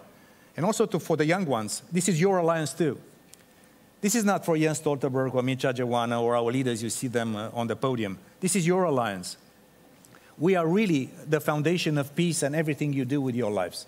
So if there's something I would like to have a legacy of pride and the generations to come, take the lead from us, move it forward, because this is a foundation of peace and security, democracy, and our way of life. I couldn't have been prouder to serve this great alliance than for the last 5 years. I always love a conversation that ends on a positive note, so that was perfect. Thank you so much. Thank you, everyone. Thank you. Come on. Thank you so much, Andrea. Thank you very much, Ambassador Joanna. You're such a great speaker. Fascinating conversation, wide-ranging. I see that some of you are escaping, but it actually is a good time to stay in your seats for a very special video that we have prepared. Well, actually, not exactly we, but that NATO has prepared for the heads of states and governments that was run earlier this week at the Mellon Auditorium, where the North Atlantic Treaty was signed 75 years ago. Before we go to the video, I want to remind you that the next session will be with our partner from one of the NATO partners, President of South Korea, that will require translation, unless your Korean is very good already. And those translation devices are in the back of the room. But for right now, tune in to the special video. Please take a look. The day of days for America and her allies. Celebrations throughout the country at the end of the greatest war in history. In April 1949, 12 nations came together in Washington to sign the North Atlantic Treaty. The Russians had not demobilized. They retained overwhelmingly the largest force in Europe. From Budapest come the first pictures of the battle which has shaken the world. In Berlin, bricks, mortar, wire make up what decent people call the wall of shame. More Russian troops were on Czechoslovak soil than were Americans in Vietnam. It appears military forces are crossing the border. A platoon of troops deployed this morning around the main airport in Crimea. President Putin ordered atrocious acts of aggression against innocent people.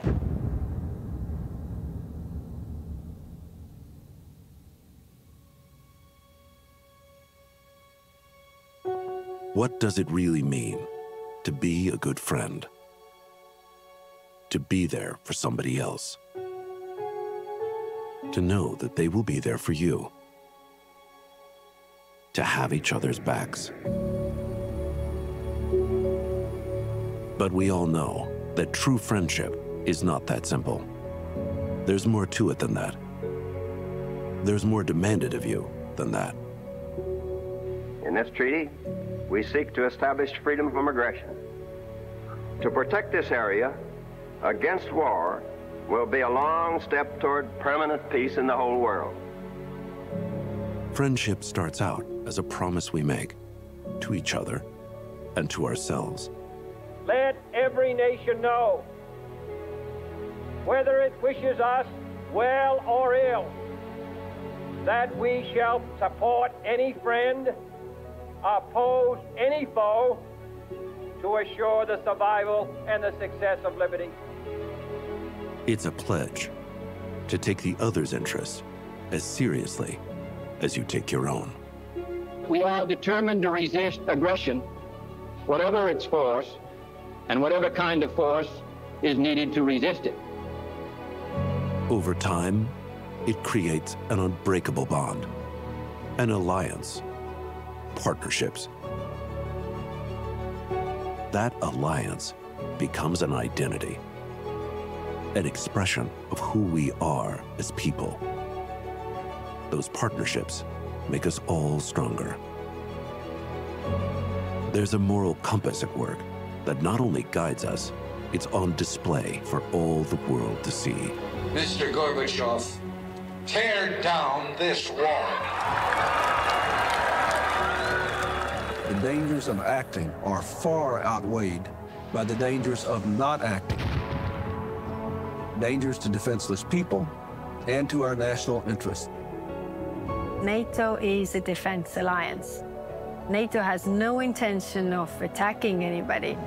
It's to increase the capabilities for defense.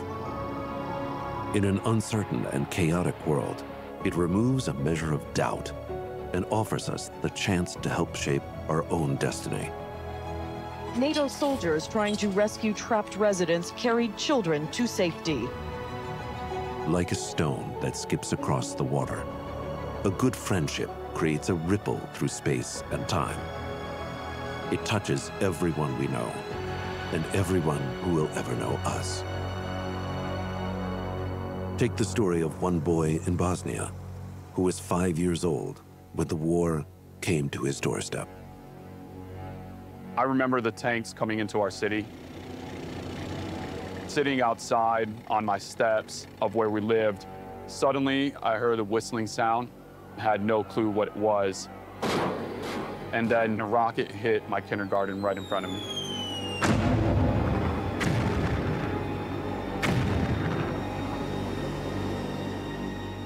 Byro Bazaiko also remembers the day the Allied forces helped liberate his city and returned his father from a concentration camp. I'll never forget the night that my dad finally came home. I remember waking up and not recognizing the man in front of me. I could see every bone in his body. Without the presence of NATO, I don't know if I would be here today, yet alone my entire family. The memories of his childhood would be a defining moment of his life. I felt like I always had a calling for service. I remember getting to go to Afghanistan and Iraq. And every time that I would see a child living in that danger, I couldn't help but see myself. There's a lot of bad people out there that are willing to do evil and unimaginable things, and the world needs good people to be able to step up and stop that. This alliance is not just about military action under the terms of a decades-old treaty. This is a constantly evolving dialogue about the dangers in the world today. The defense of freedom is not the work of a day or a year. It's the calling of our lifetime. When others do better, we do better as well. Friendship takes work. The job today is defending a better, safer future together. With unity and strength, NATO will continue to rise to any challenge, to preserve peace, prevent conflict, and protect our people. To be a good friend means that you want the same for your friends' kids as you want for your own. The chance at a better life. And when the darkest hour arrives, you know that you will not face it alone. In the wake of the 11th September attacks against the United States of America, it shall be regarded as an action covered by Article 5 of the Washington Treaty, which states that an armed attack against one or more of the allies shall be considered an attack against them all. NATO guarantees our security and prosperity. Together, we work to prevent conflict and preserve peace for 1 billion people. True friendship is more than a promise, more than just signatures on a piece of paper. It's a way of navigating life. And when you show yourself as worthy of true friendship, it draws others with that same sense of commitment to your side. We are together, we are strong, and only together we will be able to defend our NATO territory. And builds a community based on shared principles of collective security and prosperity. By training constantly together under pressure, then we can increase our capability and our war-fighting ability. What does it mean to be a good friend?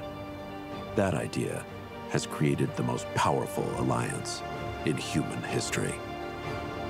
East German government has opened all its border crossings to the west. After 28 years, the Berlin Wall has come down. I don't have even the English words to explain how I feel. The signing of a treaty that finally brings peace to Bosnia. Thousands of freedom candles are burning across the center of Prague. We are a free country. For the first time, we are very proud to be here. And every day, we get a little stronger, together. Each member of NATO knows that the strength of our people, the power of our unity, cannot be denied. NATO, safeguarding freedom since 1949, defending our future together.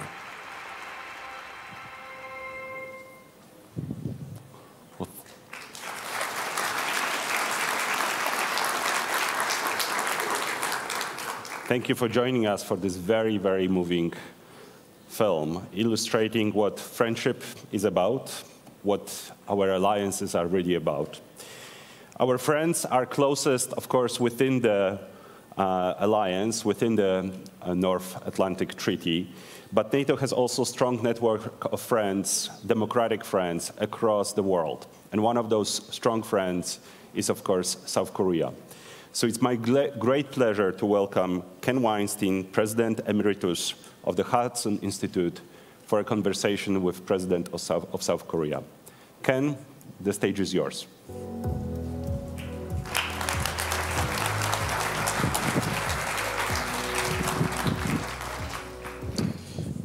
Good afternoon.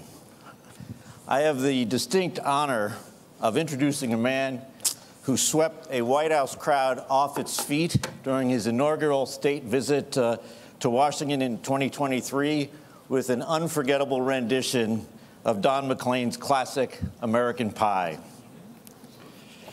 But those who follow global affairs closely know His Excellency Yoon Suk-yeol, the President of the Republic of Korea, is more than just a talented vocalist. He is an extraordinary leader, a man who has brought forth a dynamic vision of a Korea that leverages its economic, technological, and diplomatic prowess as a global pivotal state to advance freedom, peace, and prosperity through democratic principles and enhanced international engagements. Where could I get a headset?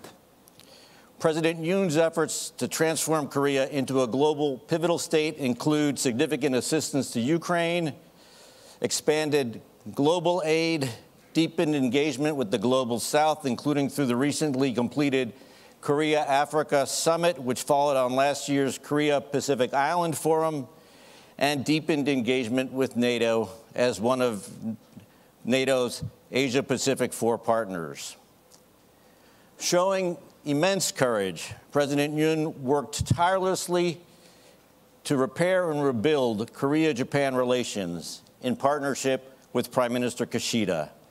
Thanks to President Yoon's vision and commitment, a reinvigorated trilateral partnership between Korea, Japan, and the United States was inaugurated last August at the Camp David Summit hosted by President Biden. Ladies and gentlemen, please welcome President Yoon to the NATO Public Forum podium.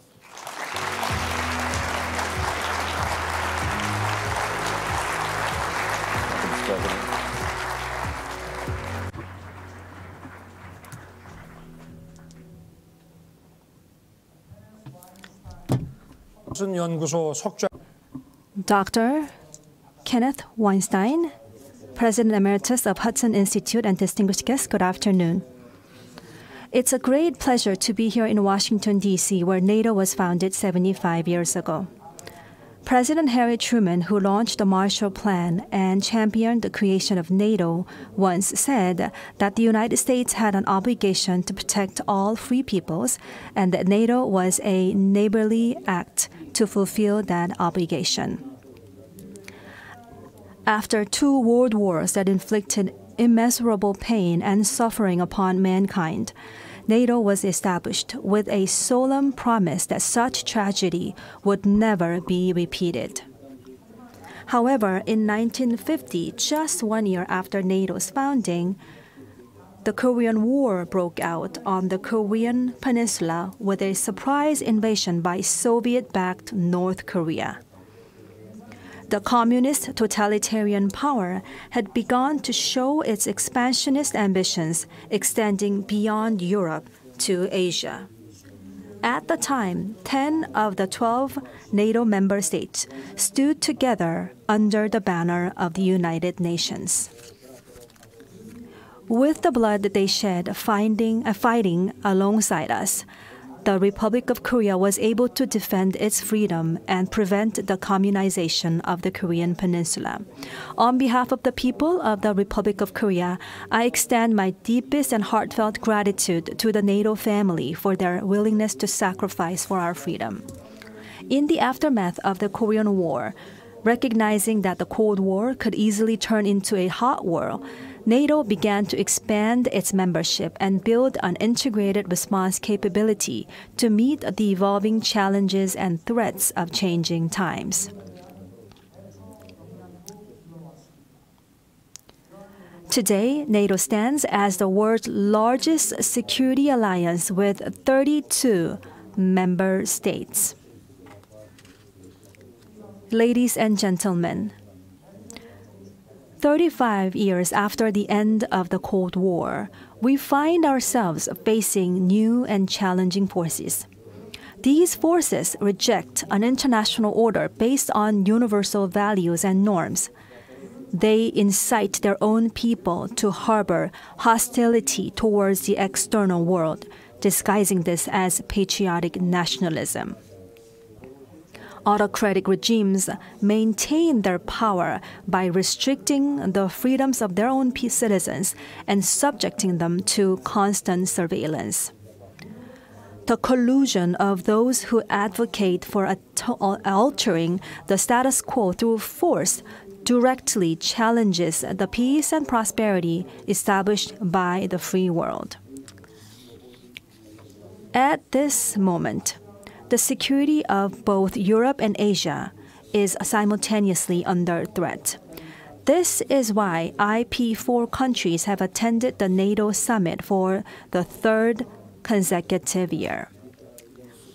It is said that freedom is never given for free. The only way to block and thwart the attempts to change the status quo through coercion is for our allies and friends to stand together and united in overwhelming strength. It must be also made very clear that any reckless challenge will not only lead to failure, but also result in greater suffering on their part.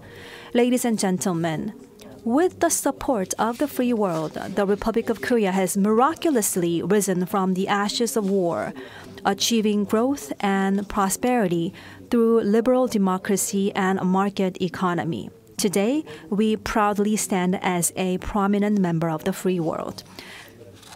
guided by the Indo-Pacific strategy, which is anchored in the three visions of freedom, peace, and prosperity, and the three cooperation principles, which are inclusiveness, trust, and reciprocity, the Republic of Korea will stand firmly with its allies and friends to uphold peace and prosperity in both the Indo-Pacific and Atlantic regions. The 74-year-old UN command, with the participation of countries in the Indo-Pacific region and Europe, bolstered by a strengthened US-ROK alliance, stands as a robust foundation for neutralizing the North Korean nuclear and missile threats and safeguarding peace on the Korean Peninsula and throughout the region. The navies of the Republic of Korea, the US, Japan, Australia, New Zealand, and Canada in the Indo-Pacific region, and the UK, France, Germany, Italy, and the Netherlands in Europe work closely together at sea to monitor the enforcement of the UN Security Council sanctions against North Korea. The war in Ukraine and the Russian cooperation with North Korea have actually further strengthened the Republic of Korea and NATO's cooperation. The Republic of Korea will continue to neutralize and block the illegal military and economic cooperation between Russia and North Korea through the ROK-US alliance, trilateral collaboration between and with the US and Japan, and close coordination with NATO members. We will also continue to provide comprehensive support for the end of the war in Ukraine and peace and reconstruction of Ukraine.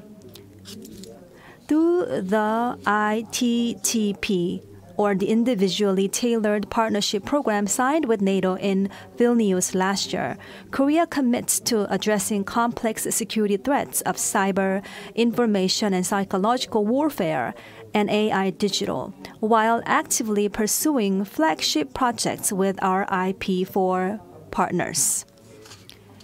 Ladies and gentlemen, the Republic of Korea will continue to act responsibly for a free, peaceful, and prosperous Indo-Pacific and beyond. Together with NATO and our partners in the Indo-Pacific region and all of you here today, we look forward to building a safer and brighter future for all. Thank you very much.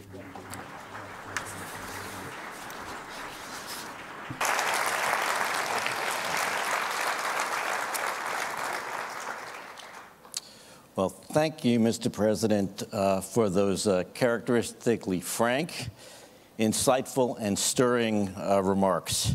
Now, you mentioned you just came from the IP4 Summit. North Korea's alignment with Russia is of growing concern here in Washington, in Seoul, Tokyo, and in Europe. How do you see this alignment affecting Ukraine? To what extent will Russia and the DPRK cooperate militarily and economically? And what impact is this going to have on ROK policy with regard to Ukraine, Russia, and North Korea?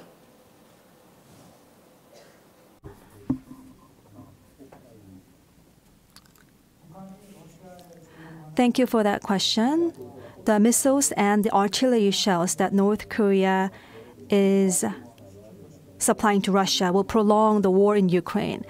And Russia's potential military technology and economic assistance to North Korea in return threatens peace on the Korean Peninsula and in the Northeast Asian region as well. Yesterday and today, NATO allies and our partners together expressed their strong concerns over the growing Russian-North Korean alignment. Russia's cooperation with North Korea over the war in Ukraine appears to be a collusion of convenience driven by their own pressing needs. Russia wants North Korea to actively engage in anti-American, anti-Western rhetoric while serving as its arsenal. North Korea hopes that Russia will provide it with advanced military technology and energy resources, and also help them weaken the monitoring of the UN Security Council sanctions.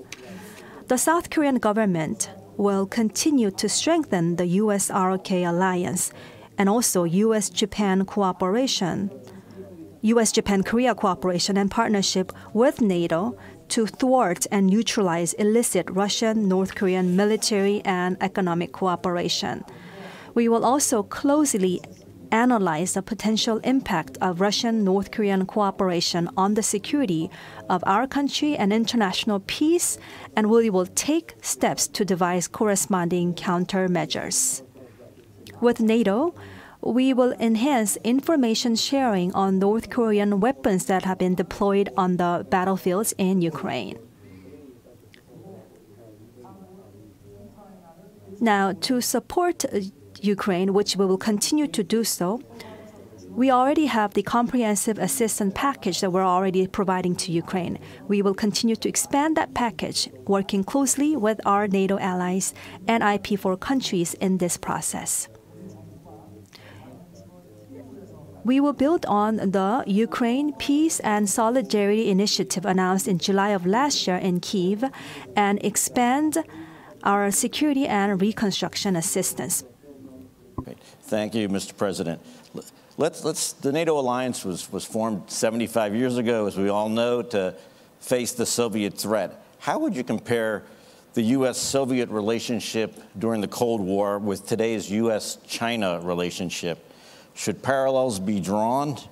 And because particularly against this backdrop, the Republic of Korea and the People's Republic of China maintain high-level communications. You hosted a successful Korea-Japan Summit on May 27th. I happened to have been in Seoul at that time and caught the very positive news reports. Where do you see Republic of Korea-China relations going and policy going? Thank you for that. Yes, in the past, the US-Soviet Cold War did exist, and it was a political system that were completely different, and they wanted to, they were competing, and that was the situation in the time. At that time, the trade volume of the US and Soviet was very minimal, less than 1% of each country's GDP. So at that time, it was basically, the economic situation was very different. But nowadays, unlike the containment policy in the past, the trade volume to and with China have grown substantially. And US and China, in fact, I would say, be in a very difficult situation without the economic trade. So in the past, I would say that the US-Soviet Cold War was a military confrontation that assumed even an all-out war, including nuclear war. The US-China rivalry of today is more like a strategic competition, which involves technology and hybrid competition involving information warfare and high-tech economic warfare, using also media, fake news, and etc. So the situations in that ways are quite different. So there's a gray area that are actually the main battlefield of the rivalry today, which makes it quite also difficult to respond to today's rivalry between US and China. Now, for a long time, Korea and China have had a long history of economic and social exchanges. However, we have a different system for sure and different institutions between the two countries. But we will continue to communicate on a strategic level with China, and based on the mutual respect, reciprocity, and international norms, we're going to continue to have that relationship with China. But at the same time, for the peace of the region and also to focus on the agenda of the global world, we're going to also continue to have that conversation and communication with China.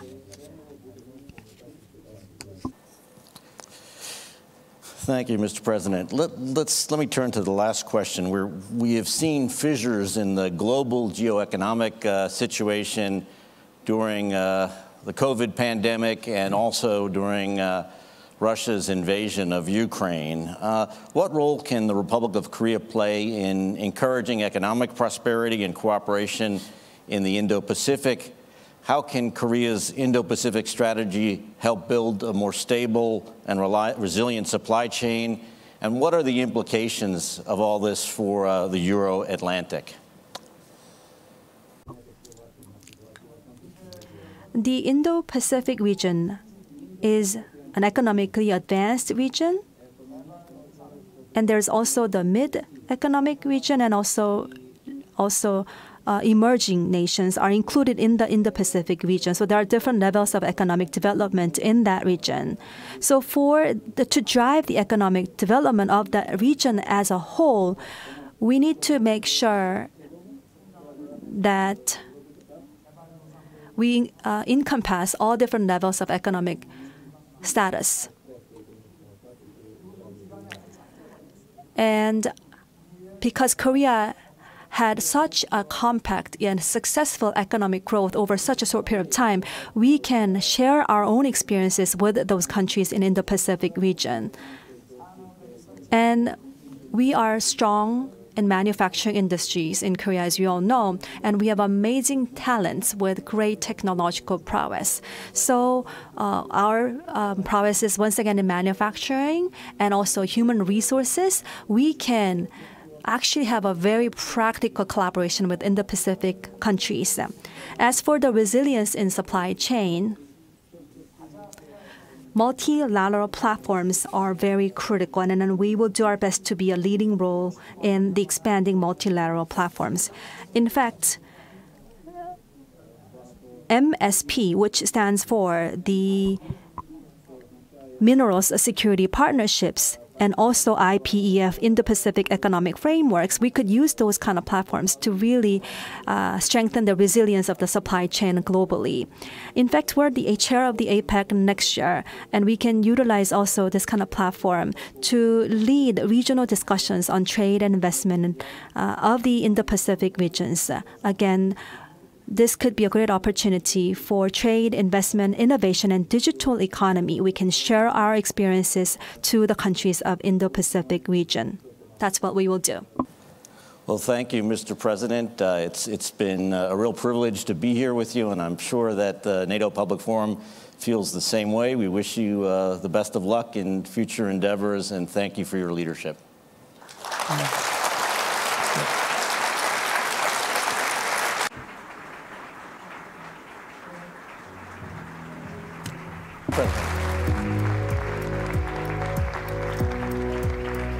Thank you very much. Thank you, Mr. President. Thank you, Ken, for this fascinating conversation that helped us to really see the scope of NATO's partnerships. And we are now about to turn to another key partnership between NATO and the EU. And for this conversation, please help me welcome to the stage my big boss, President of the German Marshall Fund of the United States, Heather Conley. Heather, the stage is yours.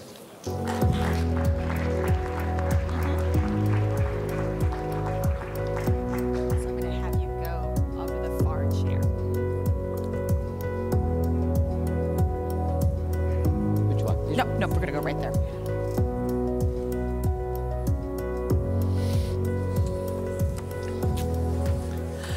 Well, good afternoon.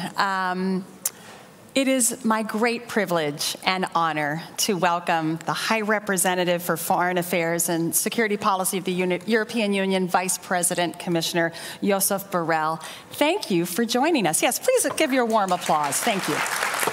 Thank you.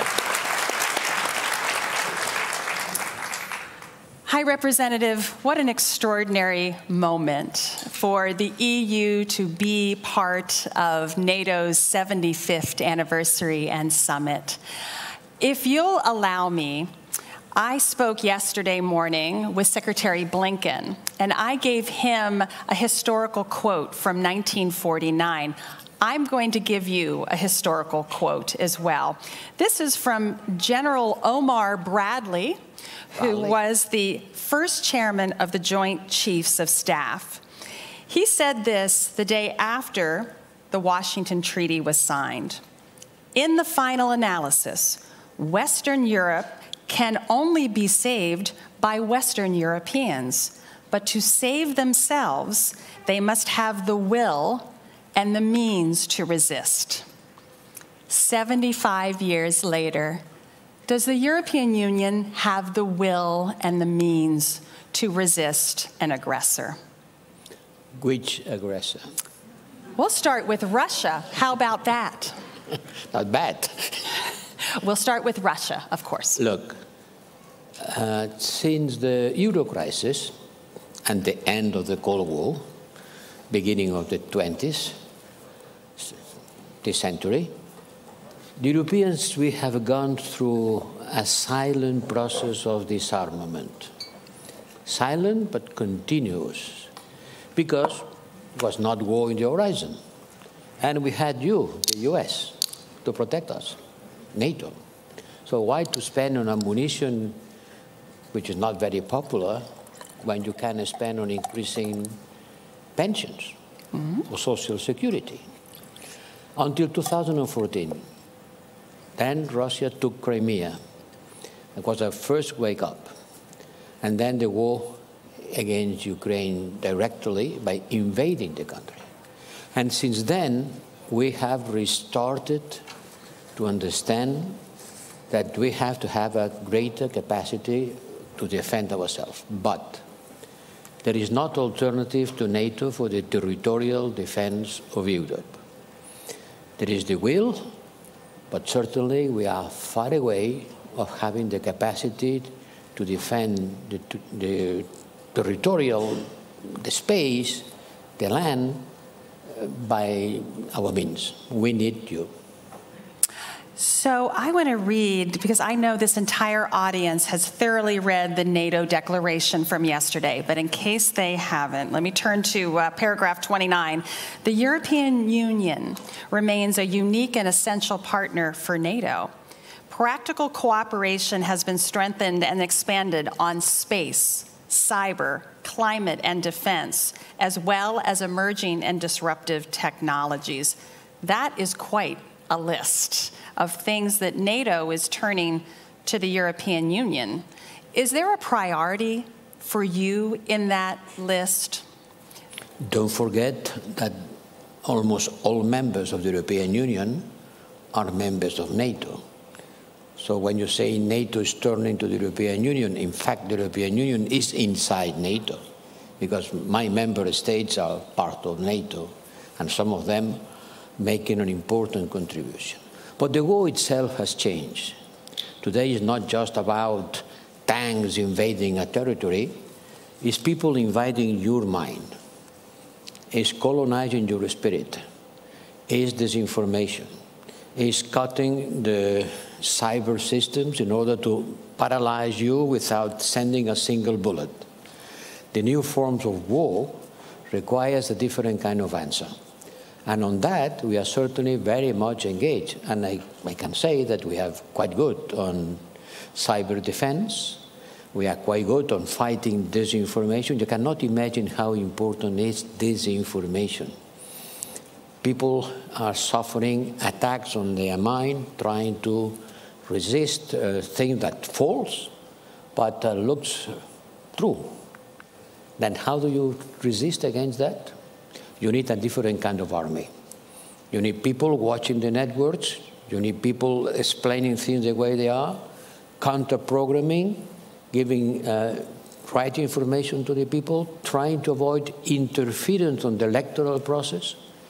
Don't dismiss this kind of war. It's not just sending bombs and tanks. It's just sending news and occupying the cyberspace. And on that, the European Union has a certain important contribution to do. Really, the mind is the battlefield, certainly the citizens. The mind is not only the cyberspace, the deep sea, it's also the mind of the people. You see, when you go to some African countries and you see people supporting Putin, supporting what Putin is doing in Donbass, saying Putin has saved Donbass, now he will come to Africa and save us. What kind of intellectual process is behind this kind of attitude? Well, a lot of people invading the networks, a lot of people disseminating lies, a lot of people colonizing the minds of the others. Absolutely. You gave an interview earlier this week where you said the future of Europe's security will be determined in Ukraine. It's true. And I think while all of us understood that this was a very geopolitical EU for this term, perhaps its most important geopolitical act was beginning accession talks with Ukraine. But the EU is doing much more. Obviously, defense industrial capacity is essential. Help us understand how the EU as a defense actor is working towards increased industrial production. In Europe or in Ukraine? Well, both. Both. Both are going to be essential. Well, in 1 year, we have doubled our capacity to produce ammunition. When the war started, we took a dramatic decision, which was to supply arms to a country at war. And believe me, it was not so easy. 2 weeks before the starting of the war, I was in Donbass. I was visiting Donbass. And the drums of war were already resonating. And the Prime Minister of Ukraine told me, they are going to invade us. On the other side of the window, there are 150,000 troops. They are not there by accident. They will invade us. When they will invade us, tell me, are you going to help us? I don't expect you to send your young people to be killed to defend Kiev. I don't expect that. But are you going to give us the arms that we need in order to resist by ourselves? And to this dramatic question on the eve of an invasion, I couldn't give an answer because I was not so sure. But later, the European Union took the decision of, yes, we are going to send you arms. And by the time being, the US has contributed to the defense of Ukraine, if I can say, with more money than the US. Not only military, but if I add up military expenditure, economic support, support to the refugees, humanitarian, economic, financial, we are at about 110 billion euros spent to support Ukraine. 40 billion of military support and the rest and all kind of support that a country needs in order to continue working. Increase our capacity, produce more, produce quicker, and we have started giving the Ukrainians financing for them to develop their own industrial capacity to produce arms. And believe me, the Ukrainians are very good.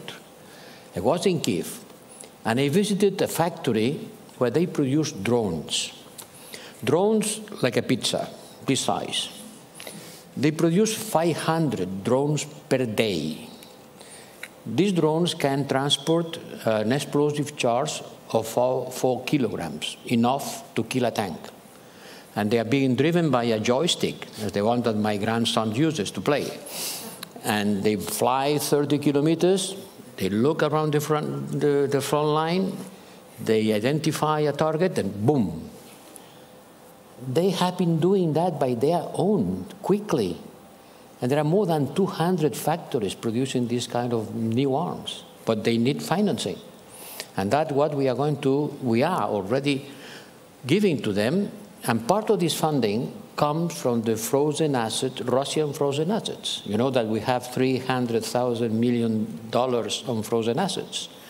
Well, we are taking the revenues of these assets the revenues, not the capital, in order to finance the industrial development of Ukraine. This thing is very important because the war will not stop tomorrow, unhappily. So they need to be prepared on the medium term in order to have the capacity that they didn't have at the beginning, neither us. So we are increasing our capacity and supplying them with financial and technological capacity to increase there. But they are very good on doing that by their own. If you go to Kiev, ask them to show where they are producing the arms of tomorrow. And you see young engineers and young people working on the production lines. And thanks to that, they have been able to resist. No, it's quite remarkable what the Ukrainian defense industry is producing, and hopefully Europe can produce additional weapons because to fulfill NATO's regional defense plans, the capacity needs are great. You need capacity for everything. Let me make some arithmetic. On the new development plan that NATO is cooking, NATO needs to mobilize, to be ready to mobilize about 300,000 new troops coming from the member states of the European Union. 300,000. Today, our armies, 27 different armies, we have about 1.5 million troops. But only about 10% of them are operational, let's say 150,000. In order to mobilize 300,000 more, it means that you have to multiply by 2, double your capacity. But these people need to be armed, need to be trained. They don't send people to the front line empty hands. Can you imagine the amount of resources that we need in order to reach this level of preparedness? This is a target for the industry. We have to mobilize our capacity. We have it, just it needs to be mobilized. And to try to do that, not in a fragmented manner. You have a Pentagon. You are a state. You have an industrial sector that doesn't make a difference if it is in Pennsylvania or in Miami or in Alaska. They're Americans. And there is someone who is taking the lead and organizing the buying of arms for a single army. Now imagine 27 different armies with 27 different industrial sectors, with 27 different national interests. Fragmentation, division, it's a big problem for us. So we have to overcome this difficulty and to do that together. How do you overcome it? Well, by incentivizing, by saying, if you go together, you will have a premium. Instead of having 25 different types of tanks, let's look for 2 or 3 in order to concentrate the capacity and avoid having dispersion with all the logistic costs that it represents. This means having financial resources in order to implement a policy which is not to substitute the 27 different armies, but to build interoperability among the different armies, to avoid pitfalls, to avoid duplications. Maybe we have too many of the same asset, and we don't have another kind of asset, which is critical. This is a kind of a puzzle. How do we go from 27 completely different and isolated to still 27, but sharing resources, being able to work together, mobilize troops and capacities, to make that an ammunition used by the German army can be used exactly for another European army. This is something that allies logistics, technology, organization, to overcome the national differences. The purpose is not to build the European army. It's utopical, it's not going to happen tomorrow.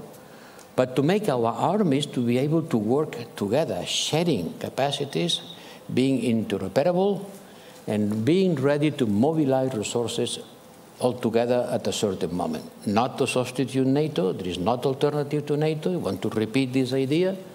But in order to make NATO stronger, if the European Union is stronger, if the member states of the European Union are stronger, certainly NATO will be stronger. So what you are describing is a European defense pillar rooted in NATO. That's what you're describing. You can call like this an European pillar inside NATO, being able to make NATO stronger and at the same time being able to face our challenges when NATO will not be mobilized, because NATO will not solve all the problems that we have. I don't see NATO going to the Sahel, for example. I don't see NATO going to Sub-Saharan Africa. Why not? Because it's not the scenario for which NATO was imagined, no? And we have a lot of problems there. We have a lot of problems, security problems linked with migration, linked with the military coup d'etat, has destabilized all these kind of regions. So the Europeans should be able to face by their own capacity, their own problems, and to make a stronger contribution to the common defense. Mr. Borrell, one last minute. I know we're going over time. We've been saying thank you to NATO Secretary General Jens Stoltenberg for his leadership, but let me have a moment to thank you for your leadership as High Representative. Can I ask you, what was the, yes, thank you, please. But I'm going to stick a question in there. What was your highlight, what was your low light of your tenure? In 1 minute or less. The highlight, your most favorite moment as High Representative, and maybe your lowest point as High Representative. I have to ask. Well, that's a hard one. No, I remember very well. The highest moment was a Sunday afternoon. I was in my house in Madrid, 1 week after the invasion of Ukraine, when by phone I start talking with all the colleagues and to tell them, why don't we use the European Peace Facility to supply arms to Ukraine? Oh, we have never done such a thing. Well, that's the moment to do it. And we agreed in a couple of hours that we could use this money in order to supply arms to a country at war, something that has never happened before. It was a revolutionary idea, and I am very happy to be able to tell you that we managed to do that very quickly, because everybody understood that the occasion was to break taboos and to do things that we have never been before. Okay, this is not a reason for not doing it now. This was the most important moment, the worst moment. Yes, that deserves it. Well, I tell you what, I don't want to end on your worst moment. I think I want to end on your highest moment. Maybe I will reframe the conversation. Maybe we end on a high note, unless there was a moment you want to share with us. Well, this one, it was the high moment. Okay, let's stick with the high moment. And let's again thank the High Representative for joining us and for a strong European Union defense posture. Thank you.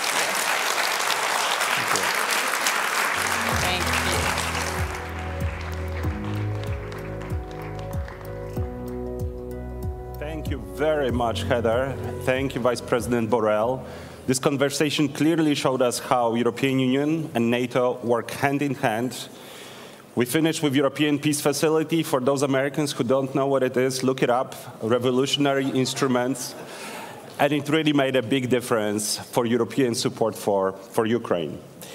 So for our online audience, please join the conversation with Congressman Connolly, led by my colleague Christine Berzina of German Marshall Fund, and another conversation with Javier Colomina, Deputy Assistant Secretary General for Political Affairs at NATO. And for all of you here, feel free to get caffeine, lots of coffee, lots of tea. We have one last piece of the NATO Public Forum with a surprise visitor at the very end that at some point we'll be able to tell you who it is. And for now, enjoy the coffee break and see you in half an hour.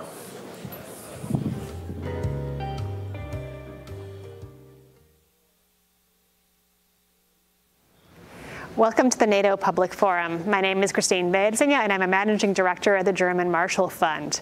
We're here today with Representative Gerry Conley, Congressman and President of the NATO Parliamentary Assembly, to talk about why NATO matters beyond the NAC table and for very important voices across the alliance.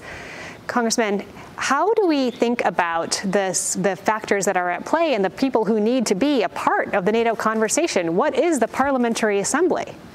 Well, the Parliamentary Assembly is, in a sense, the legislative arm of NATO. And it's, I like to say, it's the messy part of NATO. But what I mean by that is, unlike NATO meetings in Brussels, where you'll get, say, 32 defense ministers, when we meet, we get 300 parliamentarians, and they're from all different parties. They're not just the governing party. So we have to forge a consensus with a very disparate and diverse group of elected officials in North America and Europe. And that's kind of thrilling and also terrifying at the same time. But the good news is we've been able to do that. We've been able to forge a consensus around Ukraine, forge a consensus around democratic shared values. And you know, I think that's very meaningful. And frankly, out of our ranks come defense ministers and foreign ministers and even prime ministers.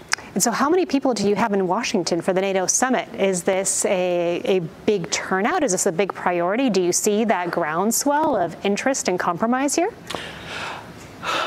I would say probably a couple hundred members have been able to attend. We had really good attendance at several of our meetings. We had the summit of the speakers of all 32 parliaments who are members of NATO, and I don't think we've ever done that before. And that was really something special. We hosted in the House of Representatives. For NATO's 75th birthday, that is in many ways an excellent birthday present for the alliance. Yes, and we're still growing. And I like to say, you know, there's no line to get into Vladimir Putin's club. There is a line to get into ours, and there's a reason for that.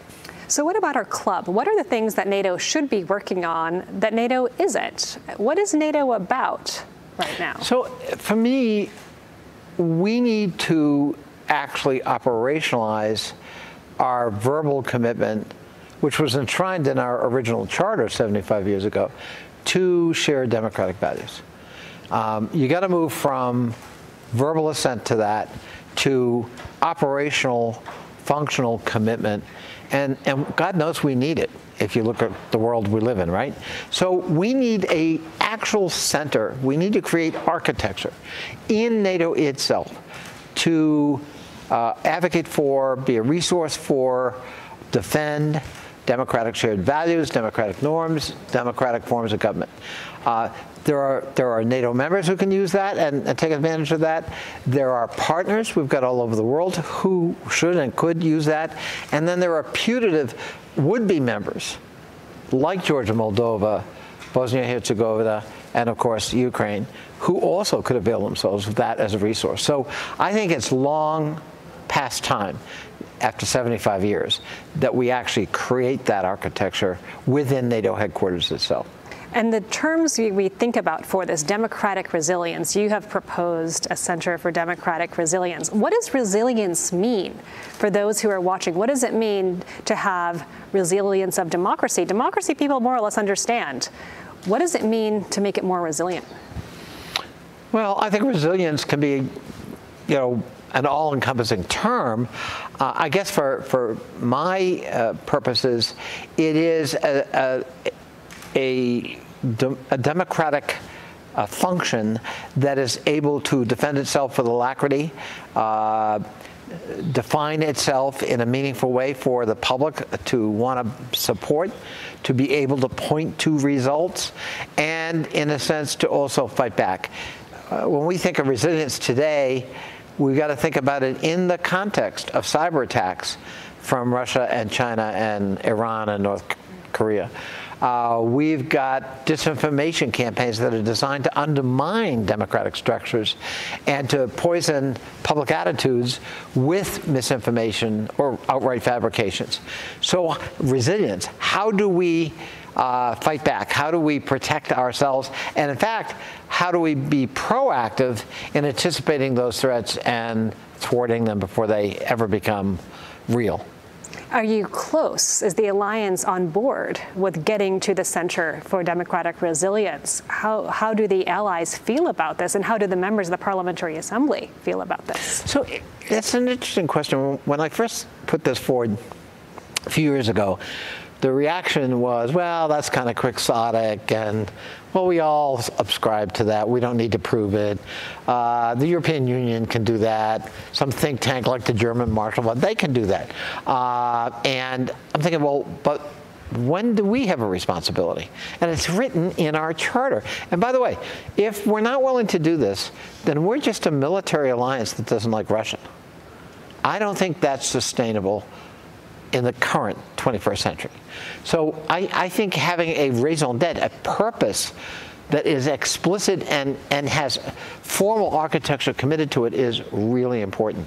So we began with this quixotic enterprise, and the good news for us was that it really resonated in the Parliamentary Assembly, and it essentially got a unanimous vote to support this idea and put it forward to the North Atlantic Council and to the NATO governing body.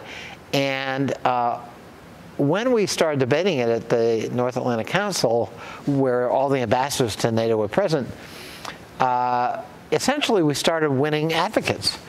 And pretty soon the American ambassador endorsed it quite forcefully. And we had, ambassadors like Norway and other countries as well. And suddenly we got, 20 ambassadors, and then we got 25. And I'm pleased to say right now we are at 31 of 32. There's only one holdout in NATO against this idea of creating a formal Center for Democratic Resilience. That's tremendous progress. And it's great progress, but we can't let one nation block what has almost universal support. And essentially, this is not a nice thing to do. To me, this is an integral part of our mission. Absolutely. Other things in the mission. We're here in Washington, and Ukraine is on a lot of people's minds with the attacks in Kiev earlier this week, attacks on the Children's Hospital. Why is Ukraine so important? Why is it important for you? Why is it important for the alliance? And how do parliamentarians broadly feel about this? So to me, this is an essential dialectic, right? This is a clash between two fundamentally antithetical philosophies of government and freedom. We've demonstrated the potency of our version of autonomy and freedom, and it is expansive, it is expressive, it enables and empowers individual autonomy as well as societal, collective exercises of free will. The antithesis is Vladimir Putin. It is the suppression of the human spirit, artistically, culturally, economically, religiously, politically, you name it. By definition, it's in the DNA of authoritarian and fascist forms of government and philosophies to actually suppress that because it's dangerous and threatening and they're insecure. We're the opposite. We'll take our chances on expanding your freedom. And so being guardians of that philosophy and that form of government, which I believe is on the ascendancy, not on the decline, makes the stakes in this battle in Ukraine very high. It's so much more than a battle about sovereignty, though it is that. And it's so much more than a battle about territorial expansion or retention, though it is that. It is about this clash, this fundamental clash between two very different philosophies of, I think, human nature but certainly governance and societal structures that allow for you and me to flourish or not. And so I think the stakes are very high, and NATO absolutely has to be in this effort and this endeavor. And the good news is I think we've acquitted ourselves pretty well. And combined with the courage of the Ukrainian people and their resilience and our supply and equipment and solidarity, the Russians have been thrown back on their heels. And they're not 10 feet tall, after all.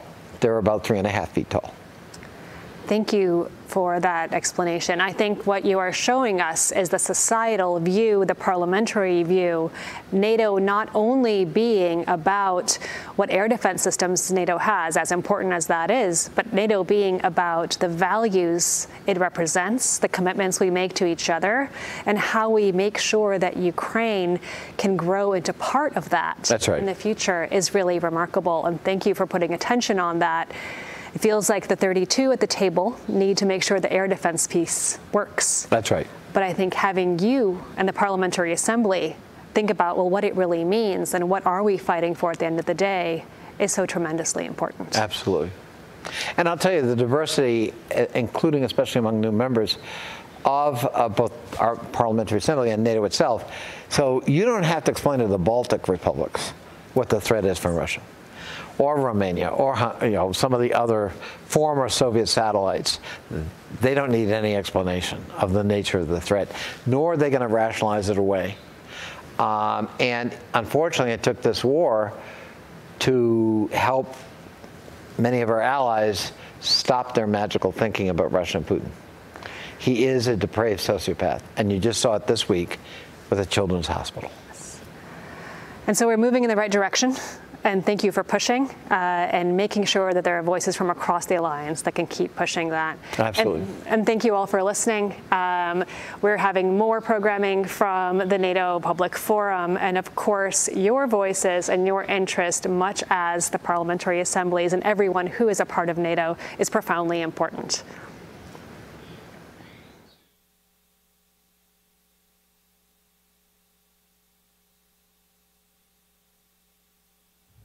Thanks for joining us in this short conversation about NATO and its southern neighborhoods. We are at NATO Public Forum that follows the NATO Summit in Washington, celebrating the 75th anniversary of the Atlantic Alliance. And I have with me the ambassador of Morocco in the US, and also the Deputy Secretary Assistant for Political Affairs and the partnerships.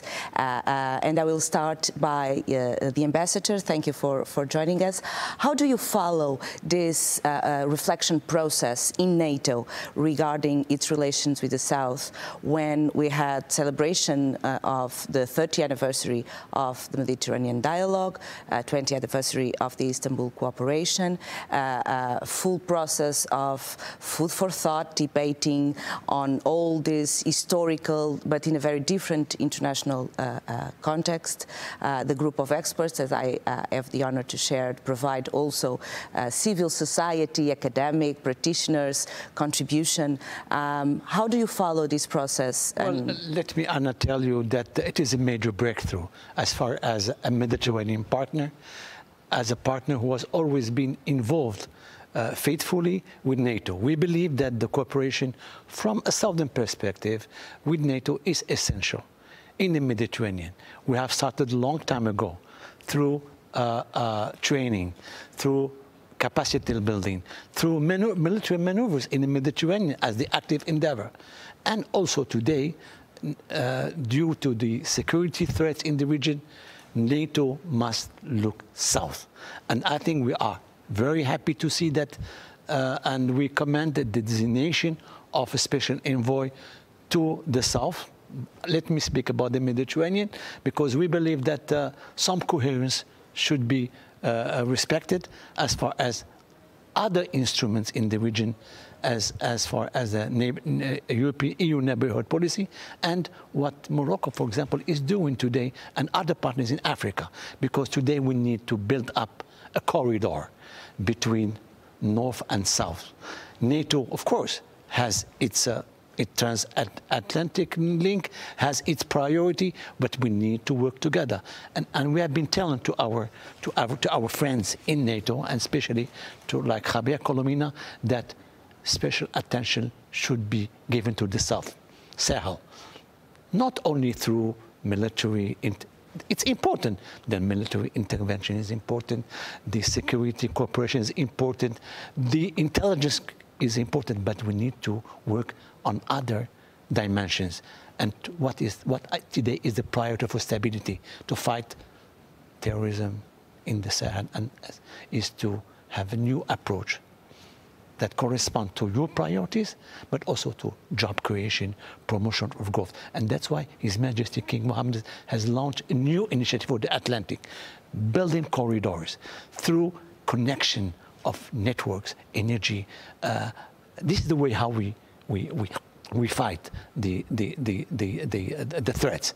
I will give you a small example, like the crisis in Sahel. It's a major threat for you, for us as Mediterraneans. We can try to address this issue through security measures, but also through linking these countries to the Atlantic, to the sea. Because access to the sea is access to trade, is access to prosperity, is access. And today, thanks to this political dialogue, and this I think also another breakthrough in the cooperation between NATO and the Mediterranean countries, I will say not Mediterranean, the Med-dialogue countries, to respect the language of NATO. It's an important element to talk together. So that's why we are very happy to see. Of course, we need to do more. Our ambition is to do more political dialogue, more interoperability, and Morocco is a country who is committed today to we know the strategic concept of NATO. We have an important experience, and we have been working for the last years. I was responsible for the relation between Morocco and NATO in the foreign ministry. So we need to do more, to work more together, and thanks God we have people. Our message has been heard as far as this political dialogue. Mr. Deputy Assistant Secretary General, you work with and about the region for many years, the Mediterranean as the whole region, and of course with the South. You also follow very closely this process, the deep and comprehensive reflection process. You followed also the report that the expert group made and all the negotiations that in the institution, because we have the allies, we have the international staff, the military component. Looking to the declaration that we now know from the heads of state and government of NATO, looking to the action plan that's going to be developed and also revised regularly, as the declarations say, how do you perceive the most important deliveries from these documents in the short term, and what is the main message for the long term as someone inside NATO that look to this political dialogue? Thanks very much, Anna. Yes, I have followed the process since the beginning, and it's been quite a year for NATO and the South since we decided in Vilnius to launch a deep reflection process on the South, and the work of the group of experts that you chaired, and finally the action plan that was negotiated with the allies, and that I had the honor to chair those negotiations. And I do think that the action plan is a very relevant document and says a lot of how much the South matters for NATO. We've decided to increase the political dialogue with our southern partners, to increase the opportunities to engage with them, high-level meetings, and a proper agenda for tackling shared security challenges, and try to create more space for conversations with our partners, not just in the Mediterranean and through the Mediterranean dialogue, but also in the Gulf through the ICI, but also other actors in the region. Second, we've tried to increase the practical cooperation with them, basically what we do best, which is defense capacity building, security and defense efforts, advice, training, interoperability, and we have decided to give ourselves more resources to do that, but also to use in a better way the tools that we already have. We have decided also to enhance our presence and visibility in the region. We decided, for instance, to open the first ever office in the region that will take place in Amman. It was announced this morning. And we will look into other opportunities also in North Africa. We will also increase through this action plan the efforts that we have in terms of visibility and Stratcom, public communication, which is fundamental for the work we do. And finally, we will increase our synergies with the organizations that work in the region, because we are looking for complementarity with the European Union, with the African Union, and with other efforts that also bilaterally are taking place in the region. And to do all of it in a coherent way, we've decided, yes, to designate a special rep for the South. It will probably be announced shortly, as soon as next week, probably. And that individual will be able to coordinate all the efforts to put together all this action plan in a way that wasn't done in the past. So I was part of the effort, and I am quite excited about it. I think we achieved quite a lot, and I have to say that you were a part of it. So thanks very much for your efforts. Thank you. Mr. Ambassador, you said previously that counterterrorism, the question of terrorist movements, radical movements in Sahel, but also the very political and delicate situation in Libya. How do you perceive NATO added value on the region comparing with other organizations regarding terrorism, but also the external intervention.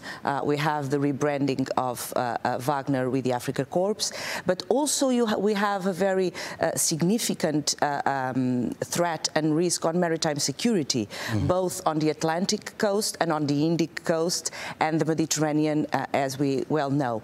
How do you perceive NATO as a cooperation partner on this, and what is the added value that could have on these main threats and risks? Thank you. Very good question. I would like to go in the same sense like Javier. Public diplomacy is essential.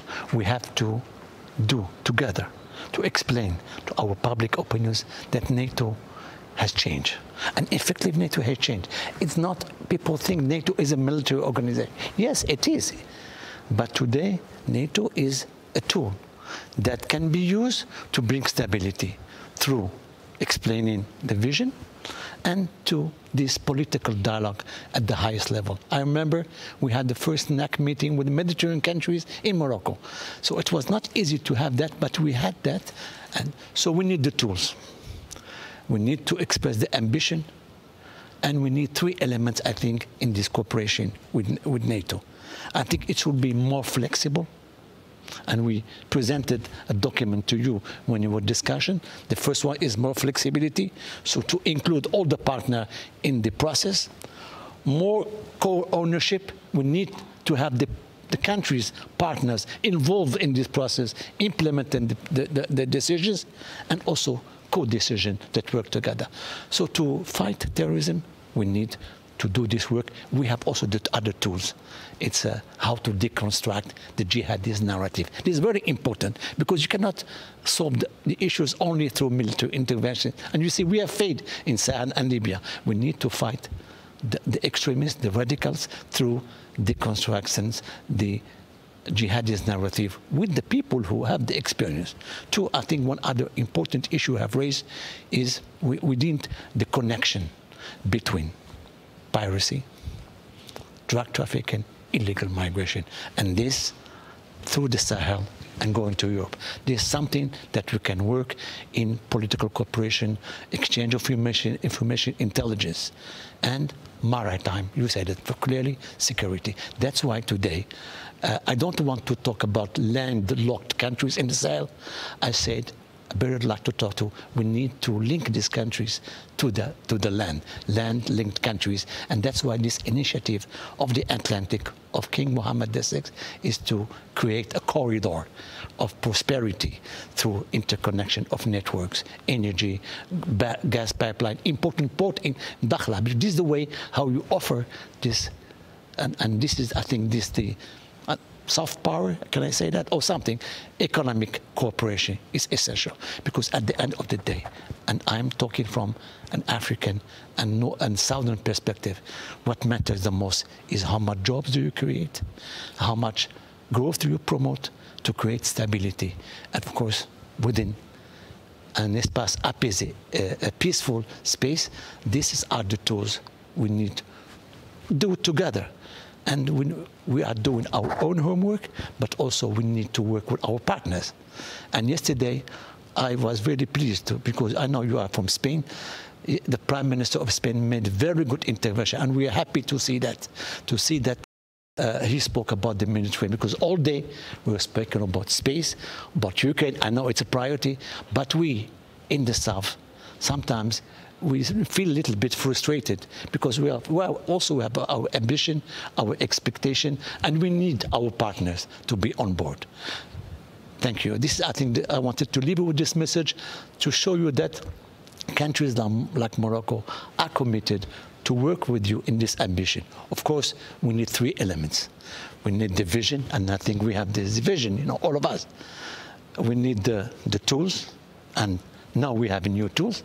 And we need the commitment, and we need everybody to be on board. And everybody must be involved in this process. NATO is changing. NATO is looking south now, and we want, and you are more ambitious. And thank you, both of you, because we know that you have played. If I may add a couple of things on what the ambassador just said. First, we're talking about challenges and threats in the region. That's a fundamental piece of it, and we are a political and military organization, it's clear. But we have to talk also about the opportunities of engaging with the South. And we feel that there's plenty of opportunities, plenty of things that could benefit both sides of the conversation. And second, it is very important to work on public diplomacy and public communication. As I've often say, NATO is an organization that basically brings stability and is an organization that has been capable for 75 years, and we're celebrating here in Washington the 75th anniversary of the organization, to keep the Euro-Atlantic area safe and prosperous. So at the end of the day, the message is that we actually, in NATO, we basically foster the same principles that the UN would foster, which is stability and prosperity. And that's what we want to do also with our southern neighborhoods. Exactly. I would like to raise a question or a provocation, if you want, to both of you. I will start with Javier. One of the main sentences and ideas of the expert group report is listen more, understand better, and create the skills and resources in the organization, in NATO, but also in the instruments to do it. Listen, understand, engage both ways, because what we felt is that the South do not know NATO as well as we imagine, and NATO also needs to understand and know more the internal dynamics in the South. In the case of NATO, Javier, do you think this plan prepares NATO to do this? I think it does. I think it does. At the end of the day, the establishment of the special representative for the South has that in mind, to be able to understand better, to be able to listen more, to be able to work on a two-way street with our southern partners, out of respect, out of a proper understanding of what are the threats, the challenges, but also the opportunities that they do bring to the Euro-Atlantic area, and we do bring to the South. At the end of the day, what we need to do is to connect better, but also to help each other better. And I believe the action plan is exactly about that, yes. Mr. Ambassador, the last word of this conversation is for you. We need to, I will say different words. We need to re-engineer the region to create a space of stability and prosperity. And to do this, I agree, we need to sit down together, to plan together, and to work together for this, because it is in our interest to have. So this space of prosperity, of cooperation, linked to the other instruments, because NATO is an instrument, the African Union is an instrument, UN, and also, not forget, the European Union that has tools also within this new neighborhood policy, that we wanted to be more ambitious to respond to our expectations as countries of the North. But we have some friends, like you, in the Mediterranean that can, help us to move forward. We are doing our own homework. We have the capacity, the tools to be able to be a good partner for NATO. Thank you very much for this conversation on NATO and its southern neighborhoods in the framework of the NATO Public Forum 2024. Hello, everyone. Dear guests, welcome back from the coffee break. It is my pleasure to welcome to the stage the Chief Executive Officer of CNAS, Richard Fontaine, who will moderate our next panel on NATO's partnerships. Richard?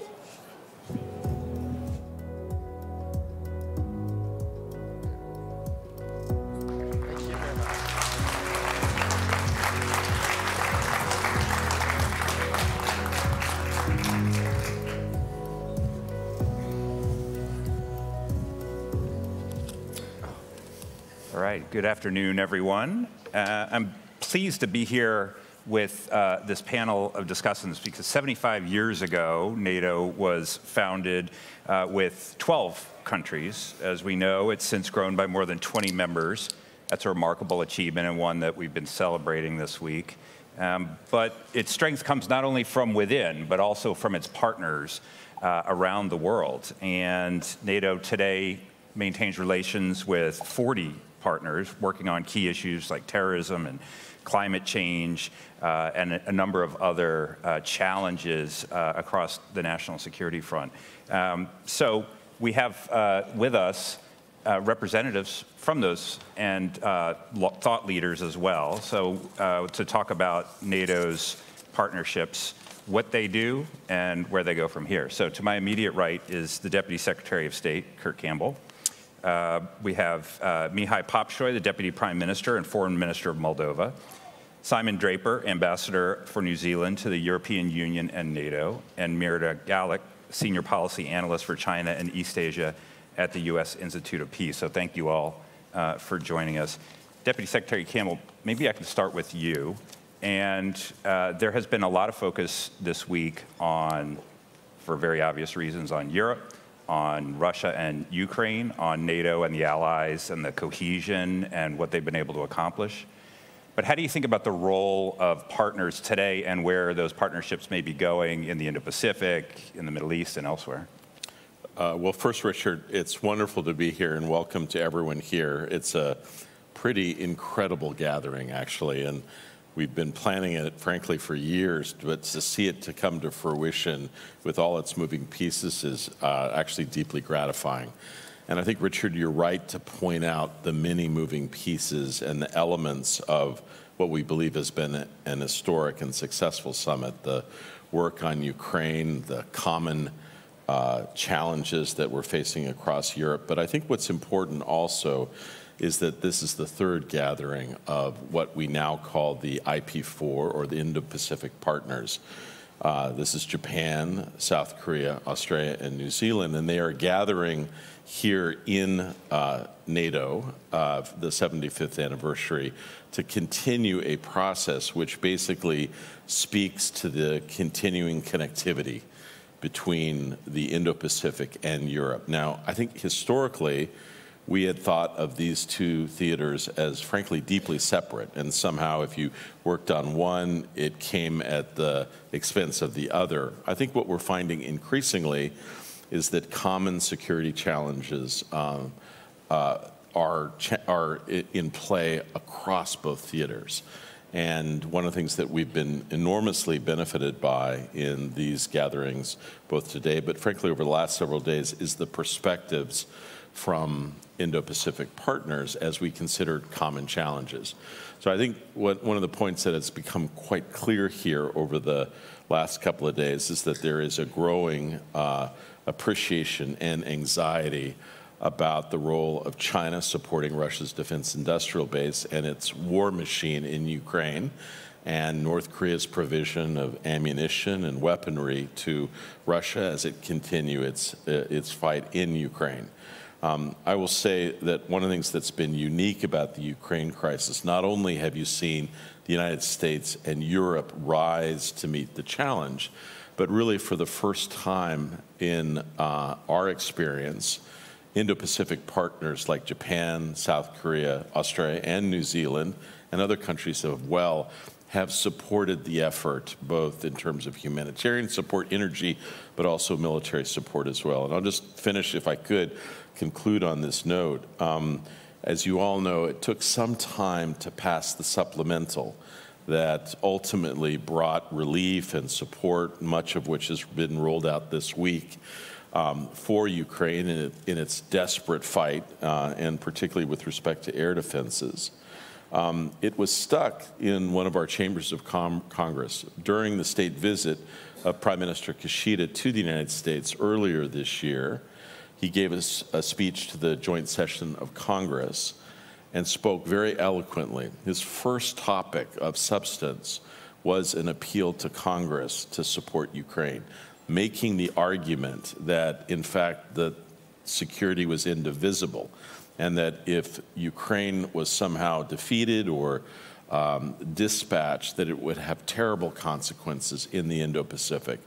Many congresspeople, Richard, that were on the fence were deeply moved by that.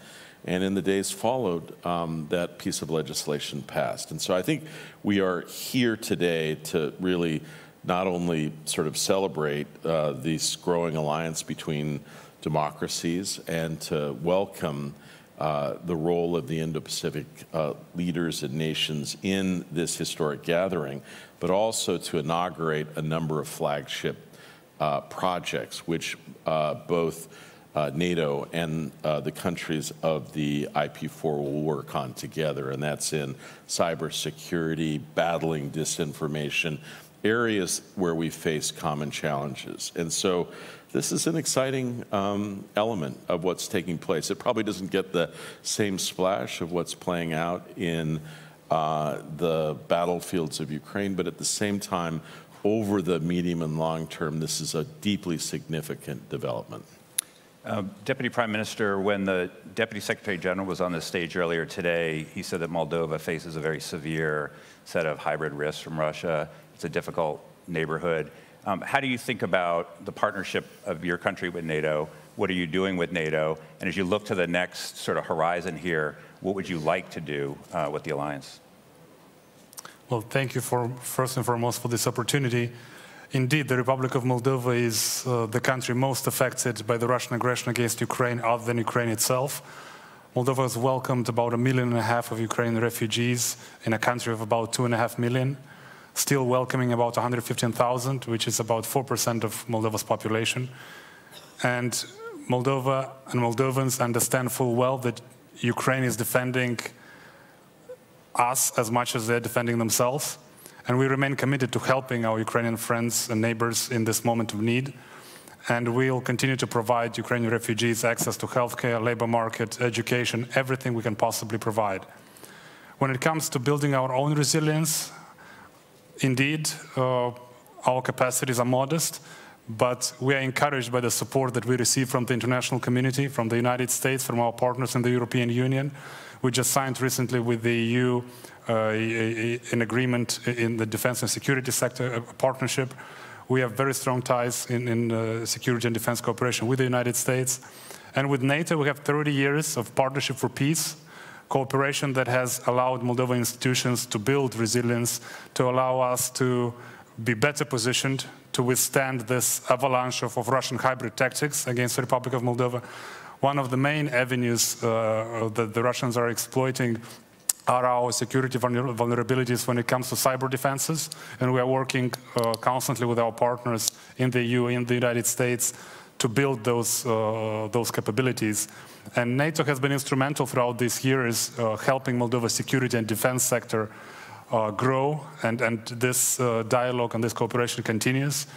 And you know, the Republic of Moldova is firmly committed to being not just a security consumer, given our challenges with the Russian-backed separatist region in the Transnistrian region in the Republic of Moldova. But Moldova is also actively pursuing its role as security provider. For the past 10 years now, Moldova has been actively participating with its servicemen and women in the KFOR mission in Kosovo, in UNIFIL in Lebanon, in Somalia, in Bosnia, and we look forward to continuously growing our presence through various avenues in order to truly contribute to the international community. And our challenges remain severe, but thanks to the support of our friends and partners in the international community, and thanks to the commitment of our citizens, we are now stronger and more resilient than we were 2-3 years ago. The biggest achievement is in energy security. 3 years ago, it felt impossible to cut that umbilical cord that we were tied with Gazprom for 30 years. Now, the Republic of Moldova is no longer dependent on Gazprom for gas. We are buying it on the international market. And oddly enough, sometimes it's cheaper to buy American LNG than it is to buy gas from Russia based on the contract that they've imposed on us. And, you know, needless to say that the Russian gas contracts come with significant political strings attached.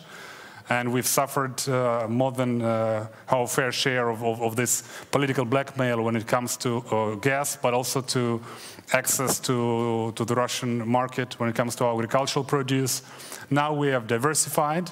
We are firmly anchoring ourselves in Europe. And thanks to the support of our friends in the European Union, we are a candidate country now as of June 25th. This is an important step for the Republic of Moldova, and we look forward to exploring all these opportunities and capitalizing on these opportunities, because God knows the people of Moldova have waited far too long for this opportunity to return to the European family of nations, for which we've been ripped apart for no fault of our own in the Second World War. And thanks to the support of our friends in Europe,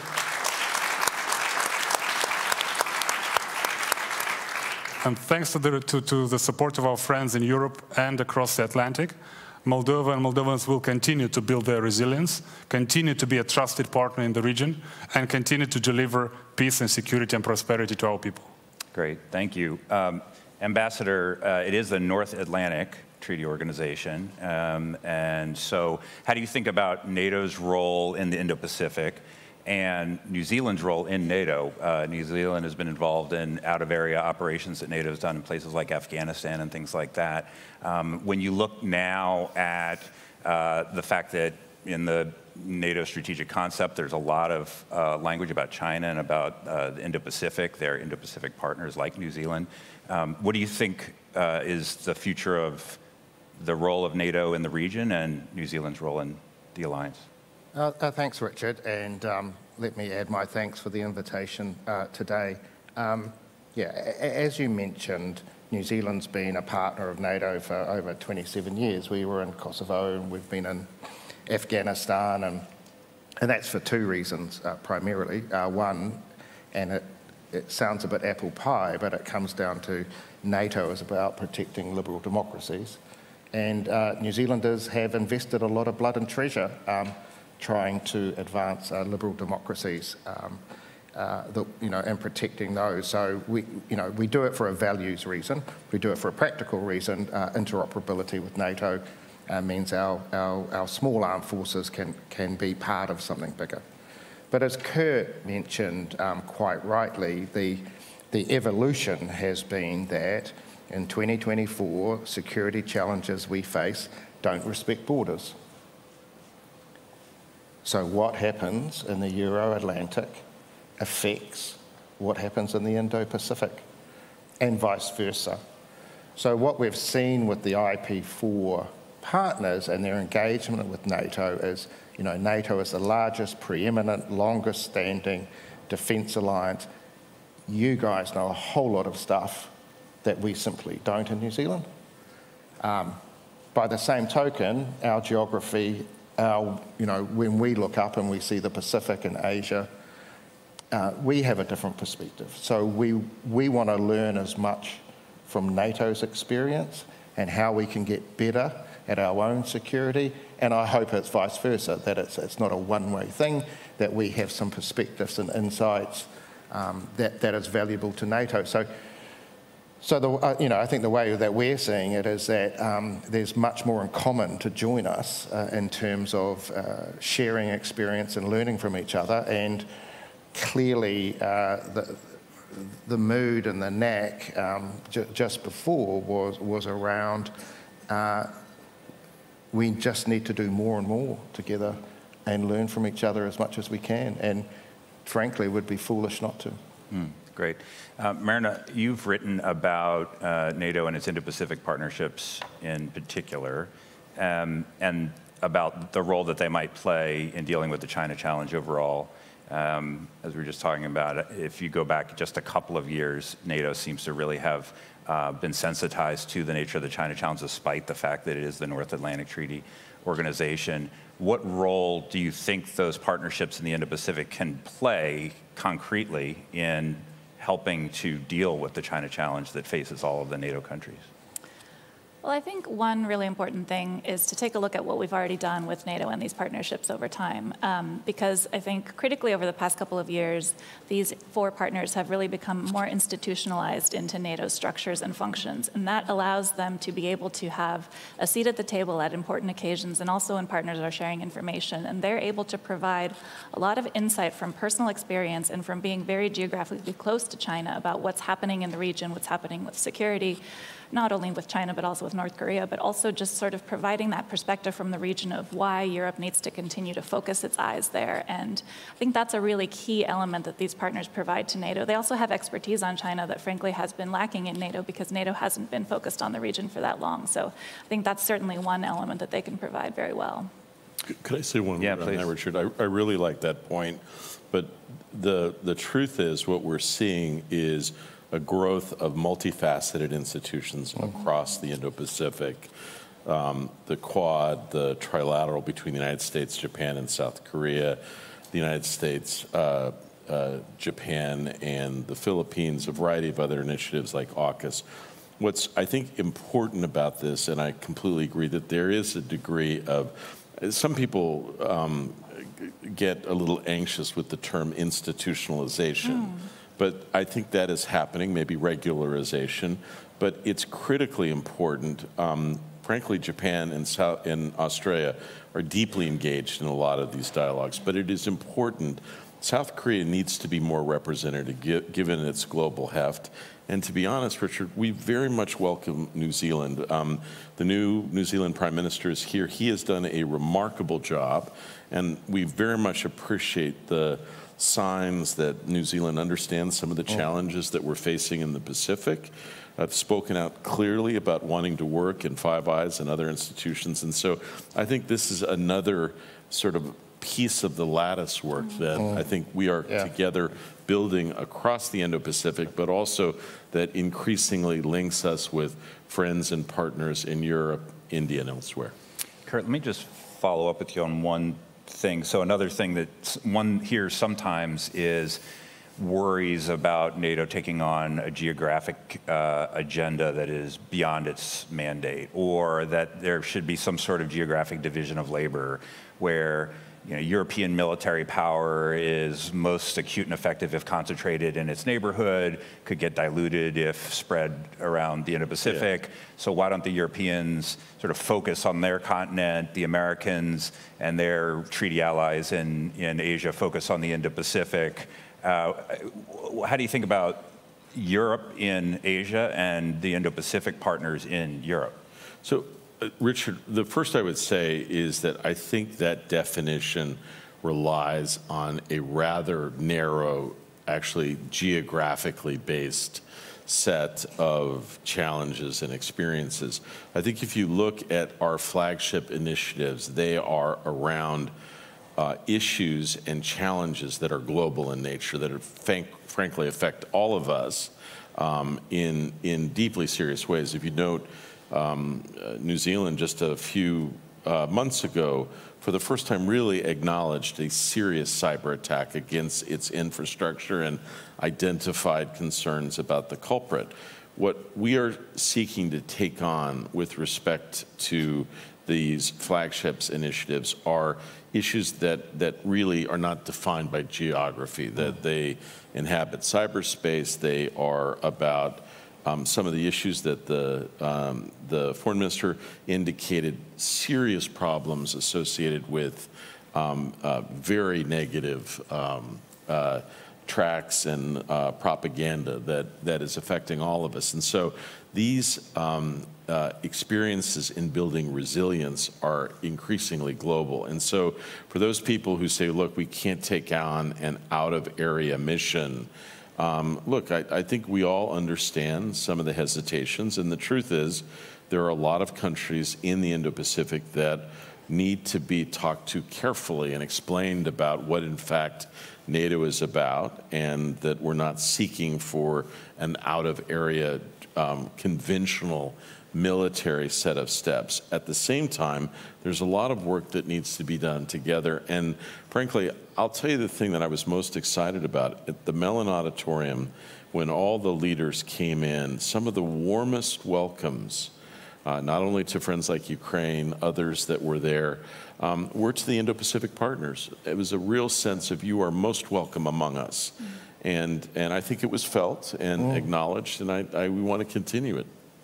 Ambassador, let me just go to you on this for a second. Is that sort of how you think about New Zealand's role in the alliance, in the sense that, is this a feature that's here to stay? What, the IP4 participating, at senior levels in NATO summits, that this sort of ratchets forward in terms of operationalizing what might actually be possible? Or is there skepticism about, what New Zealand should be doing off with NATO when it's got its own issues to deal with closer to home? No, I don't. To answer your question, the last bit first, no, I don't think New Zealanders, and certainly the New Zealand government, don't. You just have to look at the connection that's happened now between Pyongyang and Putin to see that this Ukraine thing's now, that's the existential threat for our part of the world as a regime like DPRK with nukes. So, you know, we understand that very, very clearly. In terms of the IP4, we met as a group while NATO were meeting earlier today. We met with President Zelensky and had the opportunity to meet with President Biden. And it seems to us that there is a commonality between us as a group that, you know, it's sort of like an unintended outcome in a way, but it's a very positive one for us, where we are looking at seeing where we can meet on the margins of other events. And certainly our Prime Minister was keen to talk about that with his Japanese and Australian and Korean colleagues, and they were very supportive. And so, yeah, I think you will see the IP4 in various, you know, iterations around, but it started with an invitation from Secretary Stoltenberg, and you know, attendance at further NATO will be whether NATO members invite us, but if we are invited, I'm very sure we'd come. And Deputy Prime Minister, let me go to you. So I was in Moldova earlier this year. If you haven't been to Moldova, I encourage everyone to visit. It's a pretty remarkable country. You're also in a very remarkable place. And one thing that was absolutely clear was for Moldova, a huge amount turns on what happens in Ukraine, and therefore NATO's continued support for Ukraine and its resistance against Russia's war of aggression. I mean, that's as plain as day when you get there. So one question is, what are the lessons that you think NATO is drawing rightly or wrongly from its experience supporting Ukraine? And then the other is, you know, as a partner of NATO, if you had sort of a wish list of next things that you would like to see take place in your own partnership with the alliance, what would that look like? Well, first and foremost, I could not agree more when it comes to the invitation to visit Moldova. That's a given. When it comes to NATO, Republic of Moldova, and Ukraine, well, of course, we want to see a lot more support for Ukraine, because support for Ukraine is also support for Moldova. And we are encouraged by what we heard the other day at the Mellon Auditorium with President Biden having this forceful message of reassuring Ukraine and providing support that is needed every single day. And we couldn't have had a more horrendous scene setter for this event here in Washington the day before it began with the barbaric Russian attack on the Children's Hospital. And for Moldovans, that is too close to home, because many Moldovan children before the war used to be treated at that hospital for cancer. So we have been used to some degree to the normalization of war in the past 2.5 years, but that was a bridge too far, even for the murderous regime in the Kremlin. It is. I have no words to share the horror that Kyiv residents and the whole of Ukraine is going through every single day. And NATO, of course, NATO members can and should do more, just like Ukraine is committed and every single day is proving with sacrifice and with courage on the front line that they are determined to protect their country, even though some discarded Ukraine. They were giving Ukrainians only 3 to 5 days. Well, we are the 3rd year into the war, and Ukraine is still standing strong. And as I said, we are encouraged by the decision of our friends and partners to continuously provide support, F-16s, long-range missiles. That is something that allows Ukraine to protect itself and protect, quite frankly, the whole eastern flank of NATO. When it comes to the Republic of Moldova, we've had a strong partnership with the alliance in the past 30 years. And I must say, for me, it's a bit personal. NATO was my first job. I worked for the NATO Center in Moldova, and I see there in the back of the room a friend of mine with whom we worked together 15 years ago. One of the most memorable projects that NATO did in Moldova, apart from building resilience in defense and security sector, helping Moldova's Academy of Sciences with technical assistance, but one that is closest to my heart is a humanitarian project that NATO did in Moldova. We had pesticides scattered around the country, tons and tons of them, following the collapse of the Soviet Union. And unfortunately, we didn't have the resources to do away with those pesticides, and they were poisoning the soil and then underground water. And it was NATO taxpayer money, that funded a project that disposed all of those pesticides. And I wish more Moldovan citizens were aware, and we as a government are trying to break through this wall of propaganda that the Kremlin has built in the minds of many Moldovans, creating this boogeyman image out of NATO. But many are not aware of this, of the numerous humanitarian projects that we've benefited from, not to mention the building capacity in our army and the broader defense sector. So there is certainly room for improvement, but we are encouraged by the strong position that NATO members have taken when it comes to Ukraine. And of course, we are counting that this support will remain as steadfast as we've seen it. And we count that that will be a game changer, the support that is coming now, because developments on the front line in Ukraine are also directly affecting the political situation and the political stability in the Republic of Moldova. And we've seen Russian proxies becoming more brazen lately. But we are confident that with this strong support for the long haul that the Euro-Atlantic community is showing for Ukraine, Ukraine will ultimately prevail, and peace and stability will return to our region. And we will no longer be in the situation of counting victims that have absolutely nothing to do with the war, including children that are suffering every single day. So we hope, and you know, they say that hope is not a great strategy. Unfortunately, Moldova is more often than not is the only thing we have.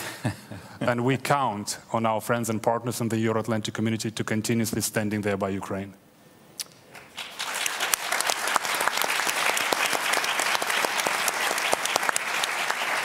Can I just say one thing, Richard? I know, like, there's a lot of soaring stuff. This week also has its challenges. I will say, you go through a variety of meetings. I had the opportunity to meet the foreign minister. One of the most inspiring presentations, a true patriot, tremendously focused on reform and engaging with us. And so I must say I'm very pleased to hear you guys clapping for a wonderful representative who's striving to integrate this country into what we're all doing. So let's do one more, okay? And then.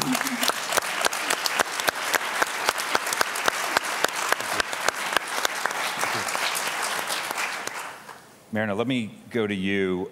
In just a moment, we have a little time for questions, so we'll take some questions from the audience. What's possible next? So, especially in the Indo-Pacific. So if you look at the partnerships that exist, we've had participation in the summits, information exchanges, work on cybersecurity, other things here and there. What's the next set of tasks, of areas of collaboration between the allies and Indo-Pacific partners that would really make a difference, particularly given the China challenge in the region? So first, I want to just go back again to this idea of, I think a lot of the heavy lifting on these partnerships has already been done well. The building of the partnerships in terms of getting to know one another and providing various kinds of cooperation already, in terms of, as Diaz-Campbell noted, the regularization of these partners into NATO processes, and in terms of really making it clear why these partners are important. So I think these partnerships are well on their way. Each of the 4 partners now, I believe including New Zealand, have signed their new individually tailored partnership programs.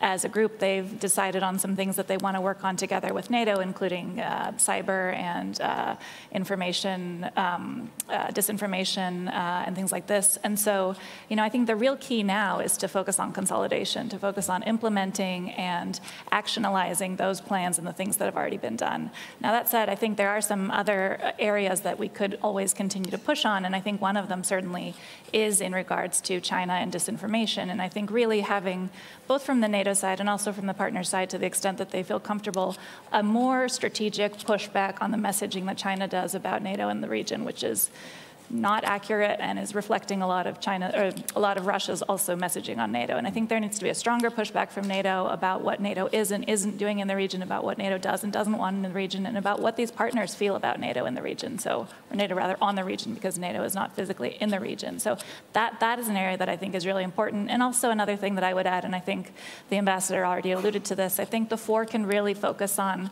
what do they want to get out of being a foursome? Is there something to be strategically gained as a foursome that they're not already taking advantage of, both at NATO or in the region, and how to develop that further? I think they've now had their third quadripartite meeting on the sidelines of the NATO Summit, and I know that a lot is going on there, so continuing to develop that sort of platform for themselves to the extent that they feel comfortable, I think is also useful. Great. We have a question, an online question. This is from Ira Strauss. This goes to Dr. Campbell. Should the IP4 be given a standing invitation to all future NATO summits so it becomes a more organic, cumulative relationship? I would fully 100% support that. And, you know, I think we've heard gracious, you know, from both the New Zealand and Moldova that, you know, they'd appreciate an invite. I think we need to regularize. I do believe a degree of planning is helpful, and so I think it's an excellent idea. Great. Question right here. Yes, hi, thank you. Jackson Richmond with the Epoch Times. This is for the Moldovan foreign minister. So Moldova looks to join NATO. At the same time, Moldova is looking to join the EU. What's the latest on that? Which should we expect to see first, Moldova in NATO or Moldova in the EU? Thank you. Well, first, let's remind ourselves of the Bucharest Summit of 2008, when Georgia and Ukraine really wanted to join, and unfortunately didn't, and not because they didn't want to. The Republic of Moldova will most likely join the European Union first, but we count on Ukraine's progress when it comes to NATO. Unfortunately, in the Republic of Moldova, the post-Soviet inertia, but also the Russian propaganda in the past 30 years have inoculated this idea to many citizens that neutrality is a guarantee of security. And it may be for Switzerland, but in our neck of the woods, it's a questionable proposition.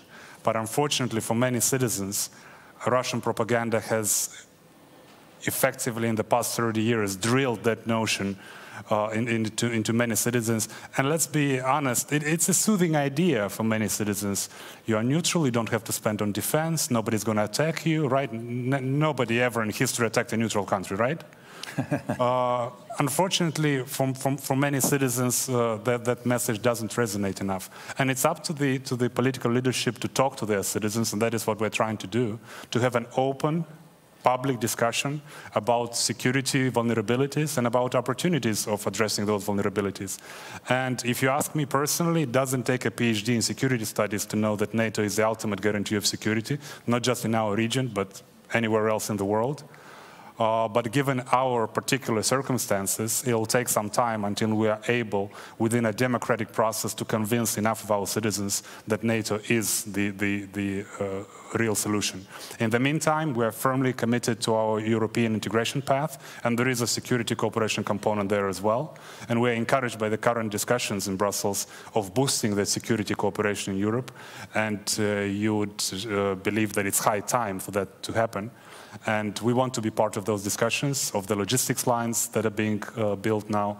So European Union accession is a priority, but our cooperation with NATO is very important, and I totally agree that it is good to have everybody at the same table, because as they say, if you're not at the table, you're on the menu, and we don't want to be on the menu. Ambassador, maybe I could ask you, New Zealand, a partner of NATO, has been full-throated in its support for Ukraine, a partner of NATO. What are the stakes for New Zealand in Ukraine?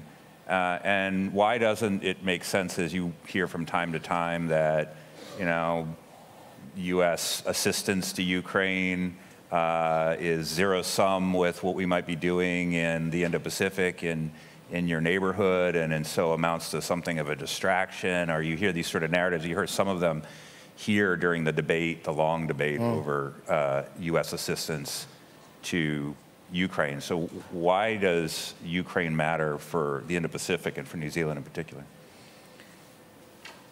So the answer to that is quite simple in a way. Big countries don't invade small countries.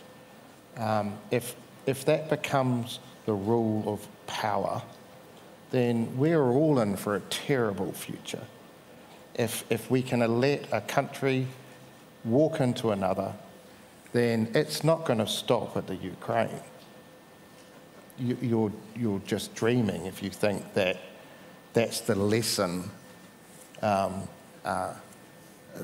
authoritarian powers take from that. So it's a fund, we've talked about it, our Prime Minister's talked about it in a way, we don't have a Russian diaspora, we don't have a Ukrainian diaspora. You're right, we're a long way away, but it's in our DNA. You can't let these things stand. You have to do the right thing. So that's why at a time when our government budgets are tight, we have increased our funding to the Ukraine. And so, to go to your question, we do it because it's the right thing to do. We do it also because we know that if you let this sort of thuggery continue, it's not going to stop in the Ukraine, and it will come knocking at your door at some stage. And we want to stand resolutely with Ukraine and our NATO friends to stop that happening. And we're small, we're a long way away, but we are making our contribution. And if everyone made that contribution, then Putin doesn't stand a chance. Can I say just two things on that? I really appreciate the comments there, but Ambassador,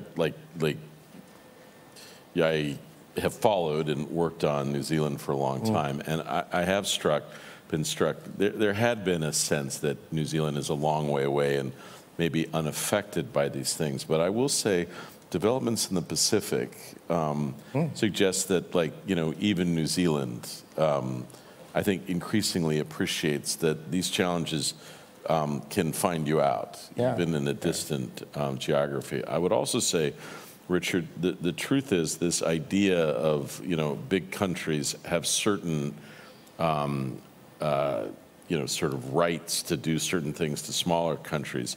If you read carefully, and I think too often we just kind of glance at these things, look at the manifesto issued by China and Russia in advance of the Beijing Olympics. It is a very thorough, transparent document which combines kind of 1950s kind of ideology and 1930s territorial ambitions. And it states quite clearly that, smaller countries better look out.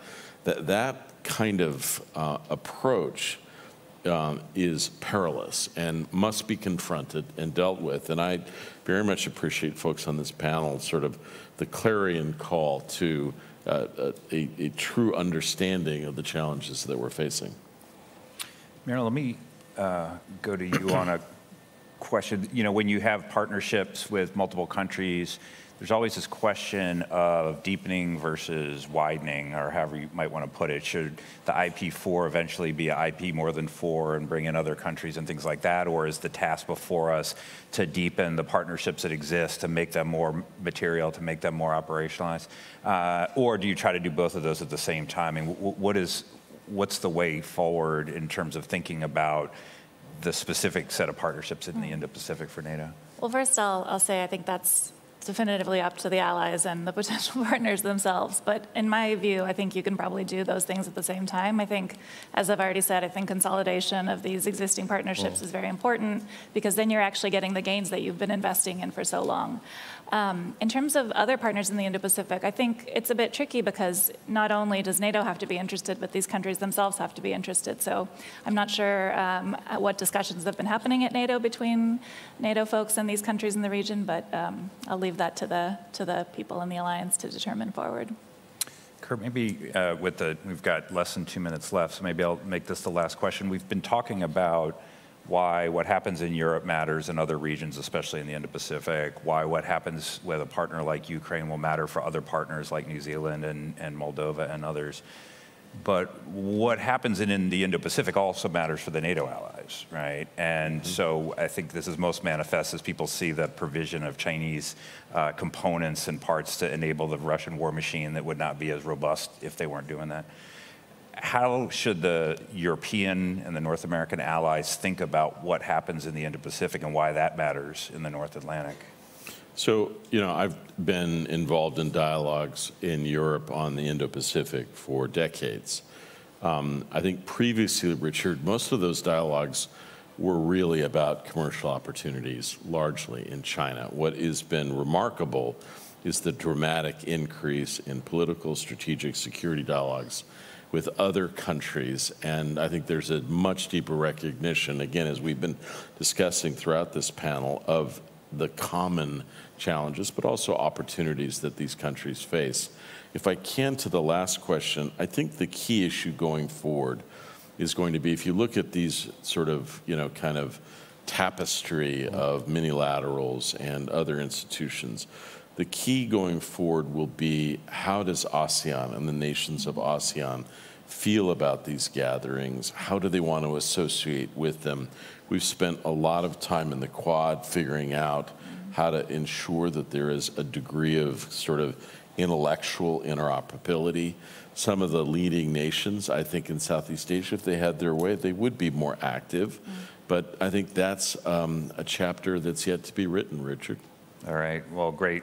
Oh, yes, Ambassador? Yeah, just it says wrapping up, and I just wanted to take the opportunity, and this is not a hagiography, but I just want to acknowledge the work that Kurt Campbell has done in terms of the Indo-Pacific and making that connectivity between the Euro-Atlantic and the Indo. He's been tirelessly doing it, and I certainly know from the New Zealand perspective, we're really appreciative of the time and effort that he has put in to what is a relatively small country. So I just wanted to publicly acknowledge that and say thank you, Kurt. Thank you.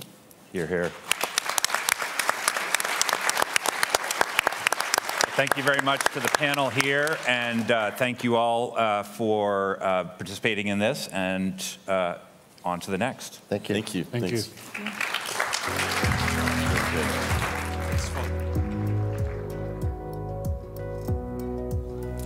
Thank you all to our esteemed panelists for such an interesting and engaging panel. This week we're talking a lot about Kyiv and Russia's war of choice in Ukraine, but the Russia challenge is not just limited to the alliance, and there are so many intertwined and interlinked challenges that spider out from there. This panel addressed that quite well, from the alliance's key partner New Zealand in the Indo-Pacific as China grows increasingly aggressive, to Moldova, bearing the brunt of many of Russia's destabilizing activities. Our next panel on this stage will be on disruptive and innovative technologies and will be moderated by Brian Clark, Senior Fellow at the Hudson Institute. Before we welcome Brian to the stage, there are two parallel sessions that will take place now as well. The first, on hybrid warfare in an era of uncertainty, is located in Salon 12. The second, on NATO's role in the Western Balkans, is in Salon 10. For these sessions, please exit the plenary and go to the right. Please proceed to the session that you would like to attend in a quick and orderly manner. We look forward to having you back in the plenary room at 4:45 for our closing summit hot wash with Admiral Bauer, who will give an overview of the NATO Summit outcomes. This overview will be followed by closing remarks from Marie Doha Besancenot and Amanda Mansour. And as folks filter out, we will soon welcome in our next panel. All right. And now please join me in welcoming Brian to the stage. Thanks. Brian?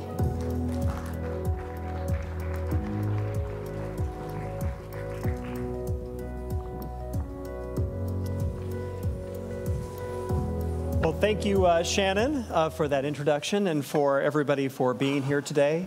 It's a great honor to be able to participate in the NATO Public Forum, of which Hudson Institute is one of the sponsors/organizers. And with me today, I think we've got a terrific panel to talk about the role of emerging technologies in military operations and how we can bring them to bear to support the alliance's efforts, both in Europe and elsewhere. Dr. Brian Wells is the chief scientist of NATO. Dr. Steve Walker is the Chief Technology Officer for Lockheed Martin, and Rand Waldron is the Vice President at Oracle for Cloud Infrastructure. So, gentlemen, thank you very much for being here today. Appreciate it. So I'd like to start the conversation with one of the big lessons that comes out of the operations in Ukraine. We're finding that we have to both be adaptable, but we also have to be able to scale military capabilities. We're already seeing in Ukraine how some of the capabilities that the West has given to Ukraine, GPS-guided weapons, are having difficulty being effective in a jamming environment that denies GPS. But at the same time, we have to be able to then scale up those solutions. We can't just come up with an experiment that delivers a potential solution at a small scale. We've got to be able to deliver that at a relevant capacity to impact the warfight. So how do NATO nations and the alliance achieve that combination of adaptability and scale that will be so important going forward, not just in Ukraine, but in any future military operation? Dr. Wells, we'll start with you. Brian, thanks for that question. I'll start by reminding ourselves of something we know very well, but it's worth starting as a scene setter. This summit is celebrating the 75th anniversary of the NATO alliance. Let's wind the clock back 75 years. And in science and technology terms, the technical breakthroughs were predominantly the preserve of the defense sector. The defense owned the technical futures. If we wind forward to 2024, we now find that within government research, investment by government in the civil research dwarfs that of government investment in defense. But when we compare government investment in research with commercial investment, well, commercial investment is significantly greater in the vast majority of areas. And the commercial decisions of commercial companies drive the future of technology across the piece. NATO recognizes this, and it's got a good history of adapting to changed circumstances, and it's changing in this way as well. And this brings new choices for our policymakers. Acquisition processes are adapting to the new generation of commercial companies that we see. I'll give 3 examples. I can't be exhaustive, but the trend, I think, is clear. The first is Diana, which is not part of my organization, but I know there's a great deal of interest in what Diana is doing. This was launched in 2022 to work on early stage startups, but also mature defense companies. Both areas of the industrial sector bring innovation, and it's important to NATO to have different levers, as it were, to capture that innovation. And Diana runs by setting out competitive challenges to our industry, and successful respondents receive grants and access to a network of accelerators and test centres. And ultimately, of course, their route to market can be assisted by NATO and by the allies. 3 challenges have already been launched in 2022, and 44 companies were selected. A total of 5 new challenges were launched at the beginning of this month, 1st of July. The second area I would like to highlight, again, is not part of the NATO Science and Technology Organization, but is an important part of our rapid adoption to market. And this is the NIF, the NATO Investment Fund. I know that NIF is in the audience, so please bear with me for a very quick overview. This is a 15 billion venture capital fund. It's the world's first multi-sovereign investment fund, and the first investments were made last month. The third area is, in fact, my own science and technology organisation. It's a network of 5,000 scientists across the globe, drawn from NATO allies and like-minded partners, looking at the young audience particularly. If you have a scientific background, do please feel free to look at the website, which gives you instructions on how to join. I hope some of you will express interest. This is drawn from government laboratories, industry, and also academia. Let us not forget that academia remains an important part of the innovation network. So these are just 3 areas of the NATO innovation ecosystem to bring new capabilities rapidly to market. The point I would make at strategic level is that there's good links between all of these areas. So research from the Science and Technology Organization could be matured by Diana, funded, if appropriate, by the NATO Investment Fund. And this means that the work of the whole of the NATO innovation system brings a greater value than the sum of its individual parts. Thank you. Thanks, Dr. Wells.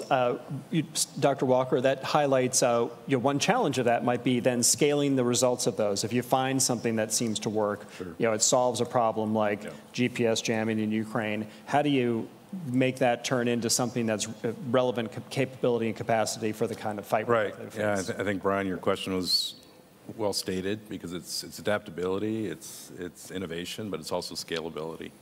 And scalability mean, in my view, that's all the ilities, right? Reliability, safety, O&M, sustainment.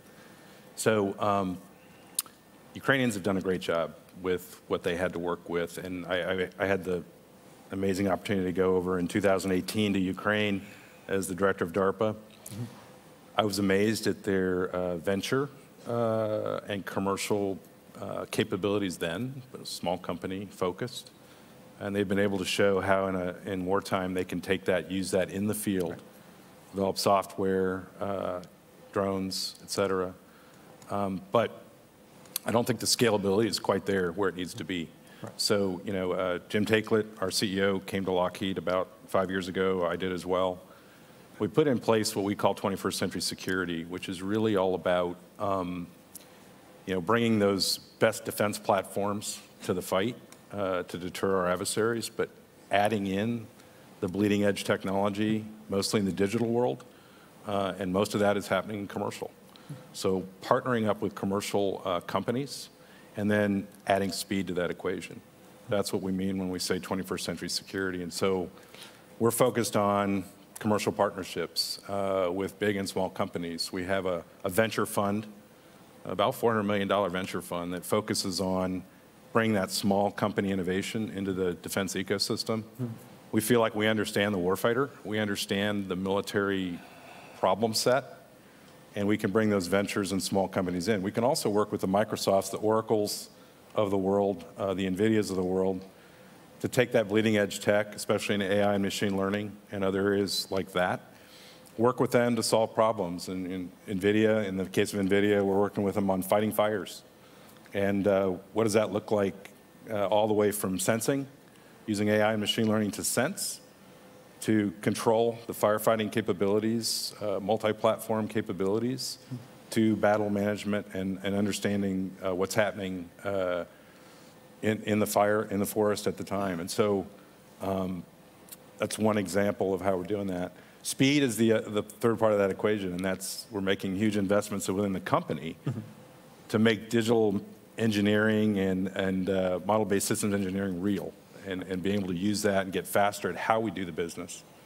And so all 3 of those pieces are going to be important to that scalability question, and applying these innovative concepts that we do innovation too within Lockheed. The camera on the James Webb Telescope is a Lockheed Martin camera producing those amazing pictures. But those 3 pieces are going to be critical to really creating a new defense industrial base, which is going to be absolutely essential for the wars we need to deter in the future from peer adversaries. Right. Thanks, Dr. Walker. Yeah, so Mr. Waldron, the one non-doctor up here. Exactly. So it's, But Steve brought up the point about software and how digital technologies are really at the heart, I think, in a lot of this adaptability and scaling. How are you finding that software and what you do at Oracle is playing into this ability to adapt and then bring things to relevant capacity? It's at the very heart of it. So I'm not going to tell anyone new by telling them that bits move much faster than atoms. And so when we need to innovate, when we need to be at the very leading edge, the bleeding edge of capability, there is a lot you can do with metal and composites and atoms, but those take more time. Right. Software takes time too, but you can build a base and then be able to iterate on it very, very quickly. Right. And so what ministries of defense, what governments have to look for is the way to make sure that you're buying not a single item, a fixed thing, but make sure that you're buying an innovation pipeline, something that allows you to innovate and iterate very quickly. So with my Lockheed compatriot up here, right? Like the F-35 is not just a physical thing. Yeah. It's a fighter plane that iterates software as fast as it iterates new armament. Right. When you look at Ukraine, you look at what they're doing with drones and all of the other things that we see in the news every day, so much of that iteration takes place not just on the physical item, right, but on the software that's running on the item, on the software that's on the back end, on how they collect, how they analyze the data. All of our big companies, our small companies, our government agencies, we have those innovators inside, right, who want to be able to push the envelope, who want to do that next innovation. And when, God forbid, there's a fight, that's going to drive innovation speed like nobody understands. What we need to make sure that we're doing is providing the foundation so they can innovate that quickly. Right. And so what I would say is look at it not as making a single purchase, not as making a single change. This acquisition makes us now innovative. Right. This is the proof we're now innovative. Right. It's to create a technological underlayment and a cultural foundation that allows you to iterate continuously, that allows you to build that innovation pipeline, because we don't know what the next innovation is going to be. So make sure that you have today, not the thing that's fixed in time, right, but the thing that evolves as fast as you and your developers need to. And if I can just jump in real quick, Brian, on that, the industry can set all that up and work together to set all that up. Our customers need to think about how to buy that, right, and how to be flexible in their procurement practices in order to do that, but also think about new business models that are, especially with software, right? Yeah. Because it allows the customer to buy things in order to upgrade much faster if they if they tweak the way they buy it. Right. That's right. If you need a new version of something, and that's an entirely new 12-month acquisition, right, you're dead, yeah, right? Exactly. If you need a new version of something, and that's just a new version, so you upgrade and you upgrade and you upgrade, that's how you innovate fast. Right. So you have to invest in the innovation pipeline, that's as opposed to buying the product. That's right. Right. Right. So Dr. Wells, when it comes to how NATO looks at this, I mean, the three initiatives you talked about in a way, they're their own innovation pipelines. That's NATO investing in an innovation pipeline. But you're hoping that the products of that spin out and turn into something that can be delivered at scale. I think one example of where a lot of this work has been happening, and both Steve and Rand brought it up, was in unmanned systems or drones, and how those have become more or less the weapon of choice, the sensor of choice, in a lot of ways the main tactical tool of choice in Ukraine. How do you see the NATO countries evolving their approach to unmanned systems usage and moving it from just being the dull, dirty, and dangerous to the kind of a tool that could be used in any application? Yeah. Thanks, Brian. A great question. And as you rightly say, the experience in Ukraine highlights some specific examples that we can generalize into the use of autonomous systems in warfare and defense and security more generally. So I'll start with some elements on how NATO uses autonomous systems. And then I'd like to spend just a little while looking forward, where do I think the main scientific developments are going to be in the future? So again, let's wind the clock back just to 5 years and the NATO summit that was held in London at the end of 2019. Heads of state and government of the allied countries agreed a roadmap on what they called EDTs, or that stands for Emerging and Disruptive Technologies. And it identified 7 of them, of which autonomy was one, and big data and artificial intelligence, which I'll come back to, were 2 others. Following the agreement of that action plan, NATO agreed what it calls an autonomy implementation plan. And this sets out the NATO policy regarding the opportunities and challenges provided by autonomous systems. And it made very clear that NATO's use would be founded on the norms and values of the NATO allies and our partner nations, and also in accordance with international law.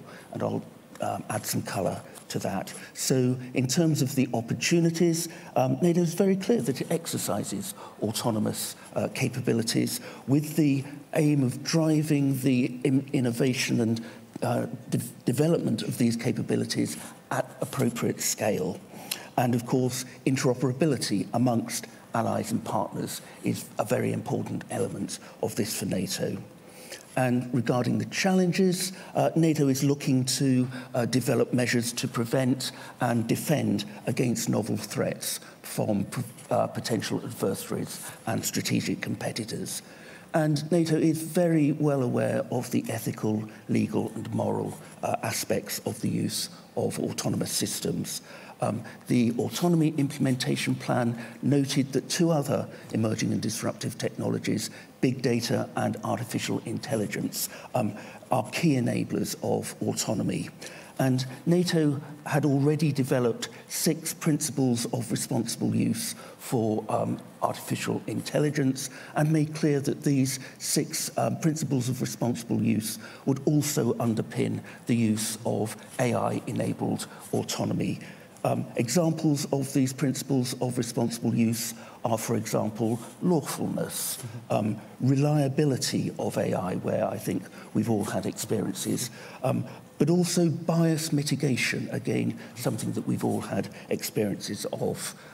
Regarding what are known as lethal autonomous weapon systems, NATO's made clear that it will align itself with the relevant international frameworks on this.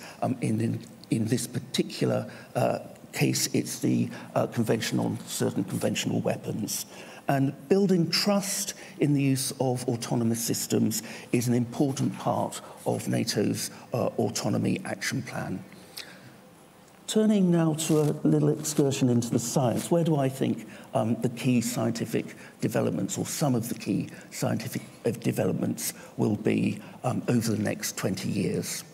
In March of last year, the NATO Science and Technology Organization published its Science and Technology Trends 2023 to 2043. And this looked at our best judgments on the development of disruptive technologies over the next 20 years and what the implications for NATO's allies and partners could be, and to the extent that we could share it, what we thought the implications for our potential adversaries and strategic competitors would be. It's a public document. It's available to anyone online, and this was deliberate because scientists know that scientific progress is made not least in part by honest and professional challenge of judgments. I'll just highlight 3 points here. The first is the importance of human-machine interaction, or human-machine interface. We're seeing that autonomous and intelligent systems are already exceeding the capabilities of humans, and this trend will only increase. Decision speeds will reach levels that will require changes in the method of human-machine interaction if there is to remain a human in the loop, as our norms and values require. The second is in computer programming techniques. Competition between alliance nations and adversaries will generate increased evolutionary pressures on these computer programs as each side is in a competition to reach a decisive victory. And the third is really space-based capabilities. We're already seeing improved space-based capabilities, improving terrestrial autonomous capabilities, particularly in swarms in the future. And these 3 points really illustrate my final point, which is combinations of emerging and disruptive technologies are bringing strategic effects, new strategic effects in autonomous systems. This might sound daunting, but it actually means for policymakers, we have choices. We can choose the ways in which we achieve military ends by different means. And as I said earlier, NATO is very clear that it will use these technologies in ways that conform to the ethical, legal, and moral norms of the allies and partners. And this, in turn, impacts on the sort of image that NATO must bring to its publics. Thank you. Thanks, Dr. Wells. So, Steve, this raises a question of, you could see the developments on the battlefield, such as in Ukraine, progressing faster than NATO policy and rules can catch up. Sure. Is there a way to align new technology or new unmanned system applications, use cases with the rule set that we may want to pursue as we get into a fast move, counter move cycle with an opponent? Sure. How do we do that? I mean, there's AI and machine learning. Right. There's an ability to, especially on the expert system side of AI, to build in rules, right? How this will do this, it won't do that. I personally think that as we look at more autonomous systems and at scale, right, the human is going to have a hard time being able to control a swarm of 1,000 UAVs out there. So how do you build that swarm into the overall C2 system that you have? Because that's going to be important if you've got manned systems in the mix. One thing we're spending some investment in trying to figure out. I mentioned our work with commercial partners. We did a really successful experiment recently with IBM Red Hat, looking at building an edge compute capability for doing AI and machine learning right on the platform of a Class 2 UAV.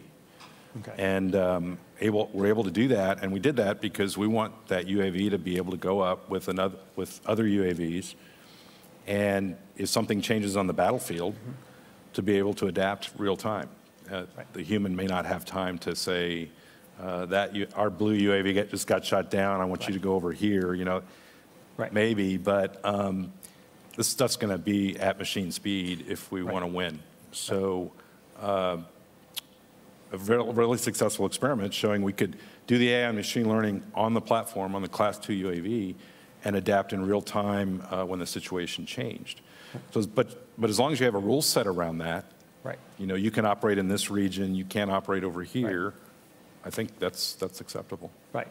Right. And Rand, the idea of AI being incorporated into warfare, I think there's a lot of obviously there's a lot of examples out there with large language models, but there's other forms of AI, and Steve just brought up expert systems as one example. Do you see that the military applications of AI are going to tend towards those different models rather than large language models, small language models and expert systems and techniques like that? Yeah, so I think there is a universe inside military applications. And so I think there will absolutely be applications for large language models. There will be absolutely applications, there are today, just as Steve was talking about, for taking smaller models, taking them onto a small edge device, and then that small model at the very edge with a very specialized purpose can ensure that only relevant data has to go back over denied communications because it's doing some of that winnowing, that filtering, dare I say, some of that deciding at the very front edge of the battlefield rather than having to bring it all the way back. But all the way back in big data center applications, absolutely. We're dealing with uncountable amounts of data, different types, different streams. Are we going to want large language models that help us summarize, that help us find relevant parts, help us think about these data sets in totally different ways? Yes, we are.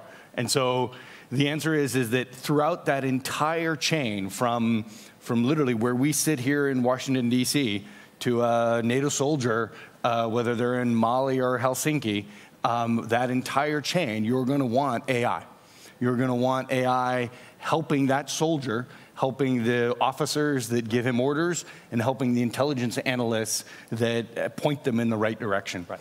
And making sure that as you know, I talked earlier about buying that innovation pipeline. Right. Making sure that through that entire chain, you're thinking about that. Yeah. You're not buying a platform that doesn't let you add a little bit of AI, doesn't let you innovate, but you are buying a capability throughout that entire chain that lets you add that AI over time.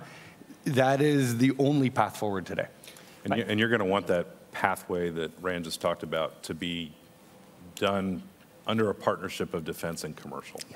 Yeah. Because you need a certain amount of scale, and you need a certain amount of understanding the warfighter and what he or she cares about, and the safety issues associated with all that. It's gonna have to be a defense commercial partnership. I don't think there's anything anymore that is, okay, that's not correct. There are plenty of things.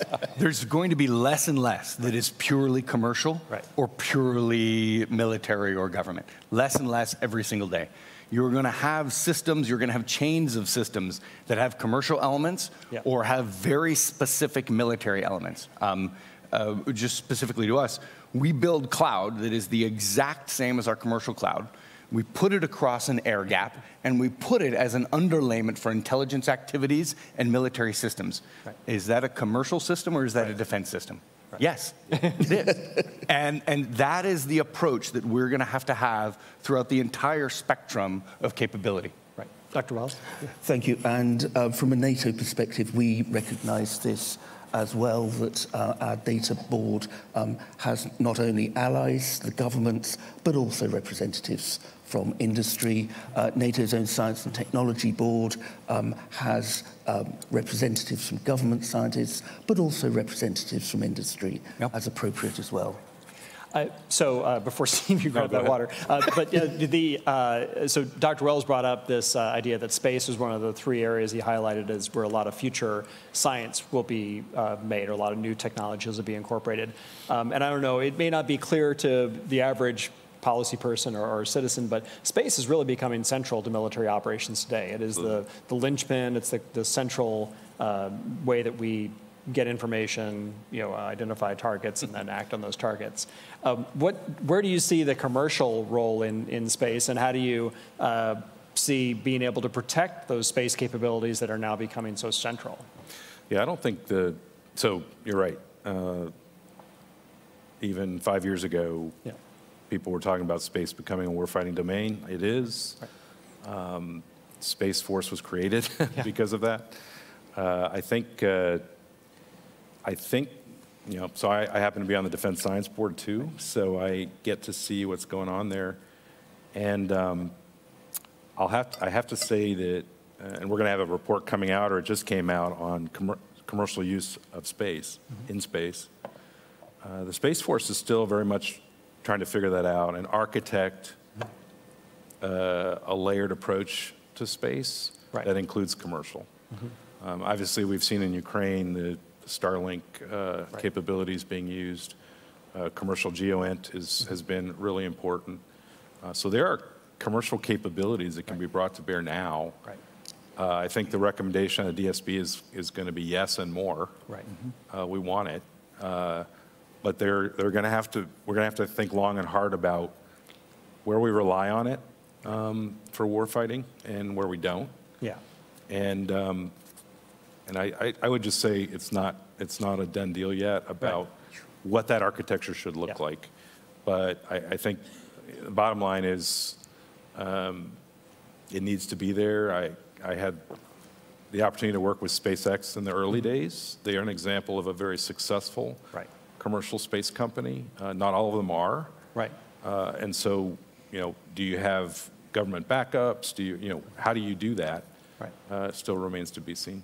Right, right. But I think it suggests that Space Force and the government and other governments will probably be relying more on commercial space. Absolutely. And it'll take a greater share of the communications load and the sensing load going forward. It would seem like it'd be irresponsible not to take advantage of it, probably. No, it's going to be there, and it's for lots of reasons. But you know, if you watch what's happening in the U.S. at least. Space Development Agency is also building a proliferated LEO constellation, a bit slower than Elon Musk, but those satellites may have additional capability. Right. So the answer is usually always and. Yeah. And for lots of good reasons. Right. Rand, to what degree does our communication and our ability to have this capability delivery pipeline that you talked about, how dependent is that going to be on space and long-haul comms, that we maybe take for granted today? We can't take them for granted. Right. In a near-peer conflict, space is going to be contested, and we will all have to evolve quickly on that. And we can all see recent incidents in the Baltic around how even long-haul fixed communications can be contested accidentally. It's what you have to be able to do is build a set of technical capabilities that are tolerant of losing that connectivity. Maybe not permanently tolerant, maybe intermittent communications, but you have to build a set of capabilities that are tolerant of losing that. You've got to be able to work at the edge with intermittent communication or no communication to the core. And that core has to be able to operate without connectivity to other pieces. So you may have connection to very specific military networks, but you've got to be able to operate should some of those networks go, should some connectivity cross and out of those networks go. You've got to be able to continue to operate. Right. That is something that I'm not sure gets enough thought and effort. In some ways, U.S. aircraft used to have little bubbles, even in the jet age, so that you could take a star chart and navigate.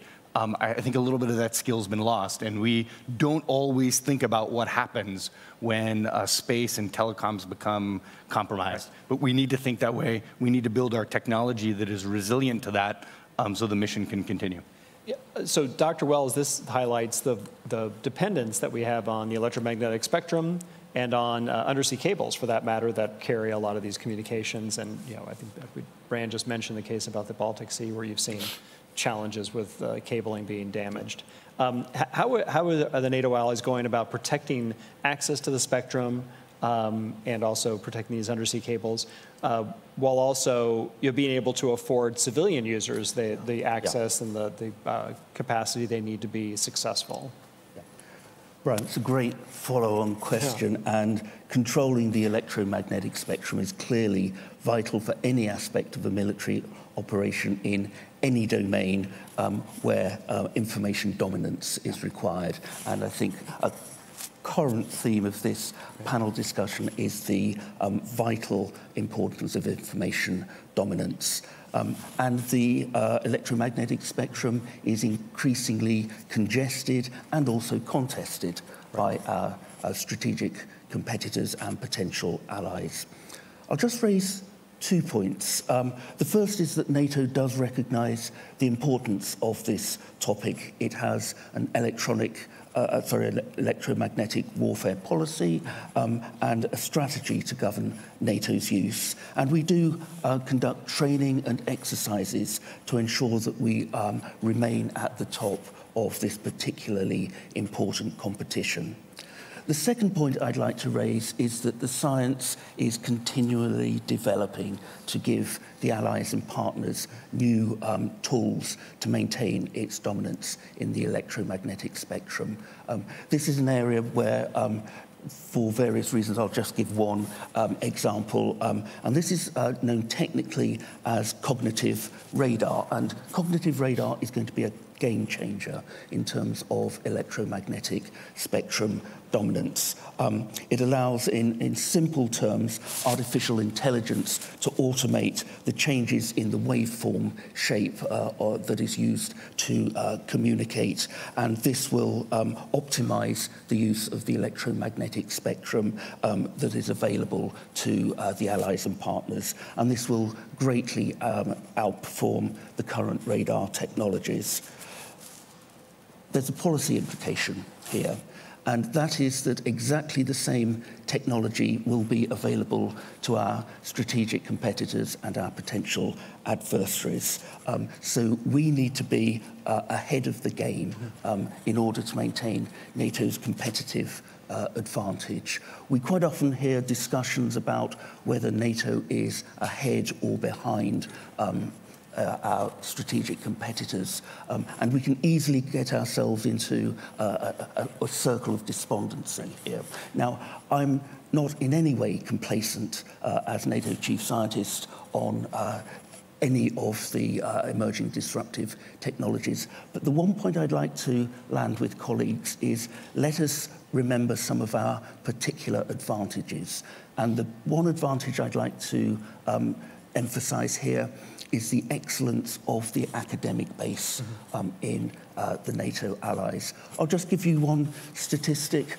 The Shanghai rankings of the world's universities was last conducted in August of 2023, so less than a year ago.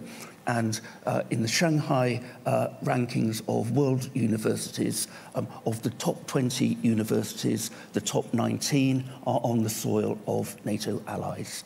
And the 20th is on the soil of Switzerland, which, of course, is a NATO partner. So this isn't just about the sciences, it's about wider academia as well. So it nurtures the excellence of our scientists, it nurtures the excellence of our policymakers, of our politicians, and of our decision makers. Thanks, Brian. I was just going to say, Brian talked about the warfighting capability really well, but there's this commercial versus defense use of the spectrum. And I think certainly a thing the U.S. and within NATO could work on together is being out in front of that. And I know in this country we have a moonshot program on dynamic spectrum sharing, and I think that's going to be really, really important as we move forward.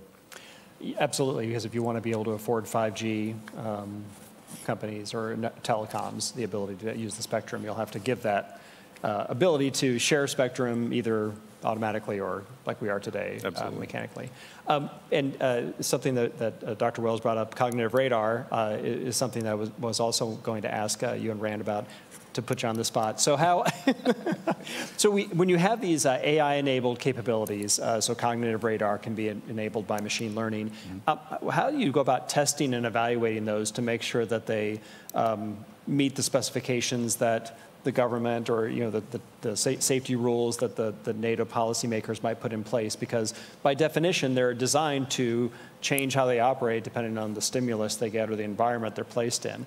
How do you manage the test and evaluation of these new AI-enabled or machine learning-enabled capabilities? So, Steve, you want to jump on that? And Rand? Well, especially in the spectrum area with AI and machine learning, you got to take it into the field because EW and it's all dependent on the environment. Right. And so, trying to do it in a closed little facility is only going to get you so far. So, DARPA had a program in this space several years ago, and we had to take it in the field, and we had to show it on multi-platforms, working in the relevant domain, and show that it can work. So, but that's the only way to do it. And again, that's why I think it's so important to think about how we bring the best of tech into defense application.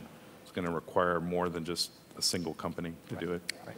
Rand, did you have any thoughts on that? Yeah, I would just put two things on there. One, and it goes right off of what Steve was saying, is you have to test in reality.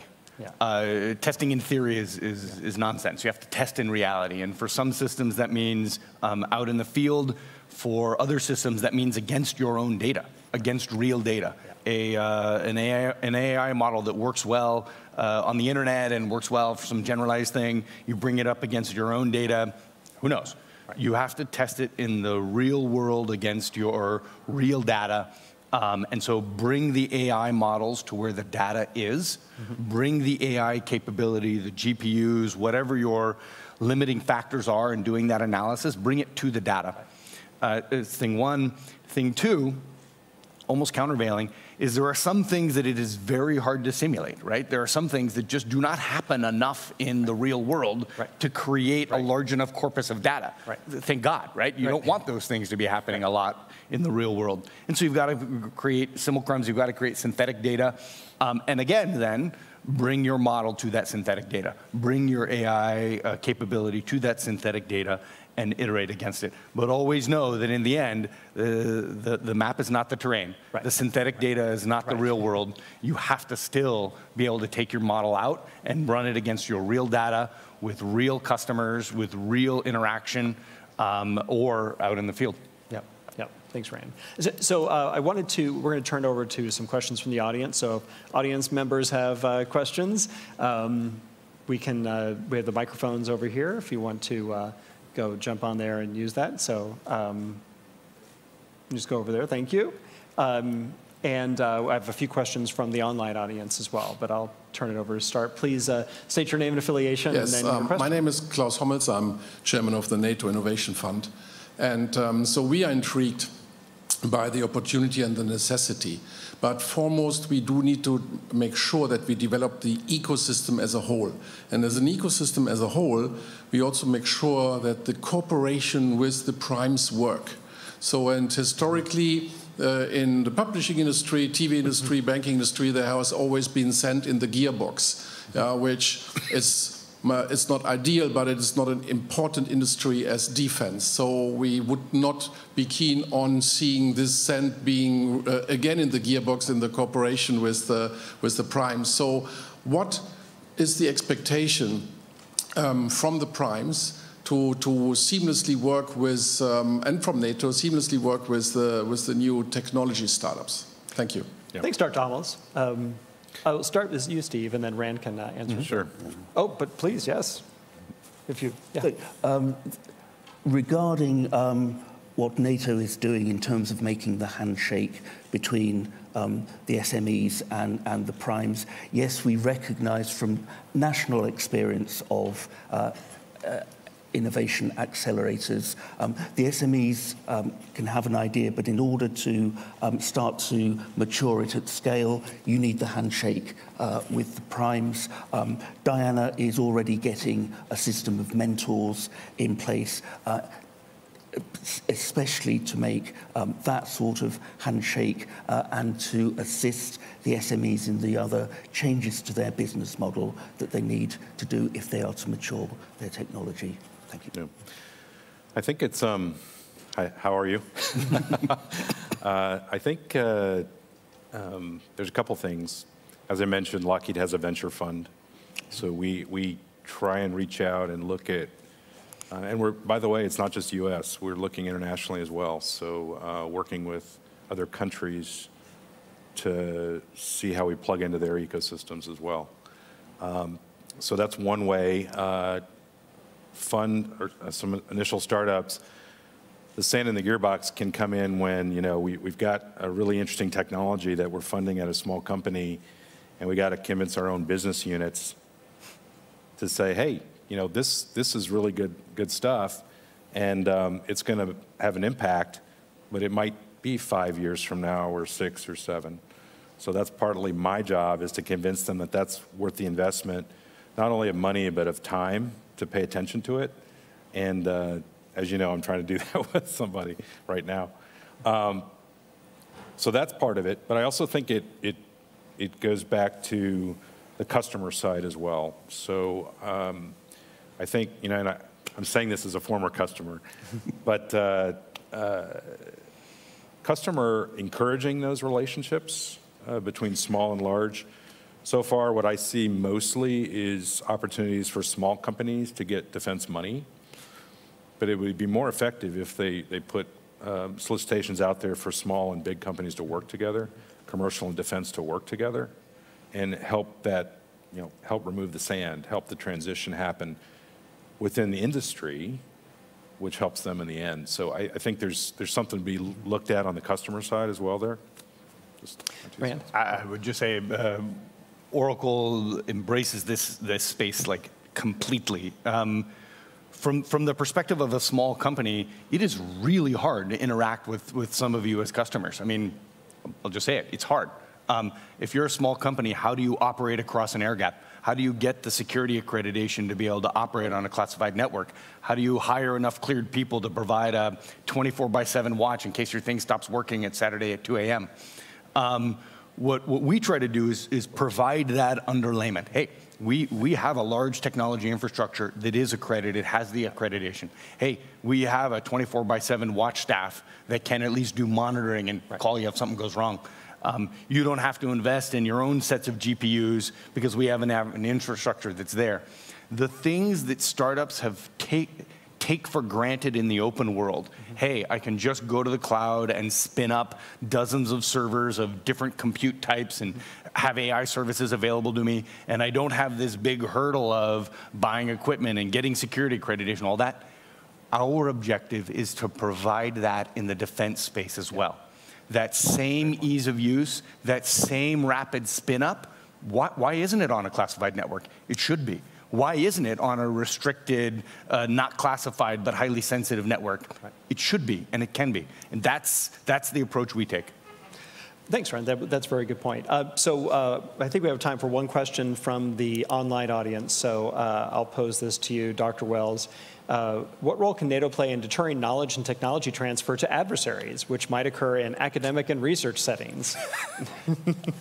Great question, and it's something that is at the forefront of my mind, and what NATO is doing through the Science and Technology Board is having a series of workshops on national best practice of the allies and also partners. A number of allies, the United States, UK, and a number of others have procedures in place, some with regulatory and legal force on the transfer of knowledge from allies to our strategic competitors in particular.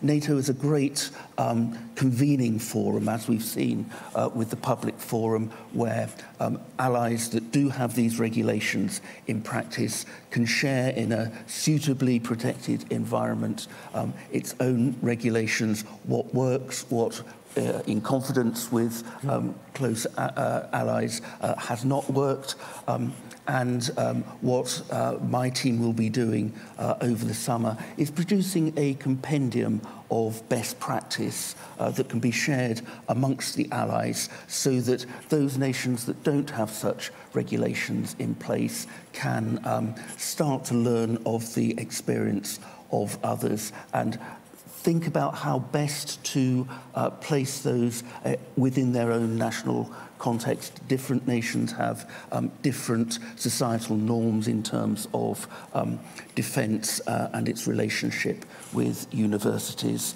It's for individual allies to come to their own decision on how best to adopt guidelines and how best to move that forward. I should say that I'm also in discussion with the chair of the Diana Board of Directors, who has exactly the same concerns about protecting the knowledge that is created by Diana. We've also been in discussion with the European Union as well, and I'm sure colleagues from European Union member states will know that the European Commission has now produced its own guidelines on this area. So we're all moving in the same direction. And I assume that that also means it allows for maybe a comfort when academics are maybe less willing to share information with military officials. Yes. Having that kind of framework also maybe opens up those channels that wouldn't be otherwise open. Well, thank you very much. And we've run out of time, so before they start playing the music and making us leave, I just want to thank our guests. So Rand Waldron from Oracle, Dr. Steve Walker from Lockheed Martin, and Dr. Brian Wells, the NATO Chief Scientist. So join me in thanking them. Thank you.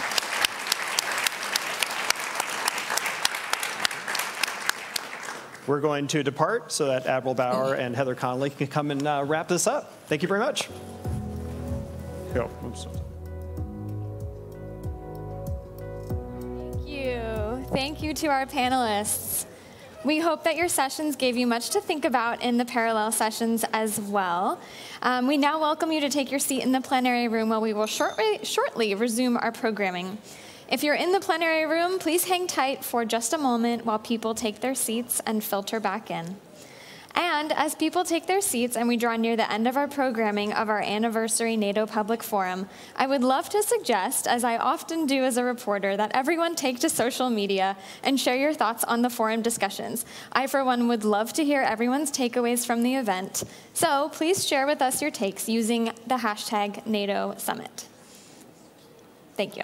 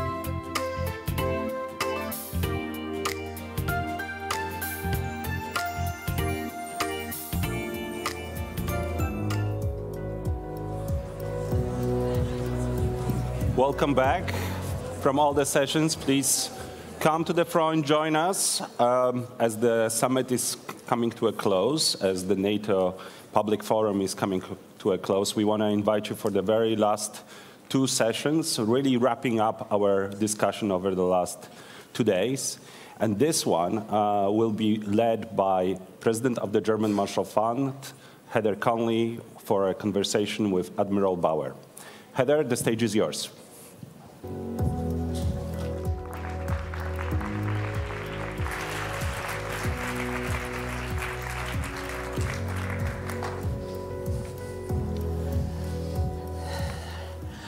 All right, colleagues, the last session. We did it. I am so delighted to welcome Admiral Rob Bauer, the 33rd chair of NATO's Military Committee. Before you stepped up to that assignment, you served as Chief of Defense of the Netherlands Armed Forces. So I started yesterday morning with Secretary Blinken. I said, you know what, you and I are the pace car.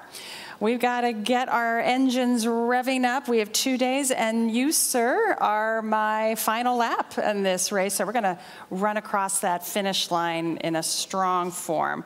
We're having a hot wash here to talk about sort of what we learned for the summit. In the back there, you said you're pretty fired up about what just happened over the last 2 days. Can you share with everybody why you're fired up? And it's great to actually still have an audience at this time of the day, so that's good. These are the hardiest souls ever. Yes.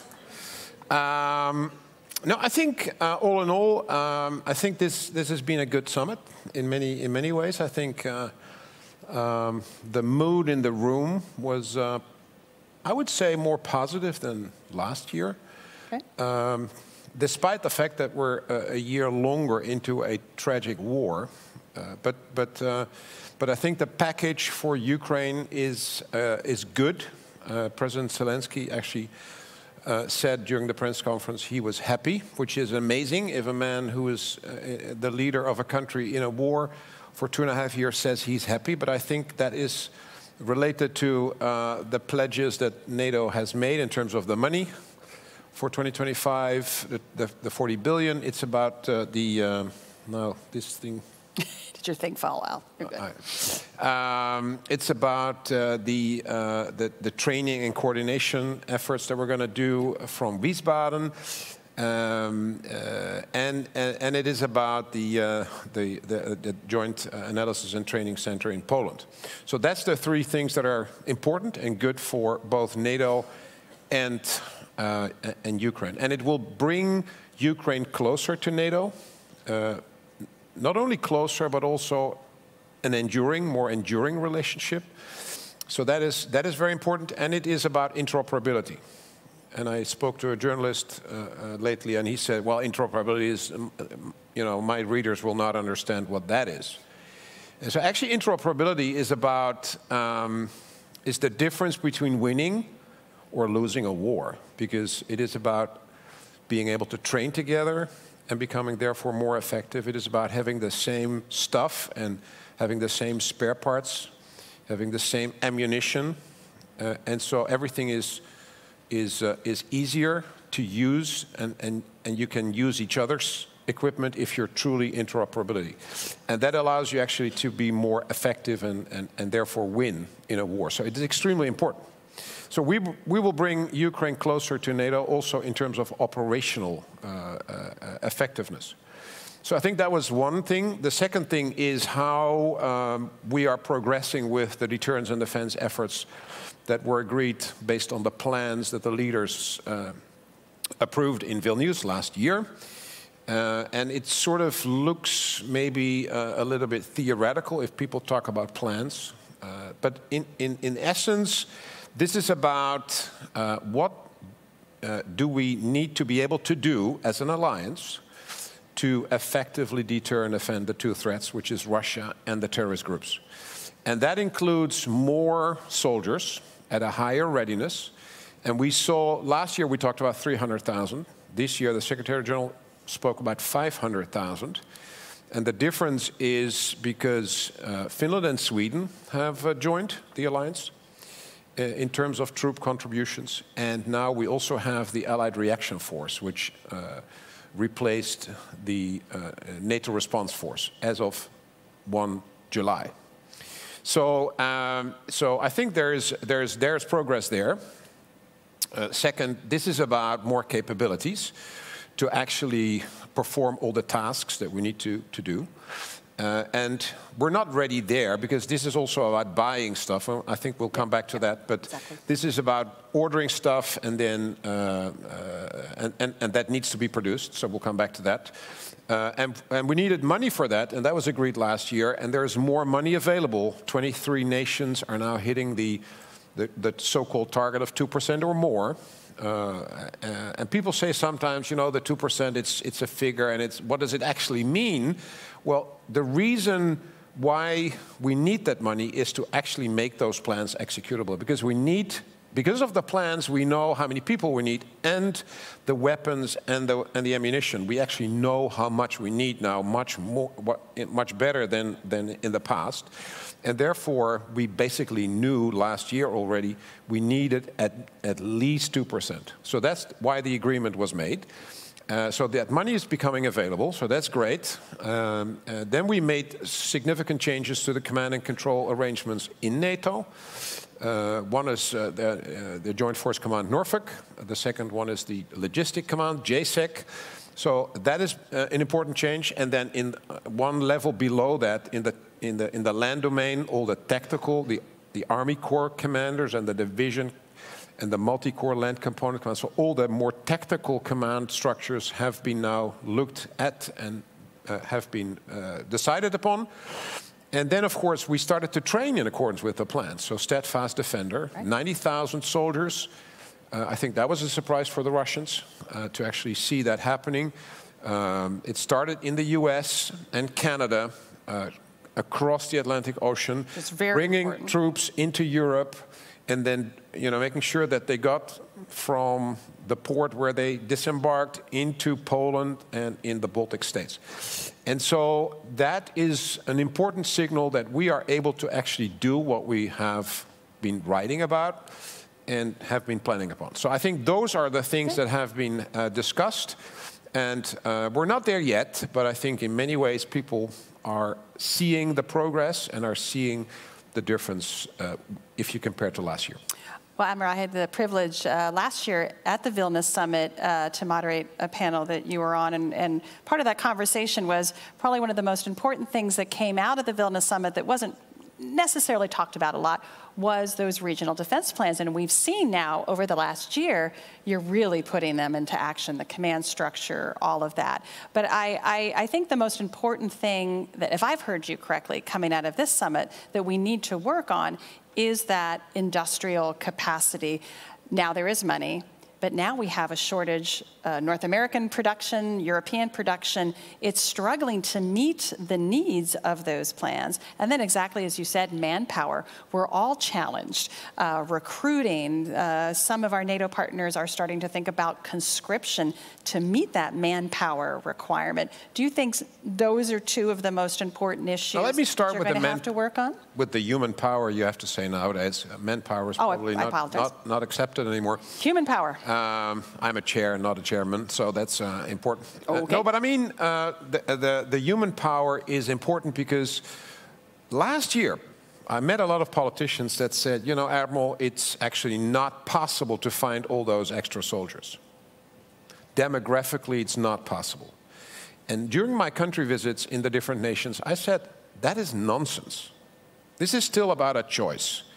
This is still about a choice where we have to understand that if all of us want more security, you cannot say to the armed forces, it's your problem. You cannot say to the chiefs of defense or the minister of defense, you have to solve this. We've given you the money, you have to solve it. Now, if all of you want more security, you have to become part of the solution.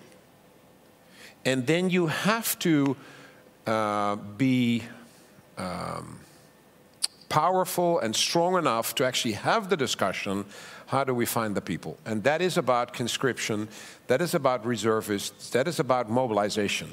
And we better discuss that during peacetime and not after the war starts. Because we know, again, since the start of the war in Ukraine, and it's not a new phenomena, but war unfortunately leads to soldiers getting killed and wounded. So if you start with the professional armed forces, after a couple of weeks, you will start to have a problem if you cannot replace those soldiers. It's not nice to talk about, but it is a reality. And as a result of these discussions, I now have seen in the last year more nations, more political leaders be strong and daring enough to talk about this. It takes an enormous amount of political will. Just on the private sector, do we need a new relationship with the private sector to get where we need to be as quickly as possible? It feels like we need a new relationship. They're a critical part of the answer, whether it's on emerging technologies, whether it's producing the munitions and the weapons. But it is more, for me, it's more than, you know, we need long-term demand signals and we need shareholder values, and it's always about the money. On both sides. I mean, the governments do not want to spend anything, and the industry wants to earn a lot. And that's fine in itself, but I think that's not the solution. I think the solution has to come from the fact that the industry, the private sector, starts to understand that the foundation on which they have been able to you know, have economic activity for 80 years has been stability and security. Rule of law. But if you are doing that for 80 years, you actually don't think about security anymore as an issue because it's just there. But it actually isn't a given. People in Ukraine, the CEOs in Ukraine, are awake at night because they think, is my factory there tomorrow morning? Question mark. If they hear the missiles coming in. And so in our part of the world, in the West, we have to understand it's not a given, security and stability. And therefore, the private sector has to become part of the values discussion as well. Not just the value. I'm fine with them earning money and getting rich. That's not my problem. But they have to understand they are part of the solution. Yep. And the government has to change its ways in the fact that they have to not try to buy as cheap as possible. Because if you want to have a strategic relationship with the industry, you cannot buy every year somewhere else, because that's cheapest. And with toilet paper, I'm fine with it. But not if it comes to missiles or armored vehicles or tanks or frigates or submarines or fighter aircraft. You can't. You need a longer lasting relationship, and that might be a little bit more expensive, but otherwise you will not have the trust, the mutual trust in that relationship to move forward. But we're hearing in Ukraine, I mean, in some ways, we're seeing where low cost, off the shelf equipment is devastating. You know, a $3,000 drone is destroying, you know, tens of millions of dollars worth of equipment. How do you address that asymmetry? Yeah. First, if you leave the hedge of your tank open, and somebody drops from a drone a weapon inside the tank and you destroy the tank, that's not to say we don't need tanks anymore. So you should close the hedge of the tank, because actually the tank is sort of built to withstand that type of ammunition. But if it's inside, you have a bigger problem. So, the way tanks are used, or the way the Russians are using equipment, is not necessarily how we should use it. So that's one. Second, we have to rebalance the amount of high-tech, expensive weapon systems we have, like F-35, and cheaper weapon systems like drones. Because in the longer term, it's not, you know, you cannot continue shooting down the $10,000 drones with Patriot missiles. I'm not saying they are, but I mean, that's a $3.5 million missile that takes 18 months to produce to kill a $10,000 drone. So that's not something you can continue to do. So we see, by the way, in a number of nations, there is cheaper missile systems coming to the market to kill the drones. And that's good, because we now need a higher volume of cheaper weapon systems against cheaper sensors and weapon systems. But we still need the high-tech, very expensive weapon systems. But it's the rebalancing that we will have to do based on this conflict. So you were extended, your tour, but it is coming to an end in mid-January of 2025. So this is our chance to say thank you for your service. It's also, yes, thank you.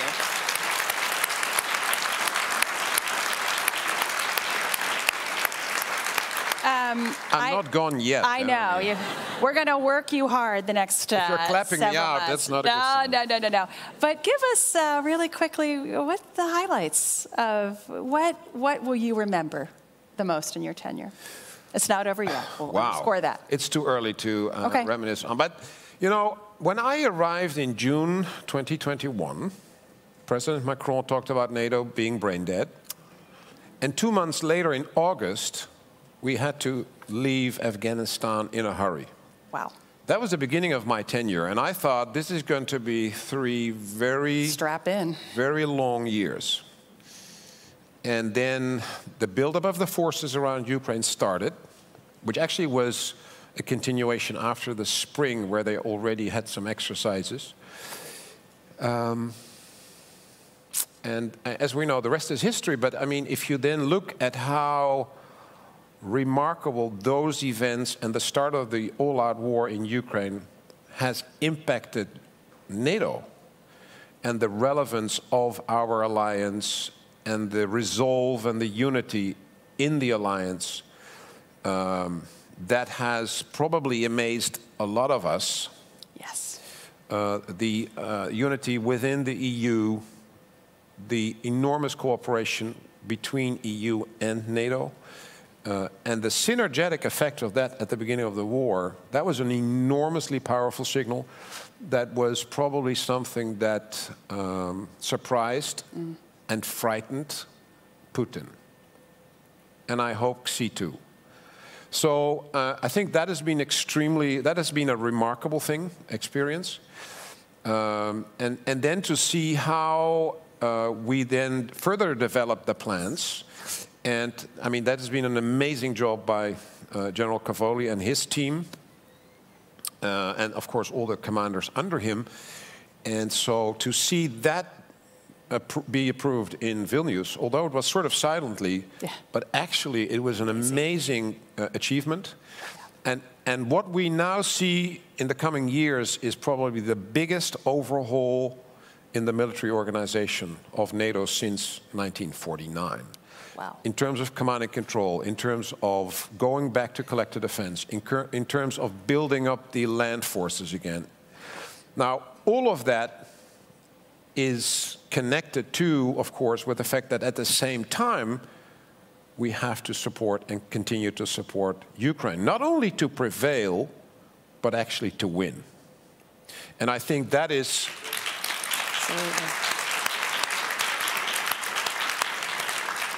And I think that is extremely important for the people in Ukraine, but also for ourselves. If Russia wins in Ukraine, it is not the end of the war. It is the beginning of much more instability in the world. It is a signal, a frightening signal for other autocratic states that will think that it pays off to actually have might above the rules. And then, so we cannot allow that to happen. We cannot allow that to happen. And I think what I've heard around the table in the last couple of days is a good sign that all the nations will continue doing that. And I think the fact that President Zelensky was happy, probably between brackets, because happy is, he can't be completely happy, but happy with that support from this alliance is extremely important for that purpose. And I think all of us need to continue to support Ukraine, not only with weapons, but also in terms of them believing that they are able to win this war. I think they have it in them. Absolutely. To win the war. The only thing they need is our support. So that's why that has to continue. Thank you so much, Admiral Bauer.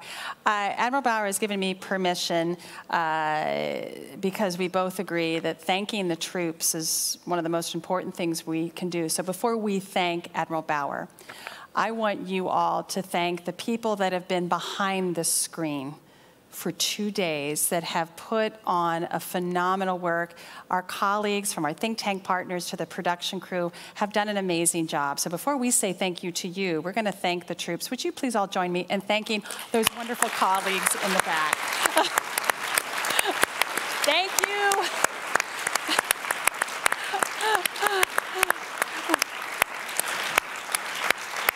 Thank you. And now, do it again. Thank Admiral Bauer for giving us our hot wash, ending us on a high note. Thank you, sir. Thank you.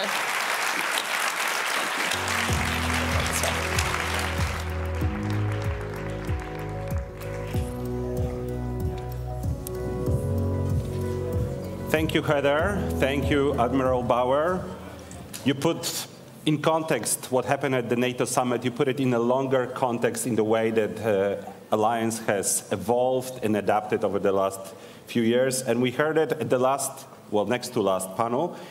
We need Ukraine not only to prevail, but actually to win. And I think that's a fantastic message coming out from our public forum.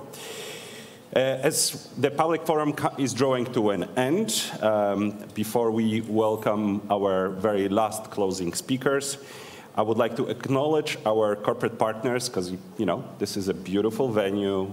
It was all very fancy. It doesn't pay for itself. So we're really thankful for the support of Google, AWS, Microsoft, Northrop Grumman, as well as Boeing, Dataminr, Leidos, Lockheed Martin, MBDA, Oracle, and SAB.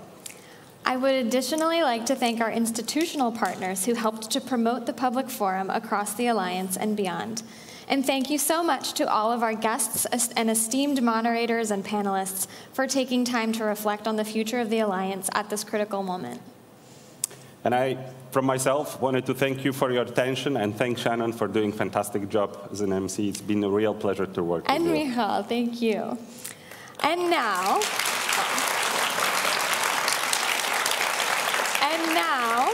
it is now my pleasure to welcome to the stage Marie Doha Besancenot, Assistant Secretary General for Public Diplomacy at NATO, and Amanda Mansour, Special Assistant to the U.S. President and Senior Director for Partnerships and Global Engagement, for their closing remarks. Thank you.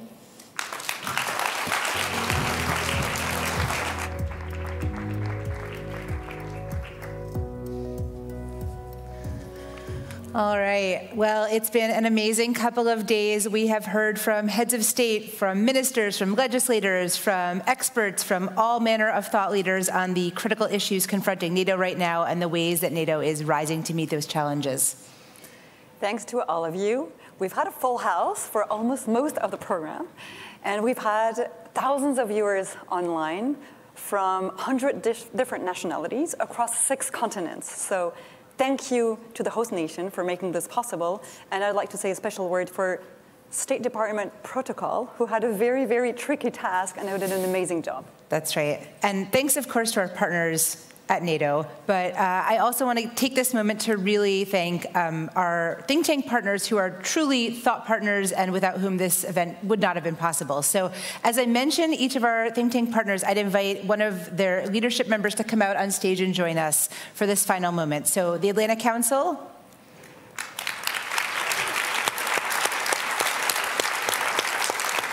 the German Marshall Fund,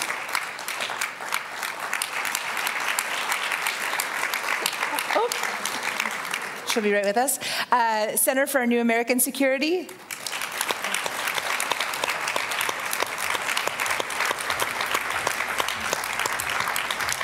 Hudson Institute.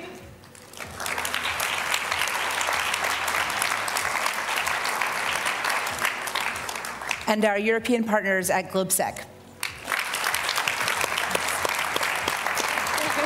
Oh, German Marshall Fund, here she comes. Thank you. Very warm thank you to all of you. It's been an amazing journey with you, and I would also like to thank you all and finish with a call for action. You have been invited because you are our most trusted community of multipliers. You've been informed by the best experts, the best speakers, the leaders, and now we rely on you to tell our story, the story of this alliance, why it matters today. And we have very high hopes, trying to do as well as our content creators who have reached 13 million views in the past 2 days. Please help us get our story out there. Thank you. So, yeah, I'm going to end by saying that's your homework before we meet again in the Netherlands next year. Thank you very much, and good night.